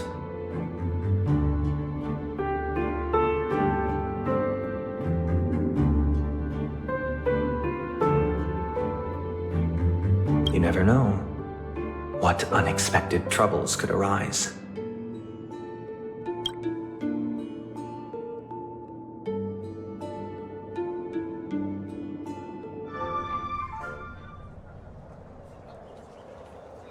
According to a Pierpoint hotline tip, there was a major breakthrough in the shocking Ejhazio Adventurine case. The suspect has been arrested. This fraud case has been linked to many departments within the Interastral Peace Corporation and the Intelligentsia Guild, causing a large drain in manpower and resources, resulting in the IPC taking a massive loss.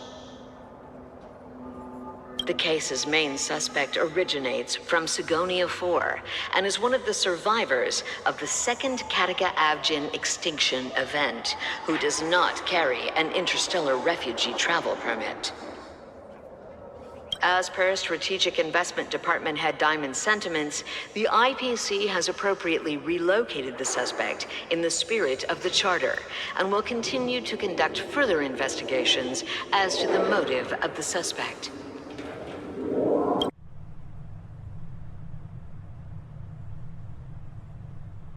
What pretty eyes. Tell me, do they shine in the dark? Well, if they did, I'd sell them in a heartbeat. You don't know how many people long for your eyes to be closed forever.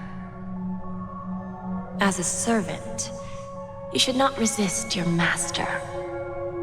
Yet, you went and killed that man anyway.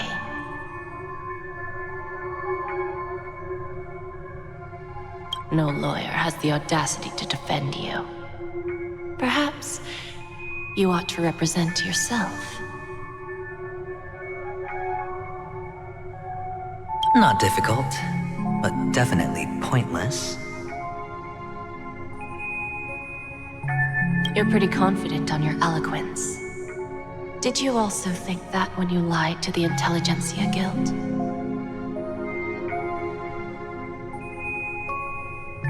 Ask and you shall receive. You wanted the perfect construction material. All I did was offer a possibility. It was just a small wager. If your luck holds out, the IPC will dig something up from the golden sands of Ejihazo. Maybe even the Sand King's remains. Pity your luck has run out. I'll admit that. What I'm more curious about, though, is why such a grand scheme failed to benefit anyone in the end, including the perpetrator himself. Madam, I already have what I want. To be brought before you for the next high-stakes gamble.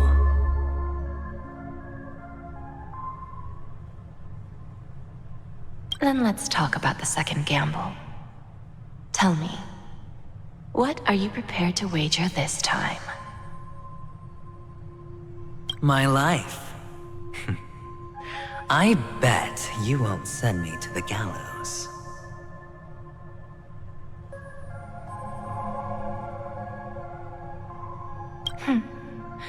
What do you want, then?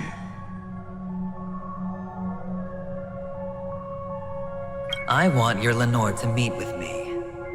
I have something to say. And then what?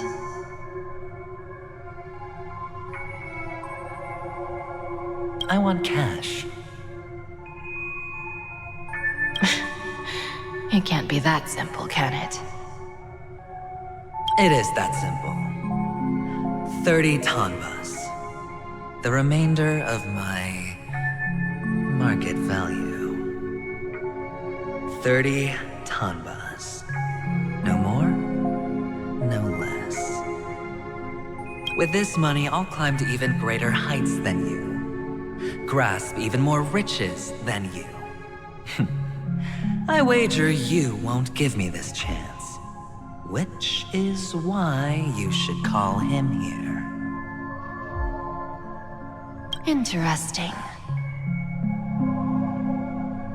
A pity Diamond won't see you. No one gets to see him. From here on out, I am Diamond's representative, and I will decide on his behalf. You're wrong. 30 tanbas. I'll give you that. And much more than that. Wealth, status, power. The IPC will give you whatever you want, even what you don't want. Kakavasha. A good name, but unfortunately destined to be buried in the dirt. You, though, you deserve to live, to create even more wealth for us. Go. Pick the clothes you like, then choose your desired identity. And then, use them well, child. May your schemes be forever concealed.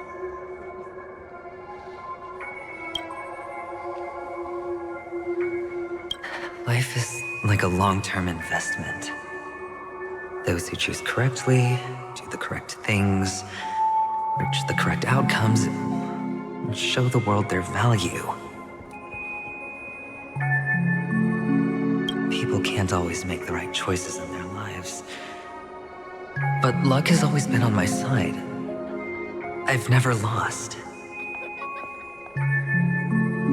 Is it because Gaiathra blesses me? Well, if that's the case, she must also be looking upon me right now. My success is inevitable. But what then? Even if I overcome this difficult trial, what would come next? What awaits me after this glorious gamble? An even more glorious one? Will I return triumphant with unending riches after countless successes, or will I encounter failure, never to return?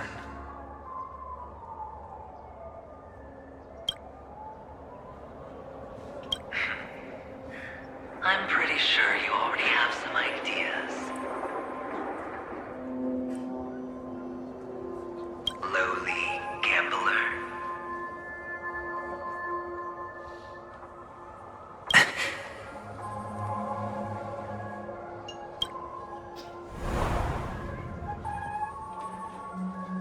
What? What? What?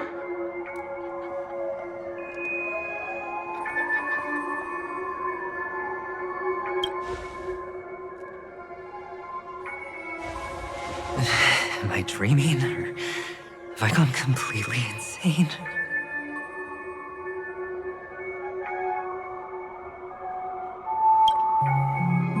Perhaps both.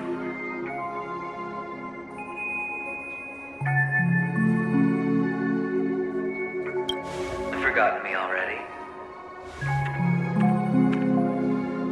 When you were strapped to that electric chair by a mannequin warlords, who was it that gave you the idea?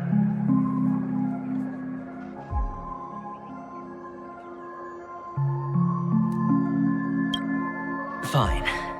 I may be crazy, but I'm not stupid. Get out of my head, newborn of the Harmony.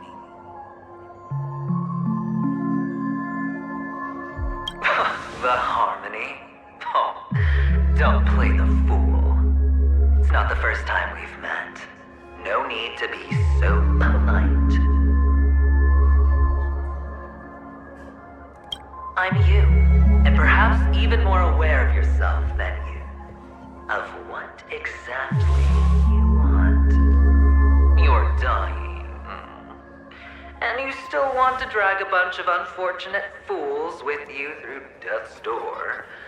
That's why you're here, isn't it?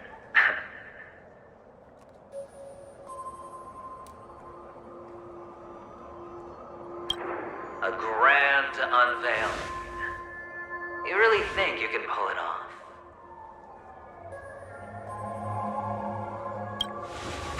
Why not? Well, you may have fooled everyone, but you can't fool yourself.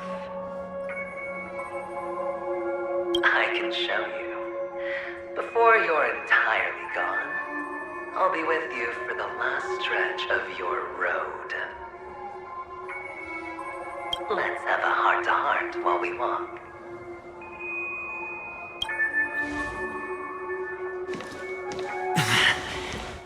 What exactly are you? Most people in this world spend their entire lives just to reach one outcome. And I am that outcome. Kakavasha, I am your future. First, I'm hearing things, and now I'm seeing them. Great. Am I going to be elevated into the Harmony's Emanator next? Why are there no guests here? What's that featherhead doing?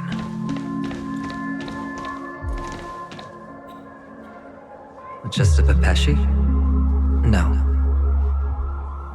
A child?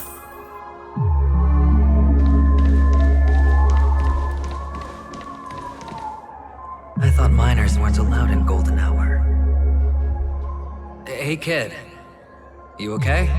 Are you lost?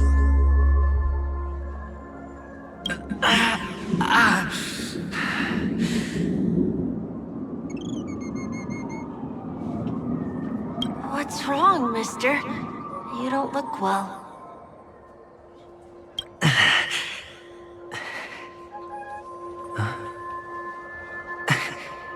Your eyes. Impossible. Who are you? They're pretty, aren't they?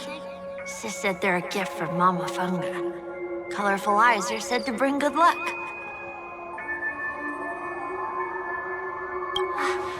Mister, you have pretty eyes too. Beautiful. Are you alone? Where are your parents? They're in that amusement park. Papa and Mama went in first. I'm just about to go look for them. I have to go. Goodbye, mister. Hope you have a good time, too.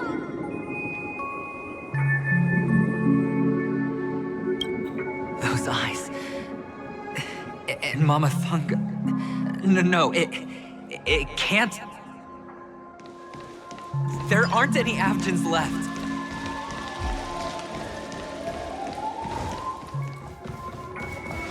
Papa, Mama, wait for me.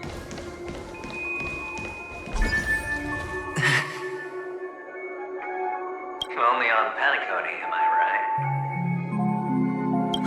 What are you still doing here? Well, you've known all along. The family truly showed leniency to everyone who came seeking help. Why would there be a need for such high walls and deep moats? However, people don't see it like that. Especially since the flavor of the dream syrup is so alluring. You will receive no charity on Penacony. And relying on your own strength alone to topple high walls? Not a likely fate. Which is why, once you step into the hotel, you remove your high hat and beg everyone you come across for help. Like a hyena scavenging for scraps in the desert. Because you know that opportunities are fleeting. Well, when you put it like that, even Ratio's a teeny peacock analogy sounds pleasant. Well, you know how rare it is for me to give you the straight dope, so listen while you can. It's good timing that you mentioned the doctor. I'm especially fond of what you and he have in common. The conspiracies, calculations. Especially the part about the finale, a magnificent act of betrayal. Oh, when everyone thinks this way, who would even suspect that it was another trap you've meticulously devised? Go on. Tell me I'm right. You know who you really are, Mr. Cavalier Gambler. Uptight, overcautious, massive inferiority complex. You've won so much, and you're still so afraid of losing. They only see your big bets, your bravado, the full house, the straight flush. They don't know the other hand is below the table, clutching your chips for dear life. It's a heck of an act. No wonder the tavern sent you an invite. You're a natural kid. You don't stop at fooling the audience, you fool yourself, too. Well, the best way to prevent others from seeing your true colors is first being able to fool yourself. Of course. I know you all too well. But it's strange. Why did you decline that invitation? You had the chance to embrace elation. Was that not what you most wanted? But you chose the IPC instead. preservation? I doubt it. Do you even have anything in common with the preservation? Oh, I thought you knew. Didn't you say you had me pegged? We're done. Either stop talking or disappear from my sight. That's fine. But who exactly is about to disappear here? Well, it's not going to be me, anyway.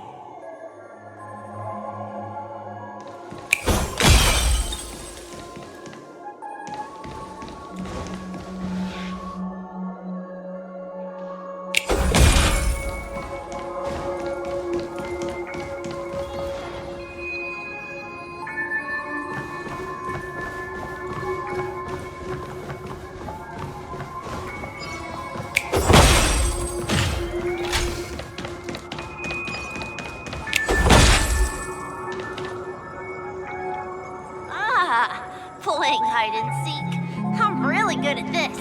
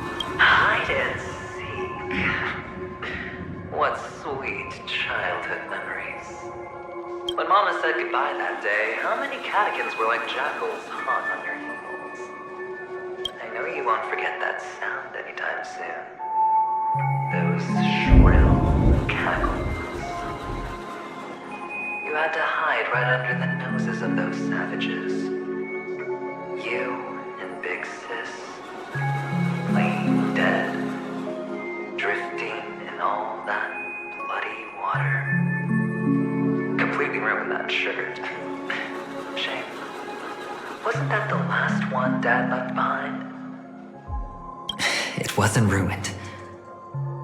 I've always kept it. Come on. It's a rag. It's not like you can ever wear it. Now you don't have to hide. You probably won't even deign to get your pretty outfit wet in the rain. Your social capital has changed after all. I've never changed. On the contrary, now you're the one who does the hunting. The last round of hide and seek, and you get to be in. You should enjoy it.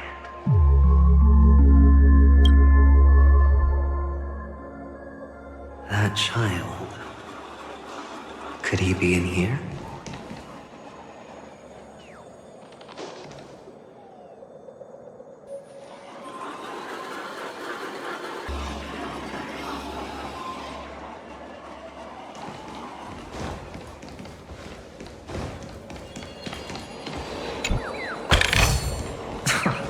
This is hardly enough for a seat at the table.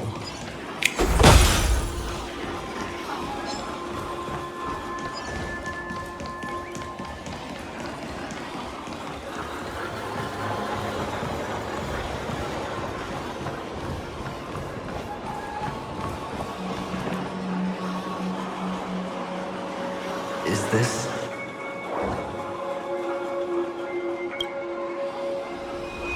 a topaz? What is this doing here?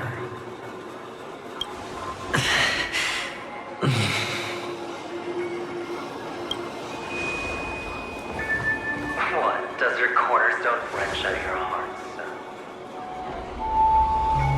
I was merely curious at why it was here. Maybe that winged guy put it here. Didn't tell you. Just to make you realize that your painstakingly arranged magic show is nothing but a death rattle. The cornerstone's hue is the same as the radiance of Clipant's body. I've gotta give it to you. I've heard a but that lie deserves a prize for sheer nerve. If he were just a little bit smarter, the jig would have been up right there. This is just bait. Of course. That's why Horatio's betrayal was one of the keys to your plan. I have to say, that doctor's acting was superb. Or maybe he wasn't acting at all.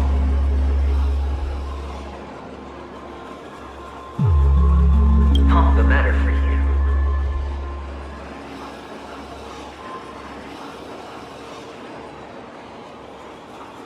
Sunday didn't become head of the Oak family by acting sloppy. He's obsessed with control. You have to give him enough detail to satisfy his meticulous nature, but not so much that he gets suspicious.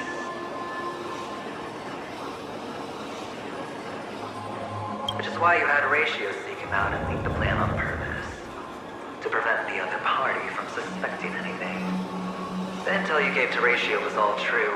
He spoke the same to Sunday. Finally, Sunday took the bait, found me in the cornerstone, and before you know it...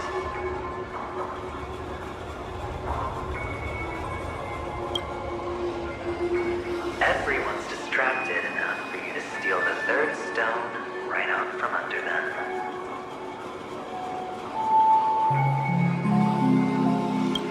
Why don't you stop rummaging through my mind?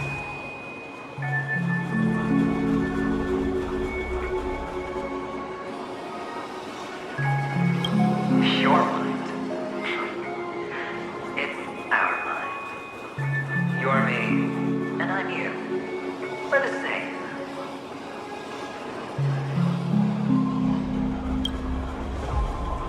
The best way to prevent others from seeing your true colors is to first be able to fool yourself. Really? You can't even fool yourself. You just got lucky this time.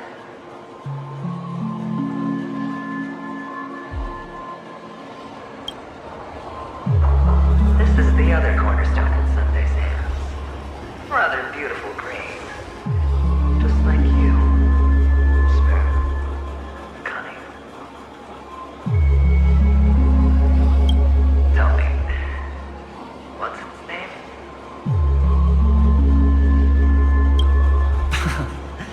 Why are you even asking me?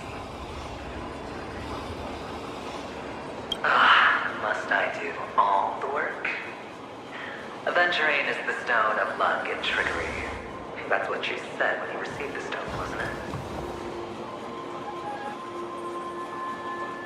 This type of stone isn't rare, but its hue is very similar to a certain gem. In fact, it's often used as a substitute. And that more precious gem is... Jade. Even Sunday can't tell the difference. Well, looks like Jade can be substituted for Adventurine, too. Sauce for the goose. Adventurine, topaz, jade. 3 elites, 3 cornerstones who, for a measly Penacony, offered their everything. Oh, you're even more united than the family. As I've said before, 3 chips are sufficient. All or nothing.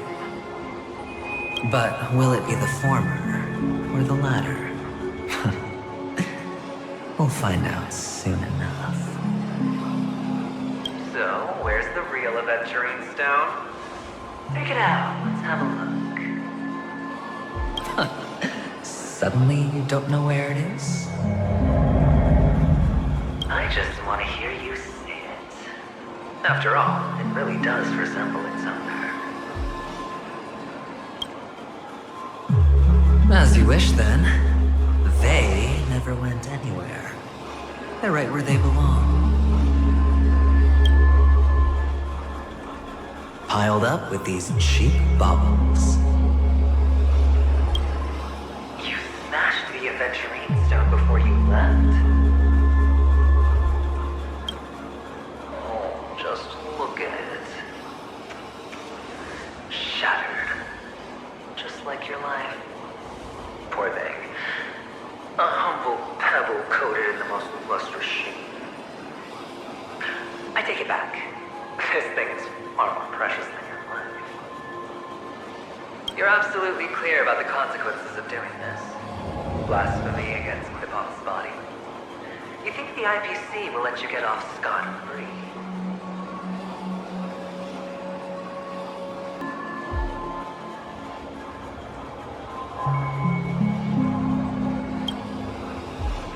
Well, Diamond has always been all about results. As long as I can create value far beyond the cost, the ends justify the means.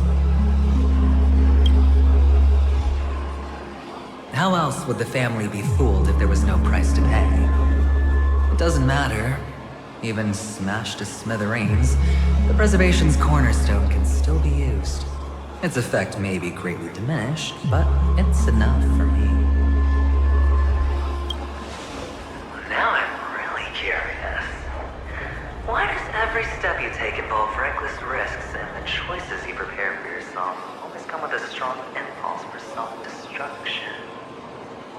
Do you truly believe that the greater the risk, the greater the rewards? I wouldn't have guessed you'd be so loyal to the IPC. There is so much you don't see. Which is also why you'll never see how I'll win it all. That is, if you can do what it takes. We'll just have to wait and see then.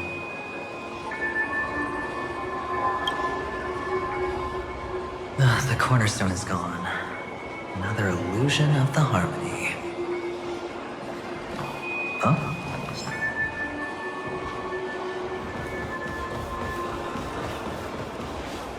Hello. We meet again, Mr. Pretty Eyes.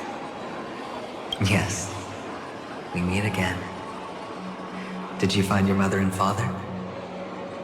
Of course. Big Sis is there too. The four of us were just playing hide and seek. I'm so happy. On our way here, Papa even brought me to see a blimp. I think you mean Phil. Yes, that's it. Putting many drawings together and turning them into a moving wall painting. They put me, Papa, Mama, and Big Sis together, turning us into one big family. You should give it a try too, mister. You look sad. The amusement park will cheer you up. Sure.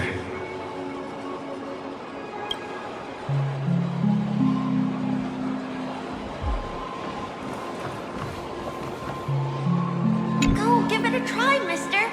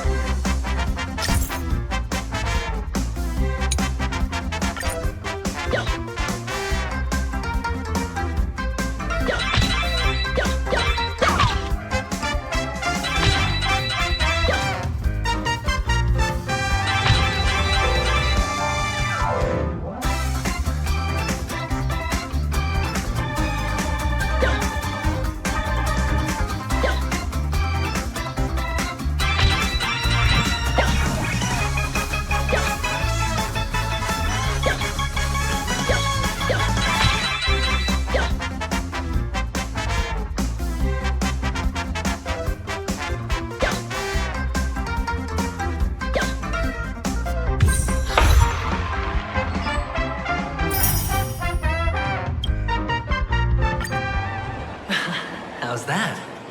Not a bad score, eh? Boring.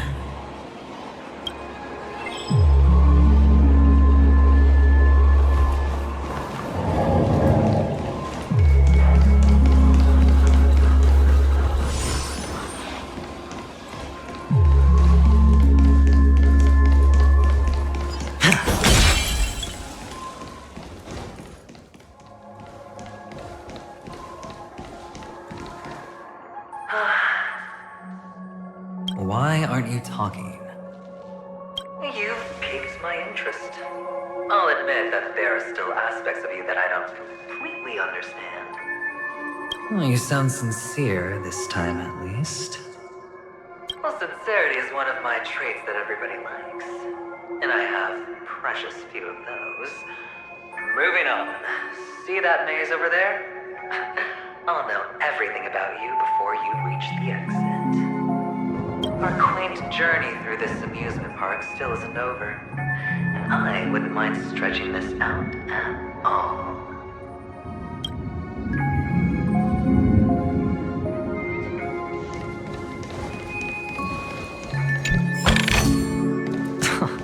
This is hardly enough for a seat at the table.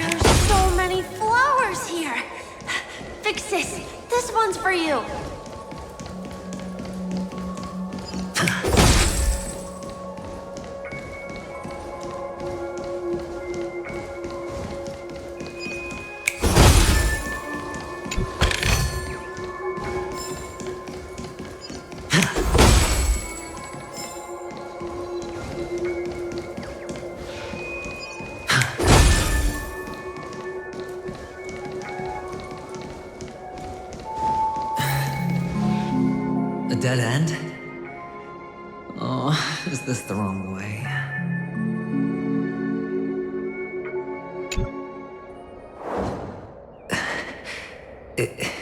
Is this? Oh, what's on your mind? It's got nothing to do with you. Do you need a hint? These are manacles on you. That man gave you your first job. You made your first pot of gold. I remember it all too well. You wrapped that iron chain around your fist, for that is the only tool you could find. Then, in that maze, you... Shut up!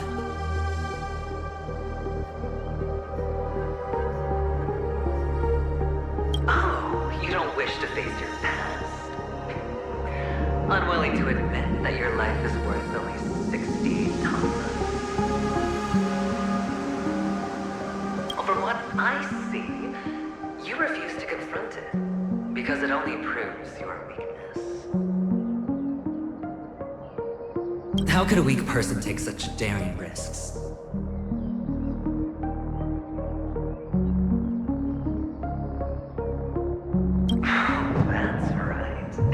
You love the thrill of danger, but you refuse to let go of meaningless sentiments. Even in this beautiful dream, the only thing you dare allow yourself is death.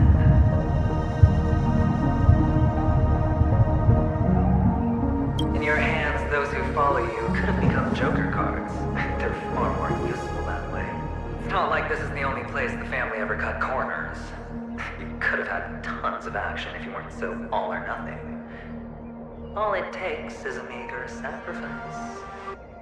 I bet Opal would have resolved this without a fuss. Pity you're not him. Well, you wouldn't be in this state if you could just get with the program.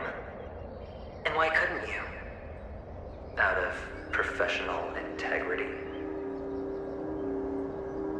Those techniques you mentioned are highly efficient, but it's not that I don't know about them. It's more like I couldn't care less. Get it? What fun is it if the fight isn't fair?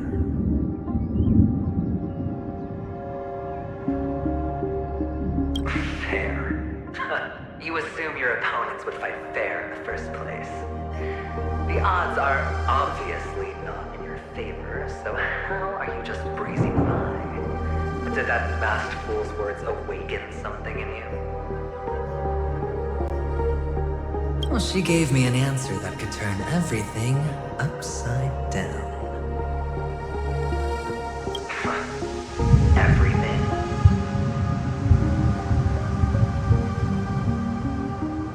You mean it could make all the cards on the table just disappear?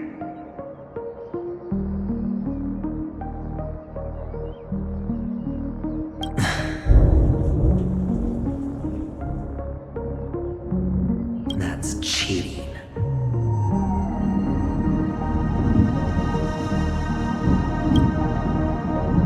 If these leaves could be brought back, would they bloom into new flowers?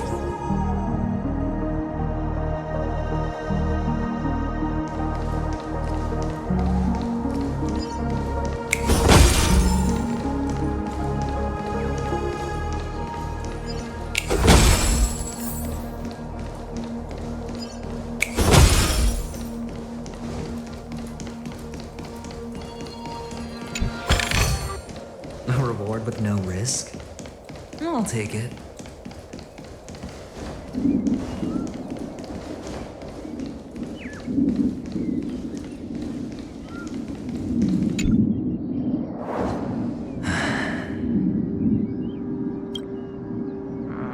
Your expression right now is hard to put into words. The lucky charm Mama left you is made from gold. Why did you never consider selling it?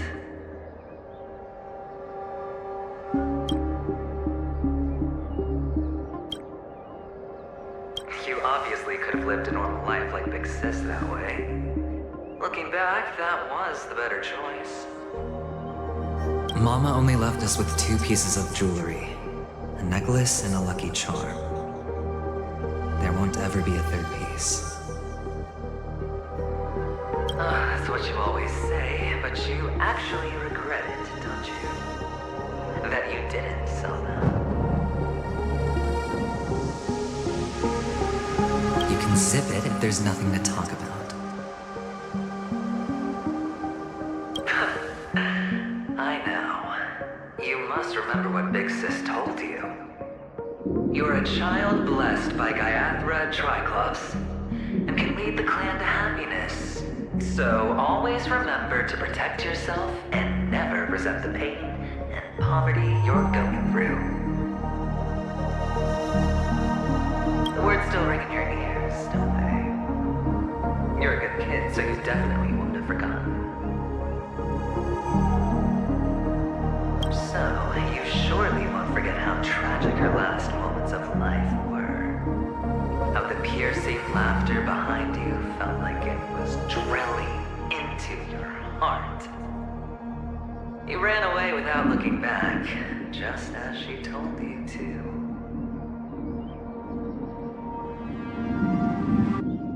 Tisk.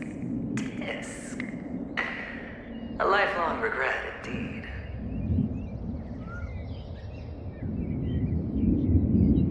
Enough! Do you not have anything better to talk about?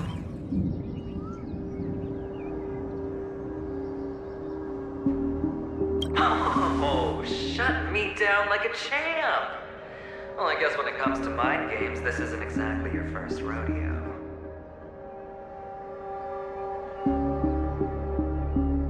I think I finally get you. And woo! You are nuts! In the end, I'll ruin this beautiful dream and create the grandest death. Well, you stuck to that start to finish. Think about it. There's a Stellaron in play, the fabulous Robin loses her voice, 2 unsolved murders, cryptic messages from a masked fool, and a chance to go head-to-head with Sunday himself. The only thing to pique your interest is one word. The last word. A word that's right there at your fingertips. Death.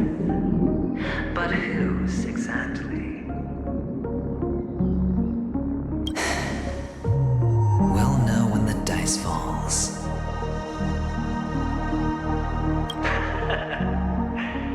All right then. Reserve a seat for me in the audience. I'm curious to see just how capable you are. Still, you never answered my question.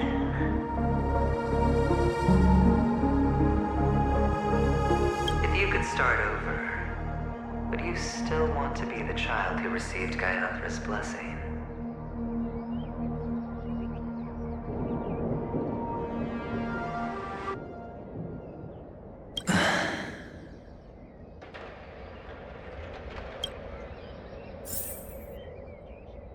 It's so quiet this time.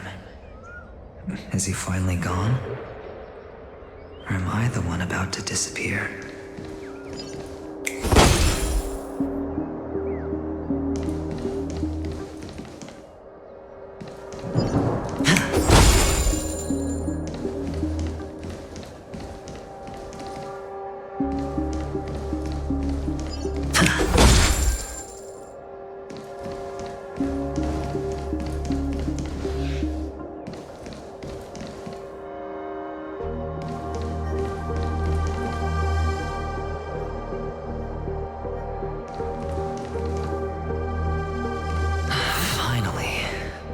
This place.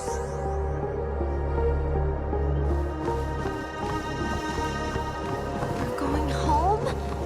But I don't want to go back yet.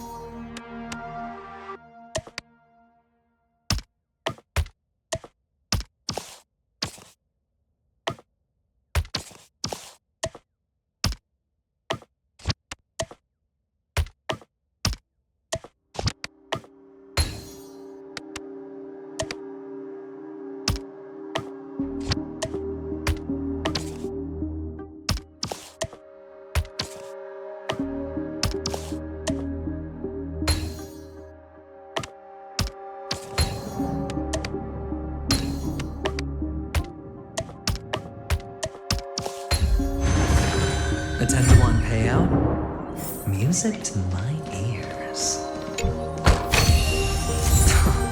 This is hardly enough for a seat at the table.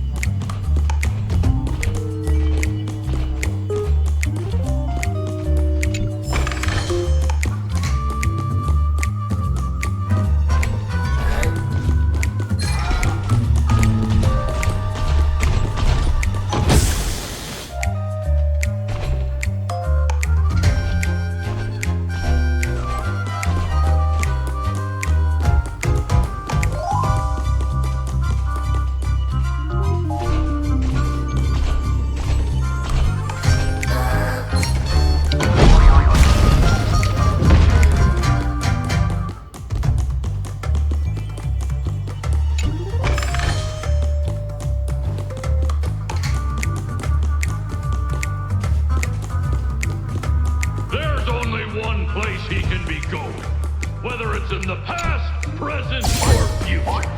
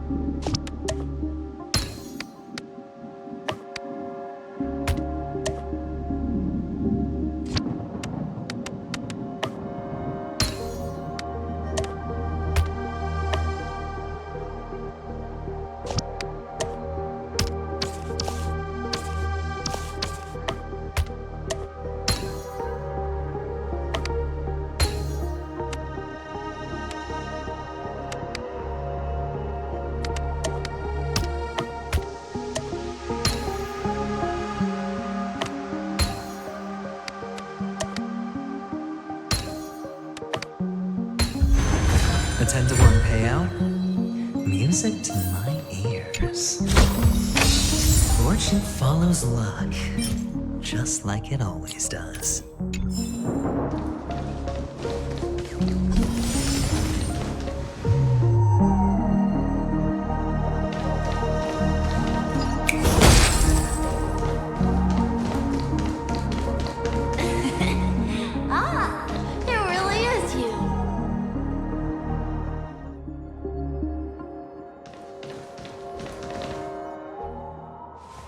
I don't know why, mister, but you always give me a special feeling that makes me more curious about you.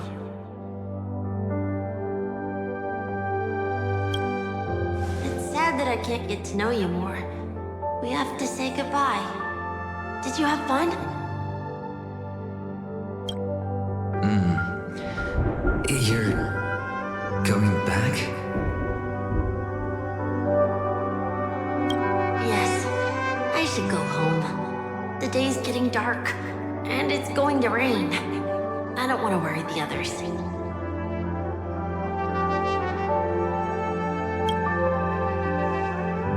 You're home.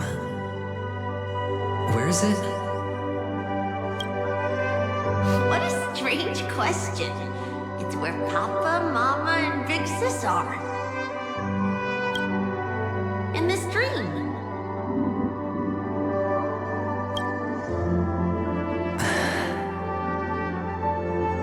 This amusement park. This beautiful dream. They really are peaceful. Everyone loves it. But, mister, why don't you like it?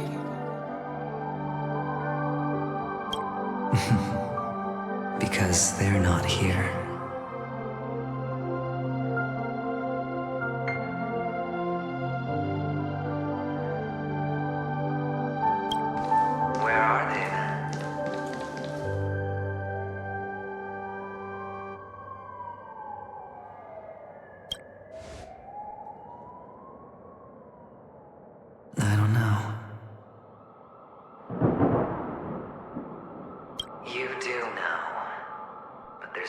point pressing the issue.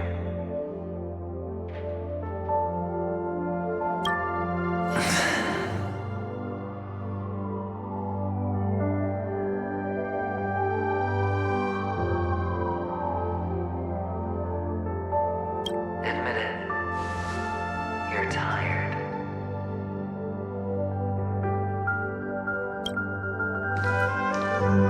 We all are.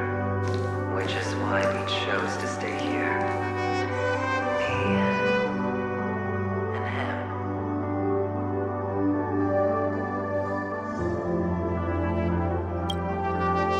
Your past and future.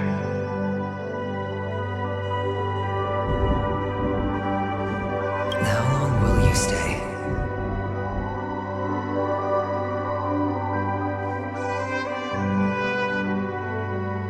Forever. We'll be with you forever in this dream.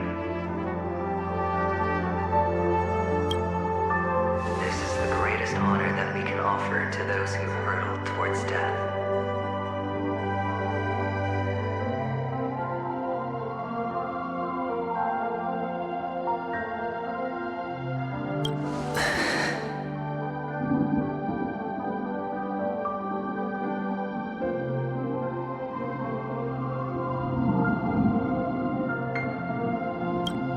The road less traveled is less traveled for a reason.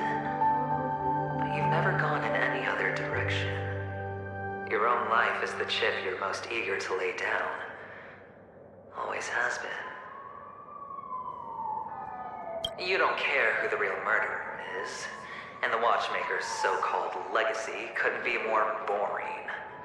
What you want, what you need, is to be the smooth operator, the solid gold deal maker who doesn't waste a drop of sweat, even when he's up to his neck in danger, deep inside family territory.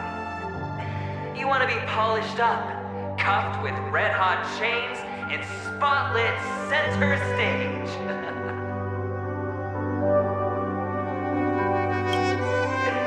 You'll be the closing act, the final sacrifice.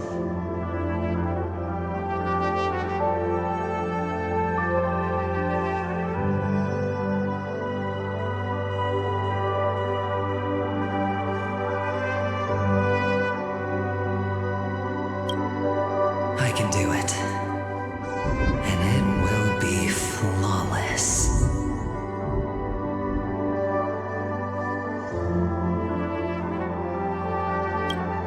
Of course you can. Your luck will help you at the right time. Stellaron and an emanator. It's that simple.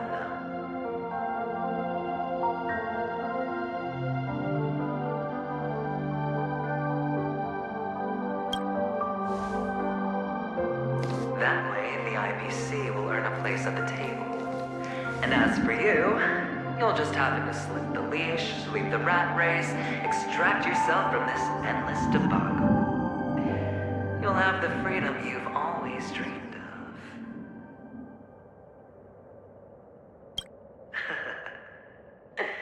This isn't the first time. You've been an escape artist from day one. This fiasco started with a death, and its curtains will fall on another death.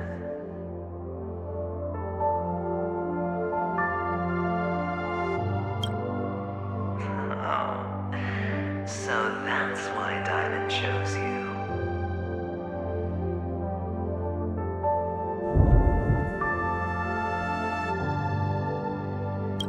He's just after Penacony. No matter the means, no matter the price. It's not personal.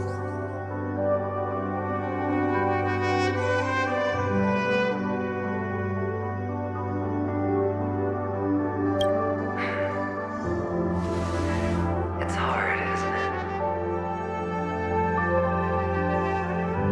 Well, don't get soft on me now. What, did you suddenly grow a conscience?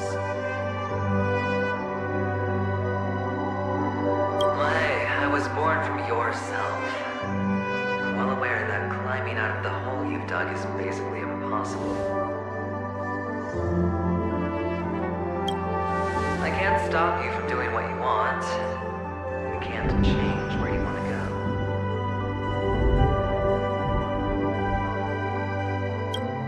Well, what's done can't be undone. All we can do is play the cards we're dealt and rake in as much time as possible. Yes. Alas, people won't make all the right choices in their lifetime. Though luck always seems like it's on your side. You will keep winning, having never lost before, but why you? Why must it be you? If all your luck is built on the pain of someone you love, on the loss of dozens more, if these windfalls, these jackpots, aren't a gift from Gallagher, if all they are is a long string of meaningless deaths,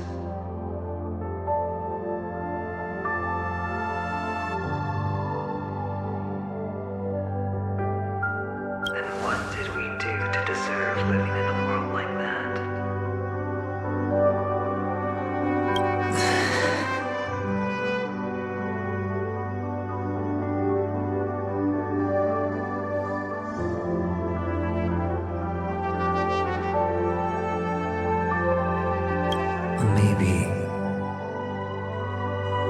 Maybe when I get to where I'm going and look back, I'll know what the trip was all about.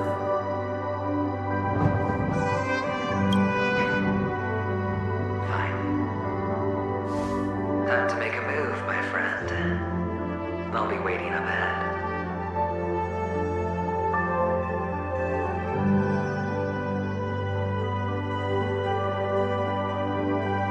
Say goodbye to the kid before you shuffle off.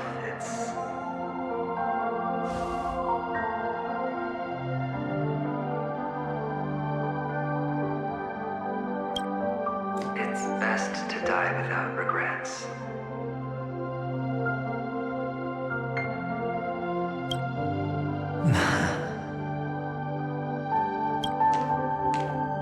And now, only we are left.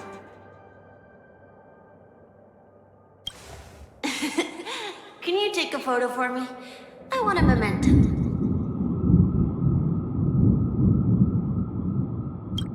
Sure. Come on.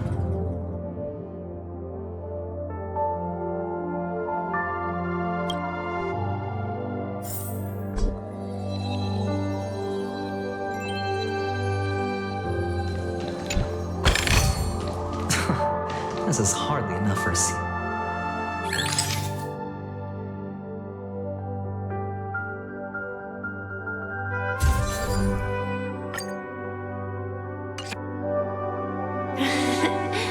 How nice. Now I can see what I look like too. Look at the lens when you're taking a photo the next time. Your expression will look more natural.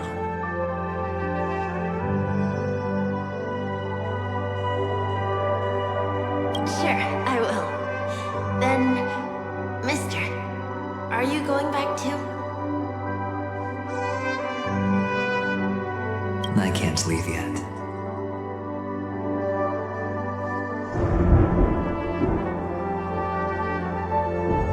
I still have a show to do.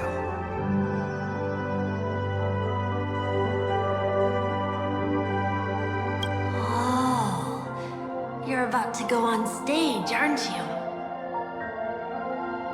Let's go then. I'll take you to the stage.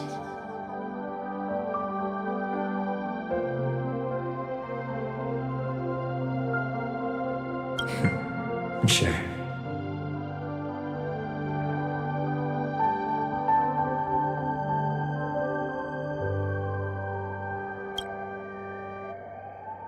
So you're an actor. No wonder your clothes are so stylish. I'm actually a merchant. but I do have a show to do. Are you the same as those men in black in the sky? But you're not wearing black. Only ordinary employees have to wear that. My position is much higher than theirs. No risk. Awesome! I hope I can become as good looking as you when I grow up. Of course you can. You'll be better and stronger than me.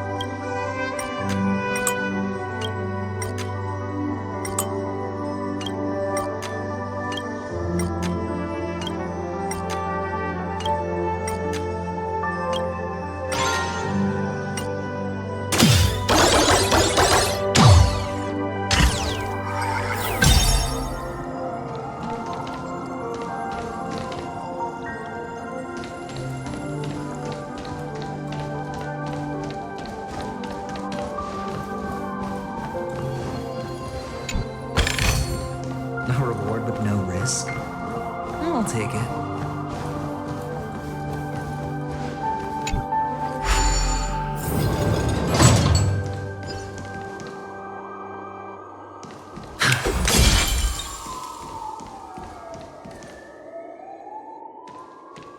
Behind this curtain is the grand stage.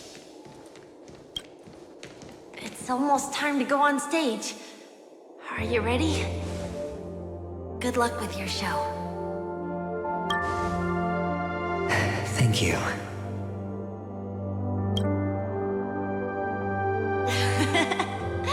You still seem pretty nervous. Let's put our palms together. If you receive Gaiathra's blessing, you'll feel more relaxed. Putting our palms together is a simple ritual. By putting our palms together and reciting the prayer to Mama Funga, she will bless us.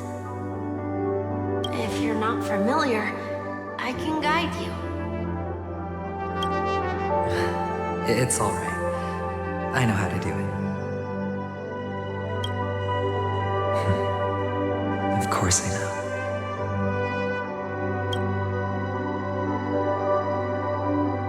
This is where we go our own way, Kakavasha. The catechins are coming. Why? The catechins have already taken all our money, food, and they killed our parents. What more do they want? Catechins are bloodthirsty, cruel, and insatiably greedy. They want everything only to end up with nothing. This is a trick, an act of revenge. Remember? Today is the day of the Kakava, and also your birthday. You know the Archon will surely hold a festival today. With the aid of this ring, they will come to destroy our wagons and take everything they want. Catechins know, this time, we will fight back. The men in black that descend from the skies are on our side. The catechins stand no chance against them, and will surely pay for their arrogance. Without this ring, the catechins would never take action, and we would not have the chance to turn the tide. This is a gift from Gaiathra, and you are Kakavasha, whose good fortune will bless your sister with success. But people will die, and you will be in danger. How is that good fortune? Why are you all doing this? The Archon always return their blood debts. Gaiathra calls for me, while Papa and Mama are waiting for me. I must answer the call. She will bless you with good fortune and help you survive. as long as you are alive, the blood of the Abjin will never run dry. So run, Kakavasha. Do not be afraid, and do not look back. Go to the other side of the mountain. The rain will accompany you, and the rain will bless you. As for us, we will reunite in Kakava's next aurora. May the goddess Gallagher close her eyes 3 times. Keep your blood eternally pulsing.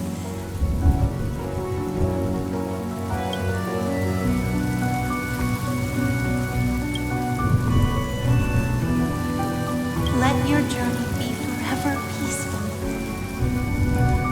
and your schemes forever concealed.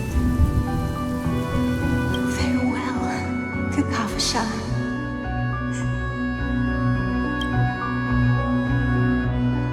Newsflash from the Interastral Peace broadcast. The IPC Marketing Development Department spokesperson confirms that a small-scale rebellion has broken out in the unclaimed region of Sigonia. The situation is now under control. The insurgents are from a local clan known as Kataka, which has a long history of disdain towards the IPC. This has caused a serious negative impact to the work of the IPC's Marketing Development Department. The clan launched a massive attack on the Abjin, who were under the protection of the IPC, resulting in 6,728 deaths and 3,452 missing. The casualties are currently under the care of the frontline trauma team. The spokesperson expresses his deepest condolences for this devastating humanitarian disaster. At the same time, delivering an important message on this matter to all interplanetary citizens. Finally, he proclaims, the hammer of preservation will fall for all beings, regardless of life or death, regardless of race, regardless of ideology, to uphold the basic rights we inherently possess.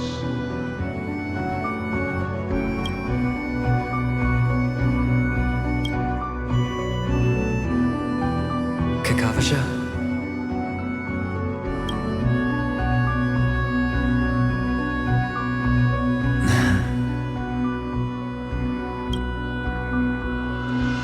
Bye.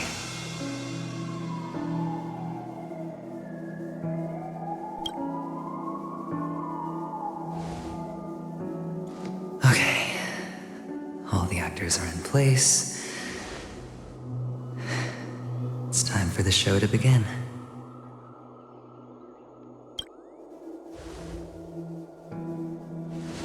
This act is dedicated to you. I hope it'll be an unforgettable memory for you.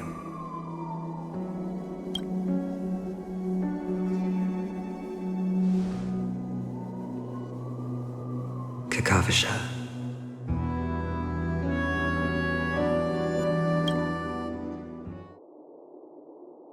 By the way, before you go, I have a personal question. Do you truly want to destroy the world with your own hands? Let's assume, just assuming now, that every time I roll the dice, there's a possibility of achieving this particular outcome. Then I would be quite happy to make that wager.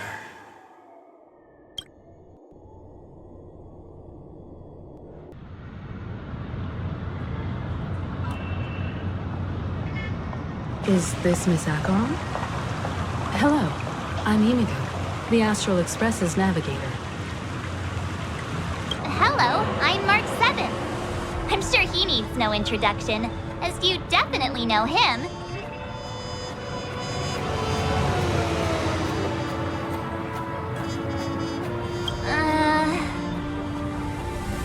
Hello? None of you seem surprised by my arrival. Since Welt has decided to travel with you, it means that he trusts you. And we trust his judgment. I envy your close friendships. Miss Acheron here doesn't present a danger, and she's of no threat to the Astral Express. Adventurine's prior accusation was based on nothing more than his own subjectivity. Which is why, before we continue working together, he has a duty to explain himself. You want to create a situation where all three parties are present? There must be some deeper meaning behind Adventurine's actions. I suspect he's been aware of Penacony's secret from the beginning and has been continuously strategizing to unveil it. In that sense, the Astral Express's role in his plans would be imperative. In the worst case scenario, he may use us to do something unexpected. Assuming things do escalate to that stage, having an extra ally is a good insurance policy. Penacony has numerous factions, and the state of affairs is significantly more intricate than that of Belobog and Xianzhou.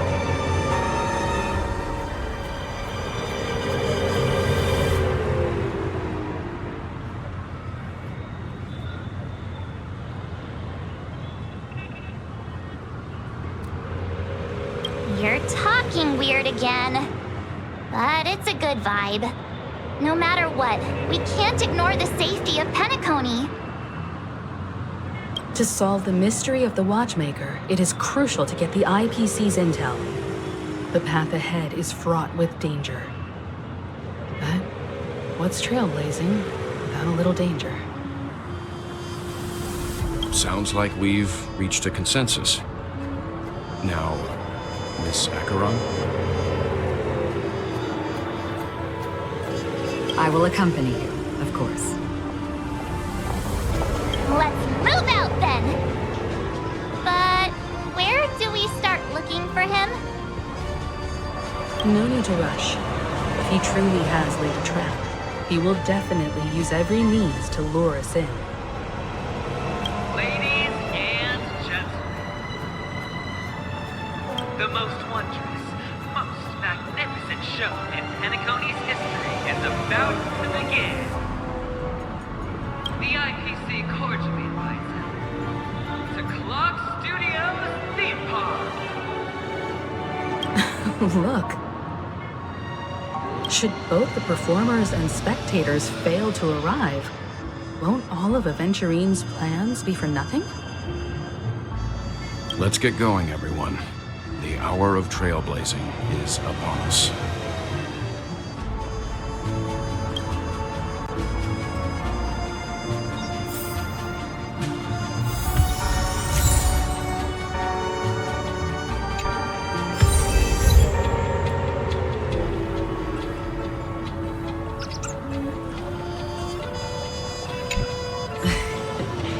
I envy your close friendships.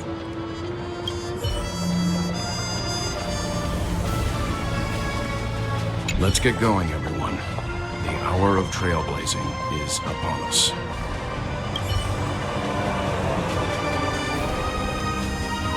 To solve the mystery of the Watchmaker, it is crucial to get the IPC's intel. The path ahead is fraught with danger. But what's trailblazing without a little danger?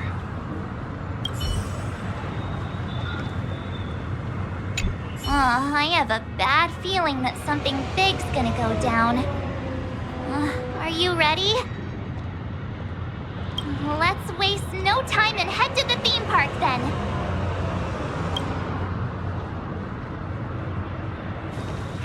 Mr. Yang.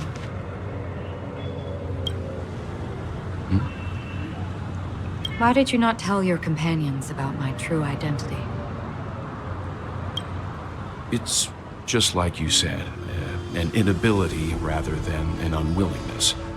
Plus, it's a long story, not something that can be summed up in a few words. But I chose to believe you, and my trust in you stems more from my own personal judgment. also believe that if it were their choice to make, they would make the same one. Thank you. I'm grateful. To reciprocate. In the upcoming confrontation, if the odds aren't in the Astral Express's favor, I will stand with you. If my meager strength is required.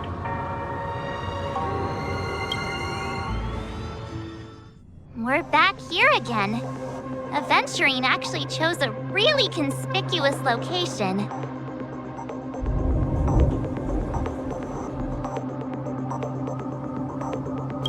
That guy's really taking it to a whole new level. Does he really think he's a superstar or something? Not a soul in sight. The hounds drove out the visitors, and now their whereabouts are unknown too. Everyone, pay attention. The other party has obviously come prepared.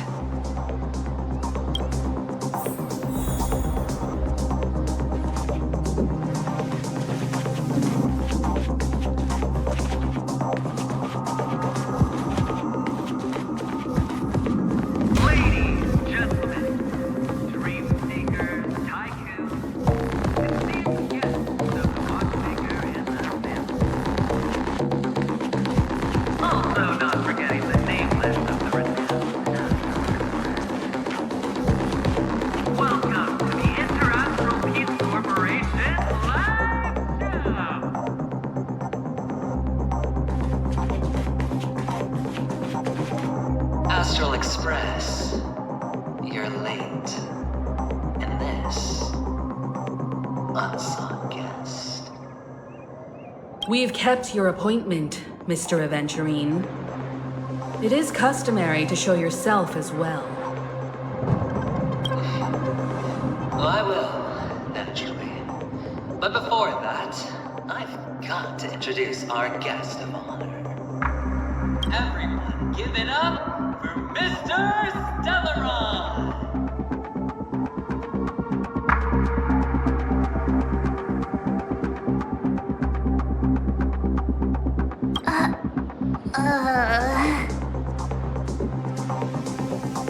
Let me remind you that in all likelihood, this stage and his identity have nothing to do with the wanted murderer. Oh, no, they do. Of course they do. Otherwise, why would I work so hard to gain your trust and then invite you all here? Because he's the only one who saw all 3 homicides.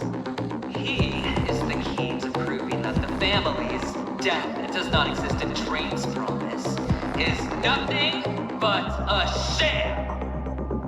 3 homicides? That's right, madam. The 3rd one is about to happen right now, right here, in Clock Studios theme park. A truly grand death. You, and you. All of you are going to die. And it's all because of you, Mr. Stellaron. You will become the personification of death.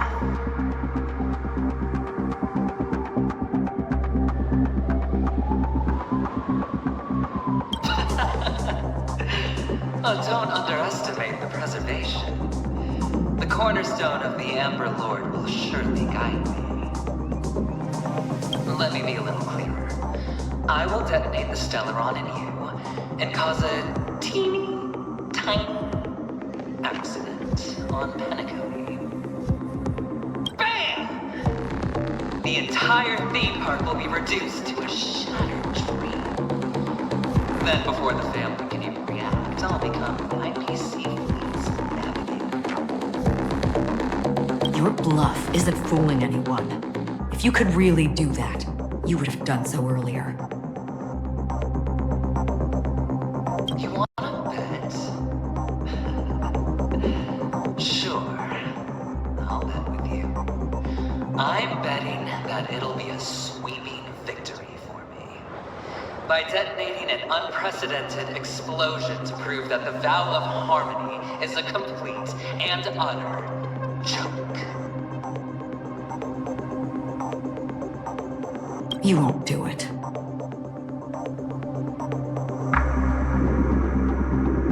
Of course I can. It's just another gamble.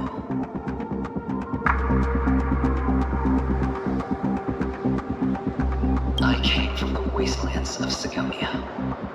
For just 60 red copper coins, people paid to brand me. Put me in chains. Place me in the gallows and bury me in the golden sands. But the sun could not kill me, and the quicksand sent me back to the embrace of the Guild and the IPC.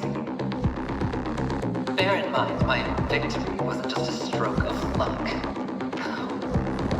I've never been defeated.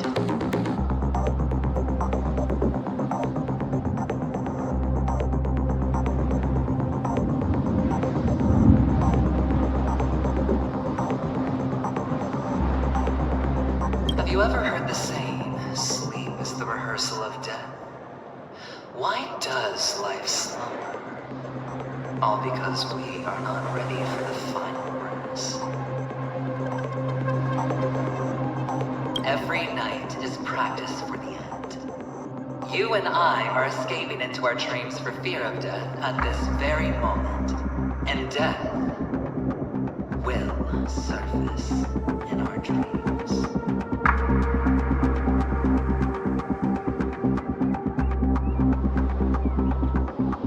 Friends, the game has commenced, and you cannot choose to decline. Nor do you have any reason or grounds to!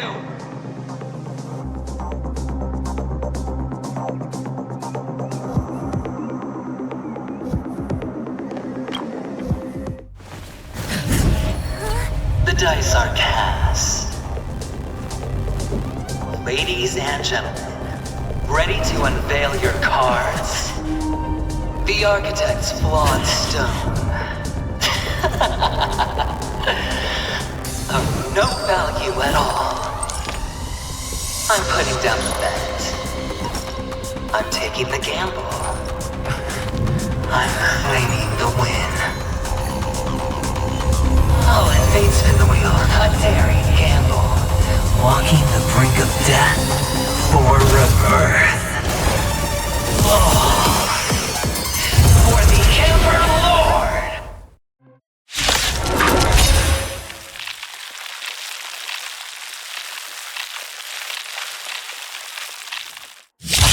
All right. Let's see who has the last laugh. Let the game begin! Down.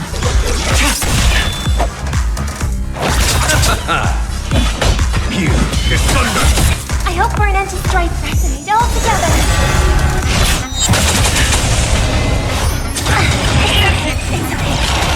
I see you all. Eternal slither. And return!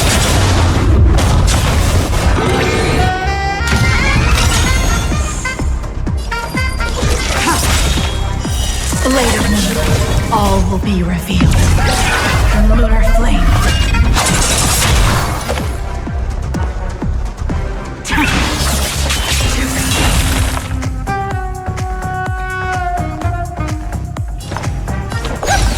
There's no time to lose. Conflict is pitiless.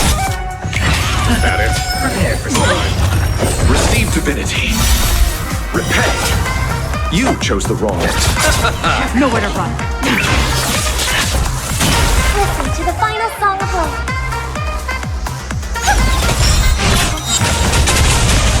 Tonight, souls shall embrace. Stars echo.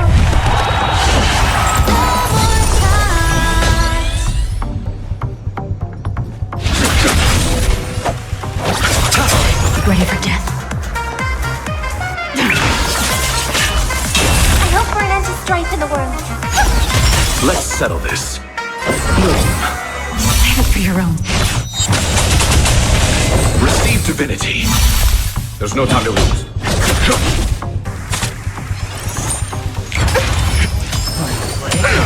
Nowhere to run. All will be revealed in lunar flame.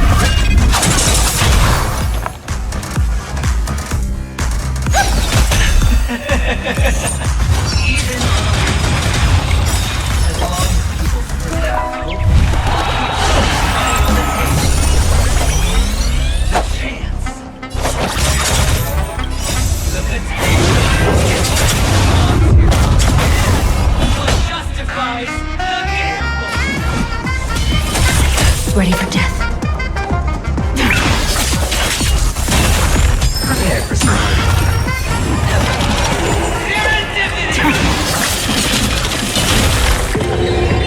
I'll see you off.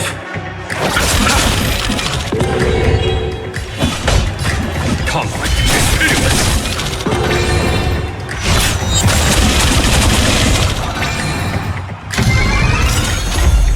Bloom.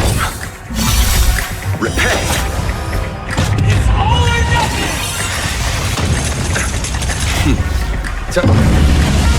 Show no mercy.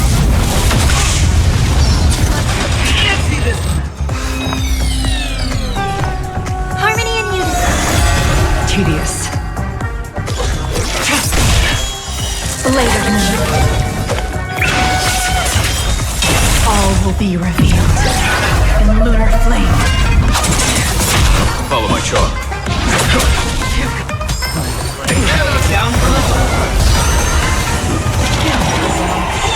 You chose the wrong enemy. Receive divinity. Eternal sleep. The dead return! I hope for an end to strife.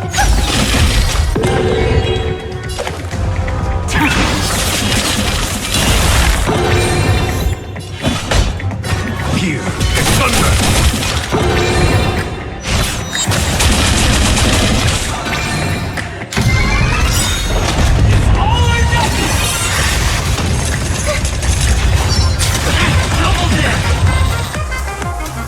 All will be revealed in lunar flame.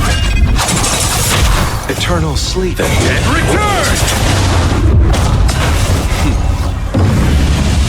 Show no mercy. Let's settle this.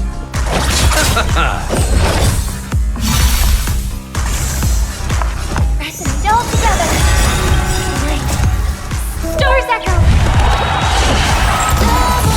There's no time to lose. Conflict is pitiless. Ready for death.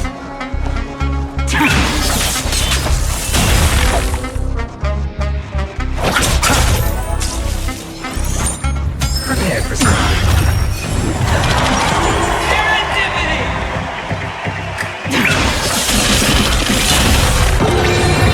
I'll see you off. Receive divinity. Eternal sleep. The dead return! Repay. Follow my charge.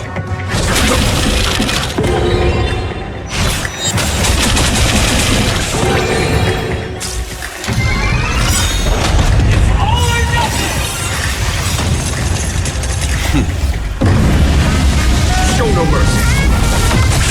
All will be revealed in lunar flame. Bloom. Eternal sleep is not the end. The dead return!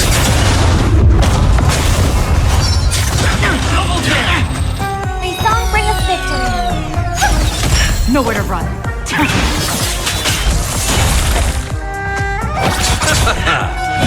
Here is thunder! I hope for an end to strife in the world.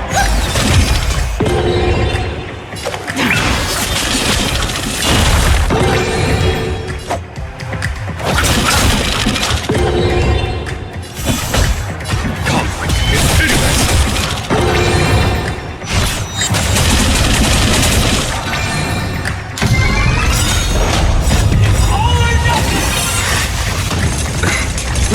danger. Show no mercy.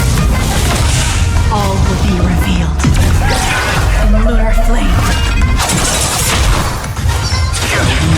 Try harder.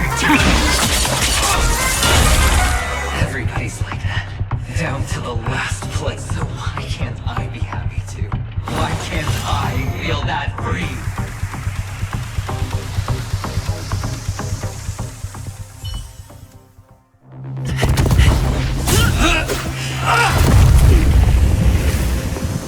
Always hide your ace with a straight face. I'm starting to get a little impatient with you all.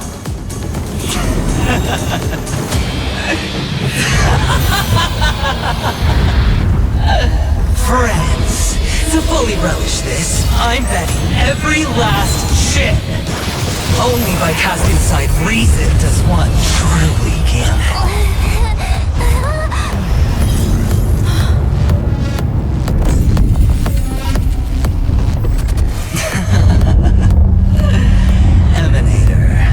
I know you'll match my wager, right?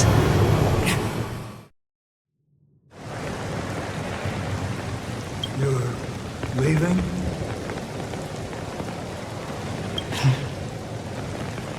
Perhaps.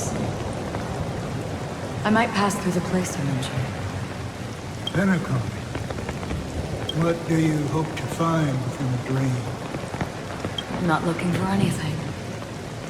They aren't in a dream. I'm afraid the family will not open the doors for you. Why?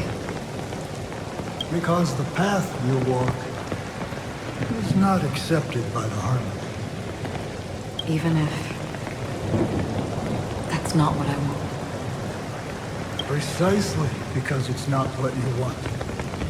Because they are not like other eons. They have never glanced at anyone. And never need to. They leave woven strands of fate for humans to walk. And together, they weave a great shadow. And this shadow silently envelops them. There are always those who rise from the shadows. They mostly become a part of the shadow. In your eyes, am I the same? You still have a strand of color.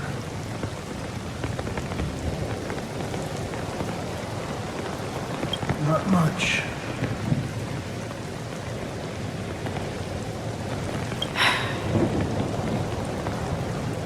That is enough.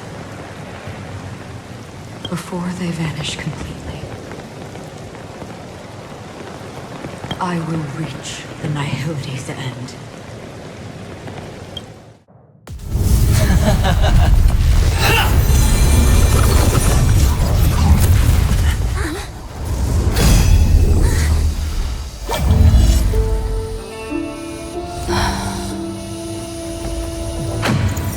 I wish to mourn the departed, weeping like rain, to swell the crossing stream.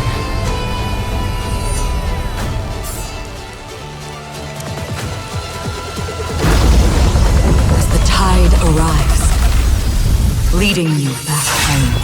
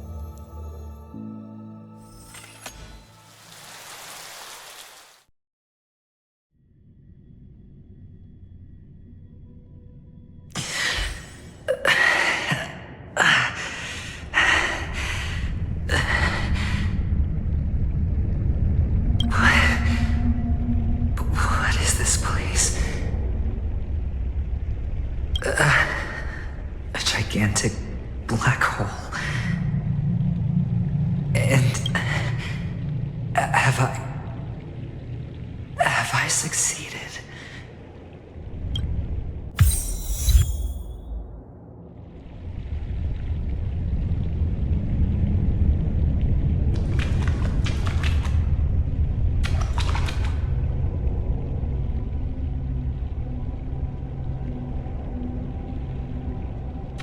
Welcome to this sad world, Kakavasha.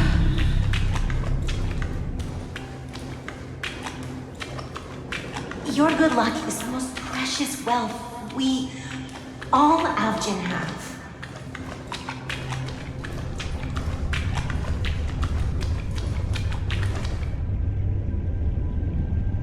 If you come out alive after 2 days, it proves that you're the real deal. Wealth, status, power. The IPC will give you whatever you want. As for us, we will reunite in Kakava's next Aurora.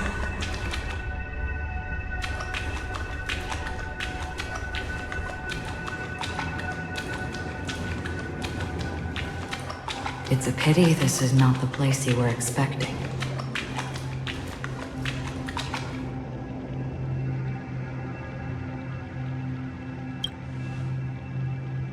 Melody, is it? Perhaps to you, I am just an emanator who's hiding her identity. But the sleeping and shapeless never glance at anyone. They have no face, no form, and even less of a will to speak. The nihility envelops everyone equally. Only some who have gone under their shadow can go farther, tainting themselves with more nihility. That's all. That's all. My friend, you really leave me at a loss for words. So, is this my final destination? The land of the dead? This is all but a fleeting dream.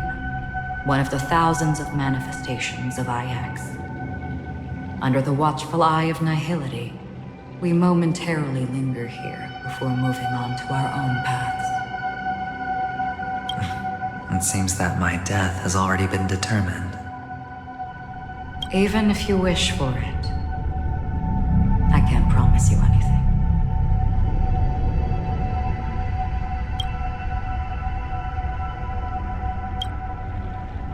Now that you've accomplished your goal, I think you can be a little more forthcoming. What do you mean? Your performance at the theme park was wonderful and grandiose. A simple yet practical technique that fooled almost everyone. No one would have ever thought that you would have gone to such lengths, even staking your life just to prove a fact that had seemingly been disproved long ago. Real death does not exist in Penacony's dreamscape. Why would I do this? Because this is the only way you can uncover a secret that is even more unspeakable than the serial murders. To use this dream death to get there. To that promised land people constantly seek in this grand gathering. Penacony.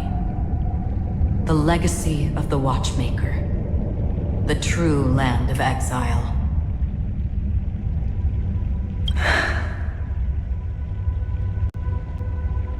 How did you find out? I never imagined that something I learned about unexpectedly would become the key to connecting everything. It's that person's identity, isn't it? I see you're in the know. Let's just say I put money on the possibility. the murder isn't nearly enough to disrupt business as usual. Even if there were 1 or 2 murders on Penacony, most people wouldn't be personally affected. And that won't create any waves.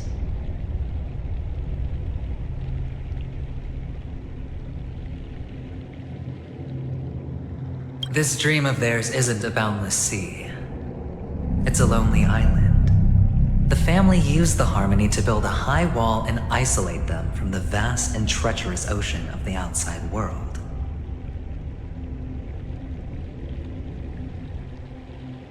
That barrier they built keeps death out, but it also keeps the secrets that are lost in that watery abyss from floating to the surface.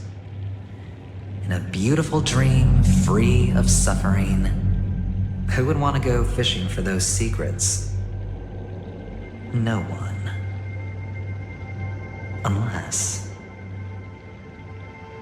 Unless someone goes to the other side of the barrier. And lives to tell the tale.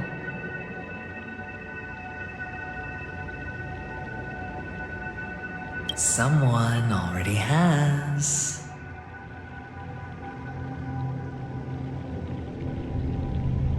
I got the idea early on, chewing on that masked fool's little hint.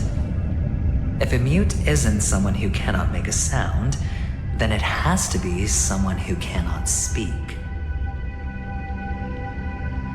Someone who survived the treacherous depths, but is unable to take the stage and speak the truth. Well, I'm happy to know she's safe and sound, and still on Penacony. Hint. Is that not proof? Well, proof is the one thing I don't have. The only thing that can prove these conjectures is for the family to come clean. And with the way they buttered up these outsiders, it seems pretty clear they're intent on covering their tracks.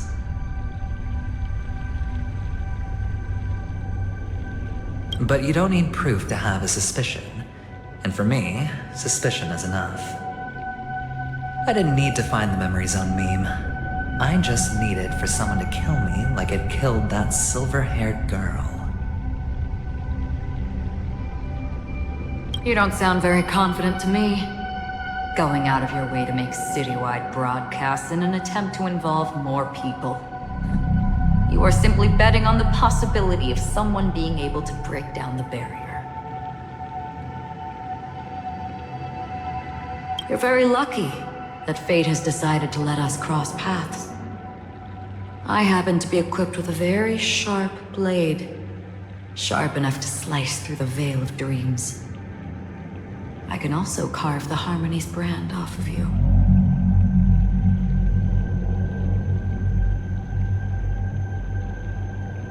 You possess great cunning, deliberately setting us up to be on opposing sides, constantly repeating the words of the Emanator in front of others, leaving me no choice but to draw my blade against you. And that's how you win. Opportunity and strategy, both are essential.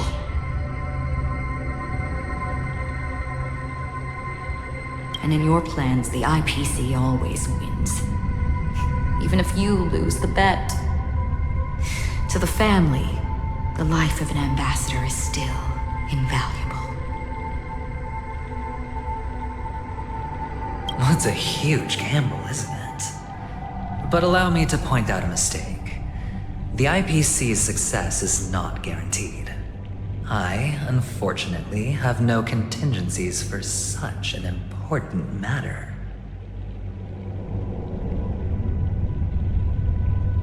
Detonating a Stelron. I can't do it. The Adventurine stone is too broken to even safeguard my escape from the stage.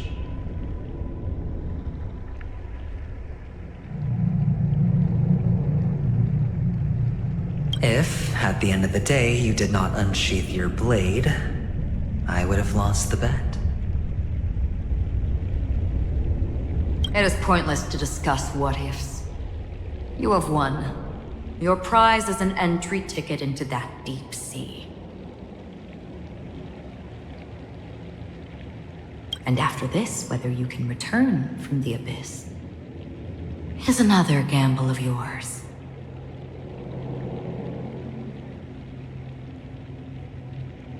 Have you never wavered?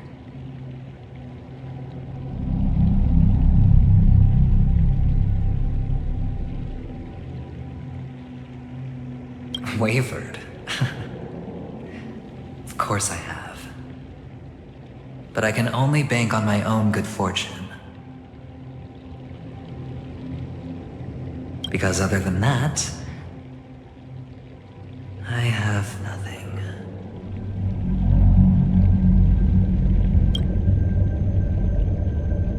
Wake up from this dream and go to where you should be.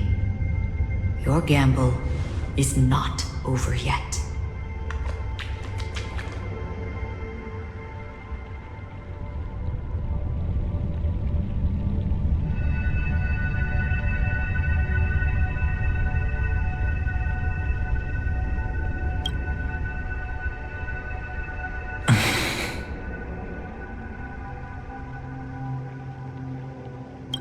Before we part,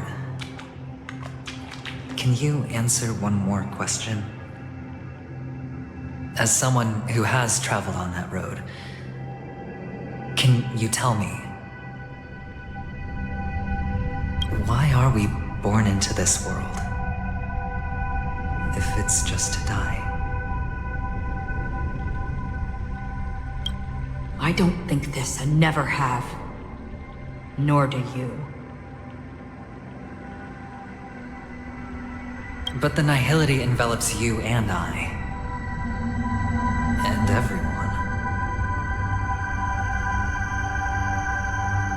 And because of that, it's pointless.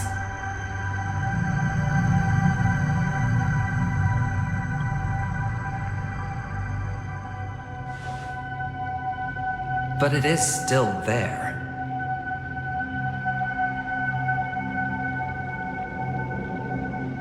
If the dice of fate are always weighted, then that is our destiny. Why, then, do we struggle against it? My answer might not be able to resolve your confusion, because it has been with you throughout your journey and is already a part of your life.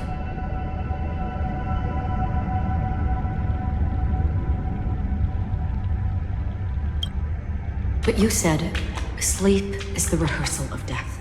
So why does life slumber? Because we are not ready for the final rest. So you can definitely understand why we want to be prepared. Even if the ending has been predetermined, that's fine. There are countless things that humans cannot change. But before the end, there are many things that humans can do while on their journey. And because of this, the end will thus reveal a completely different meaning.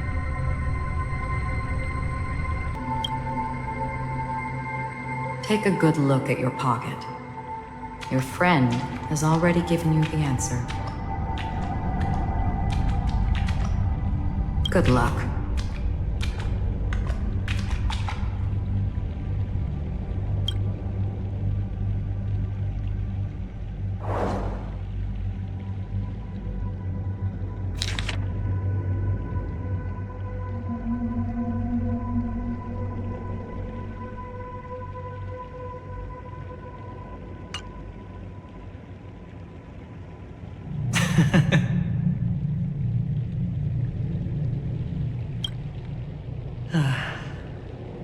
Then I shall get going.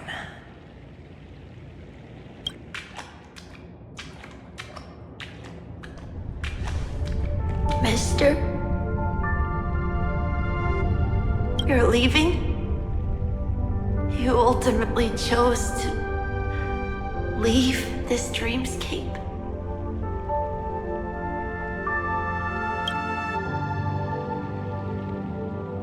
Yes.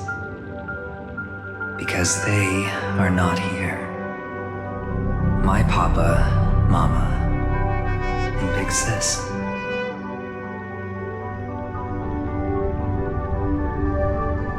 Then where are they?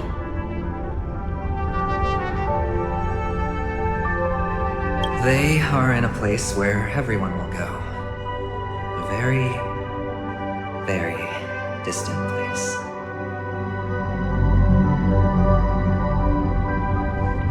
Then are you going to?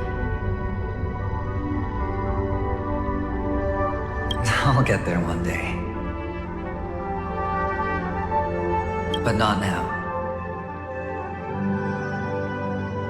There will come a day when the sky will drizzle, and I will hear the call of Gallagher Triclops, and know that it is time for me to go, and be reunited with my family.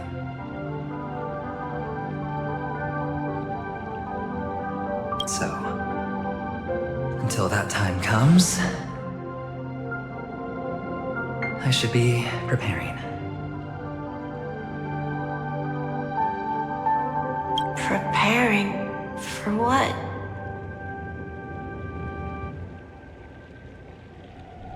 Well, preparing to face them, Kakavasha. And to make them proud.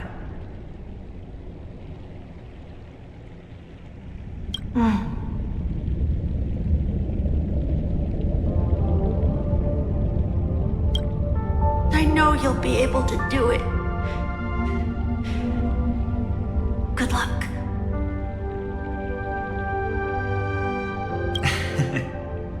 Of course, for I am a child who received the blessing of Gallagher Triclops.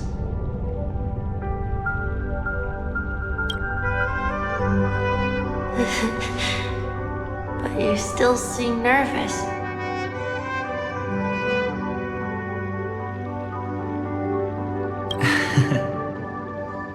Well, I seem that way because I am nervous. You know what? Maybe you can help.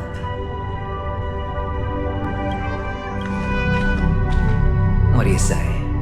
One last time? Put our palms together?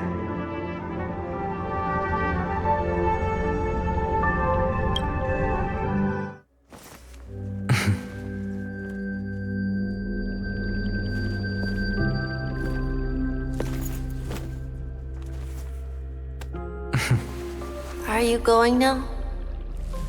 Yes.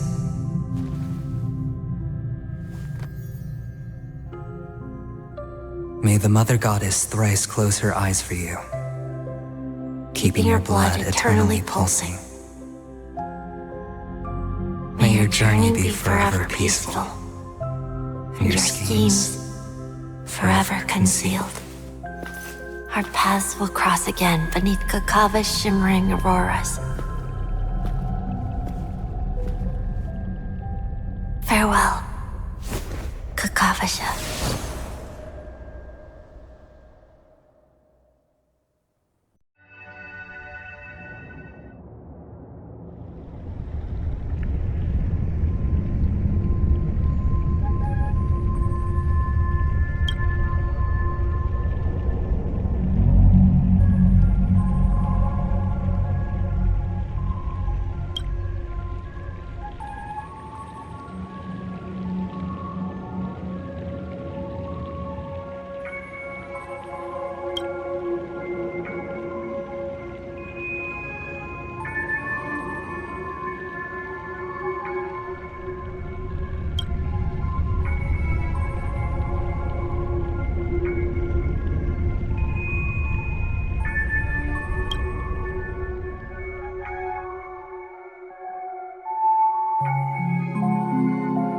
The light of the Adventurine stone has disappeared.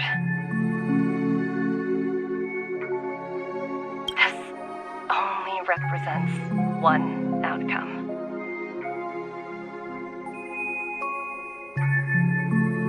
He kept his promise.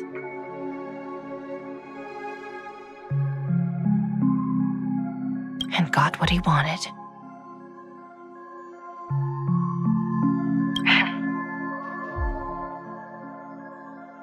As planned, your cornerstone has been successfully sent to the family's territory, then... Let's fulfill our duty and start harvesting.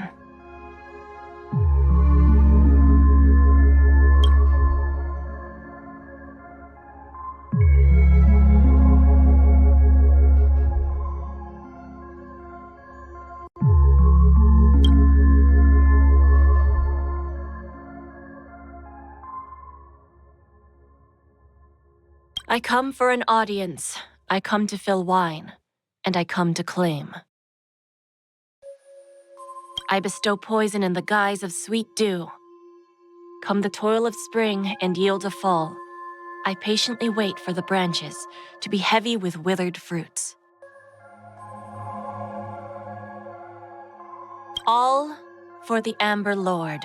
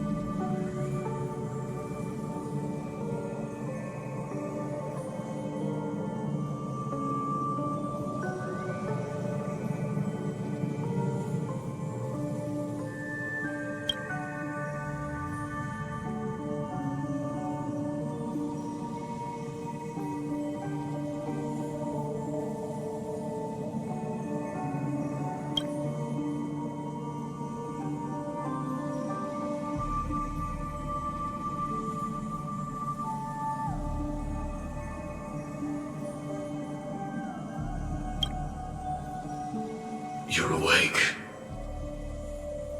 I've been waiting on you for quite a while.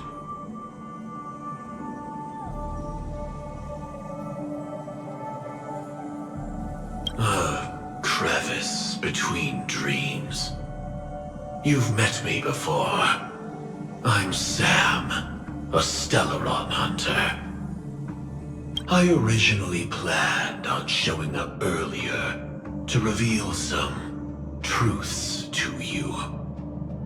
But I encountered more roadblocks than expected.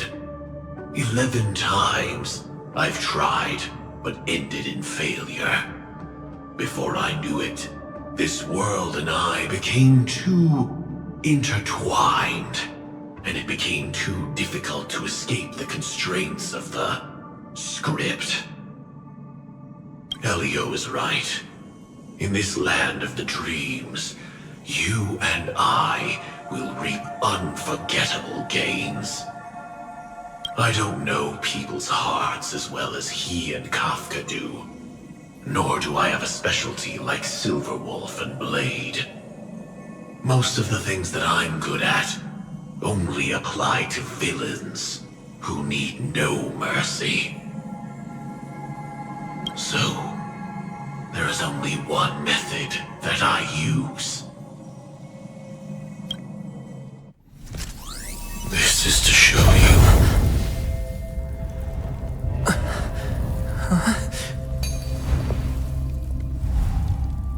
All that I am.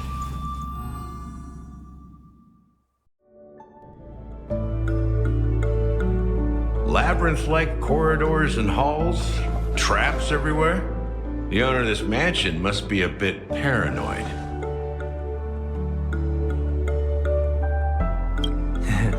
You are so funny, Mr. Security Officer. I hope that sense of humor of yours has helped you find the serial killer. Just expressing a personal opinion. Why? Did I hit a nerve? Mr. Gallagher, my patience is wearing thin. Neglecting duties will only make me more suspicious that you and the real serial killer are connected.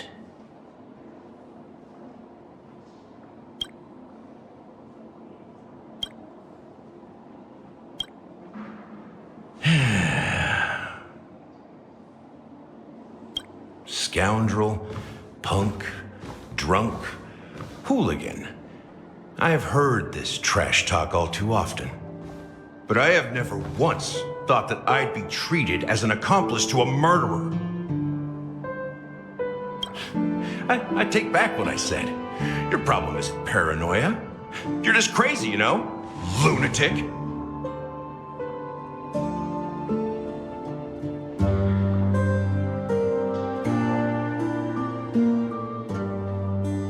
You, the family, you broke my spine and pulled out my fangs, and now you want to accuse me of murder? Ridiculous. Only idiots who've drunk too much Soul Glad will berate a stray dog in the streets.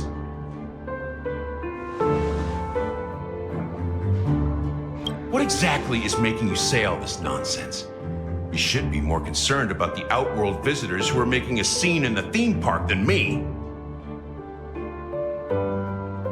I don't need you to remind me. The moment that ambassador walked out the doors of the mansion, I knew what he was trying to do. My servants see everything. His little magic tricks may have fooled me, but no matter. I'm happy to see how things have turned out. Why do you think that I just let him go? And why do you think I emptied the theme park stage? Because my target from the beginning has always been you, Hound. The more noise he makes, the more opportunities I have to make you and your true master pay in blood. If I were really the murderer, why would you need to be so secretive?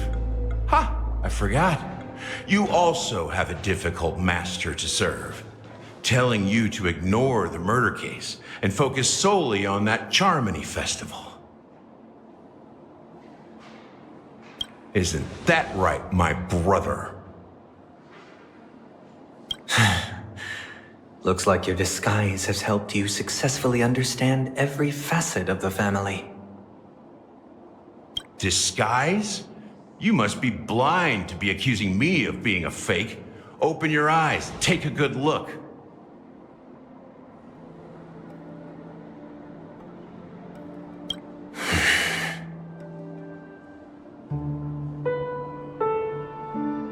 Indeed, every part of you is real.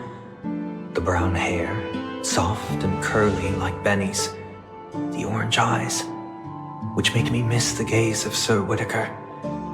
That odd scar, the mark of Wolsey. And the gray vest, tie, hound emblem, bottle, the bartending, and your role as a security officer. These are all true traits. From all 52 loyal family members.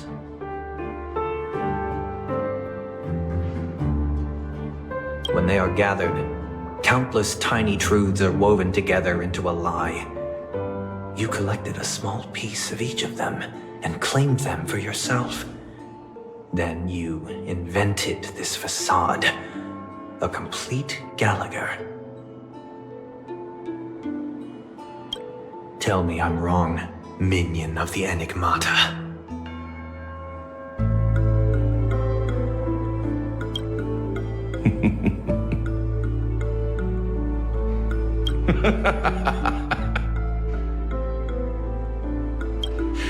You have guts, I'll give you that. Not bad. I severely underestimated you.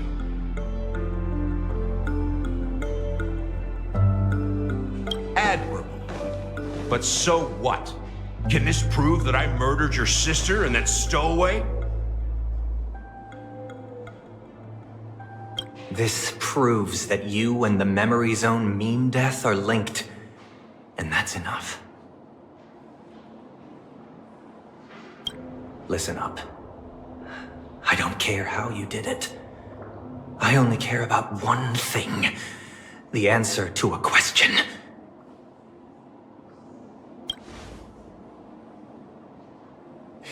You devil. You wretched, despicable dog. Why did you kill her?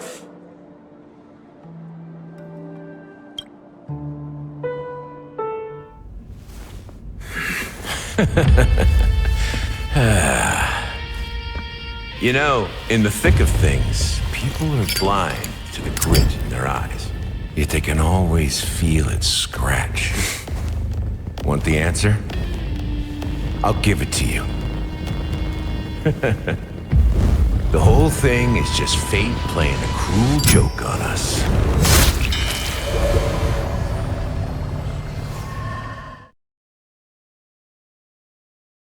Let my heart bravely spread the wings, soaring past the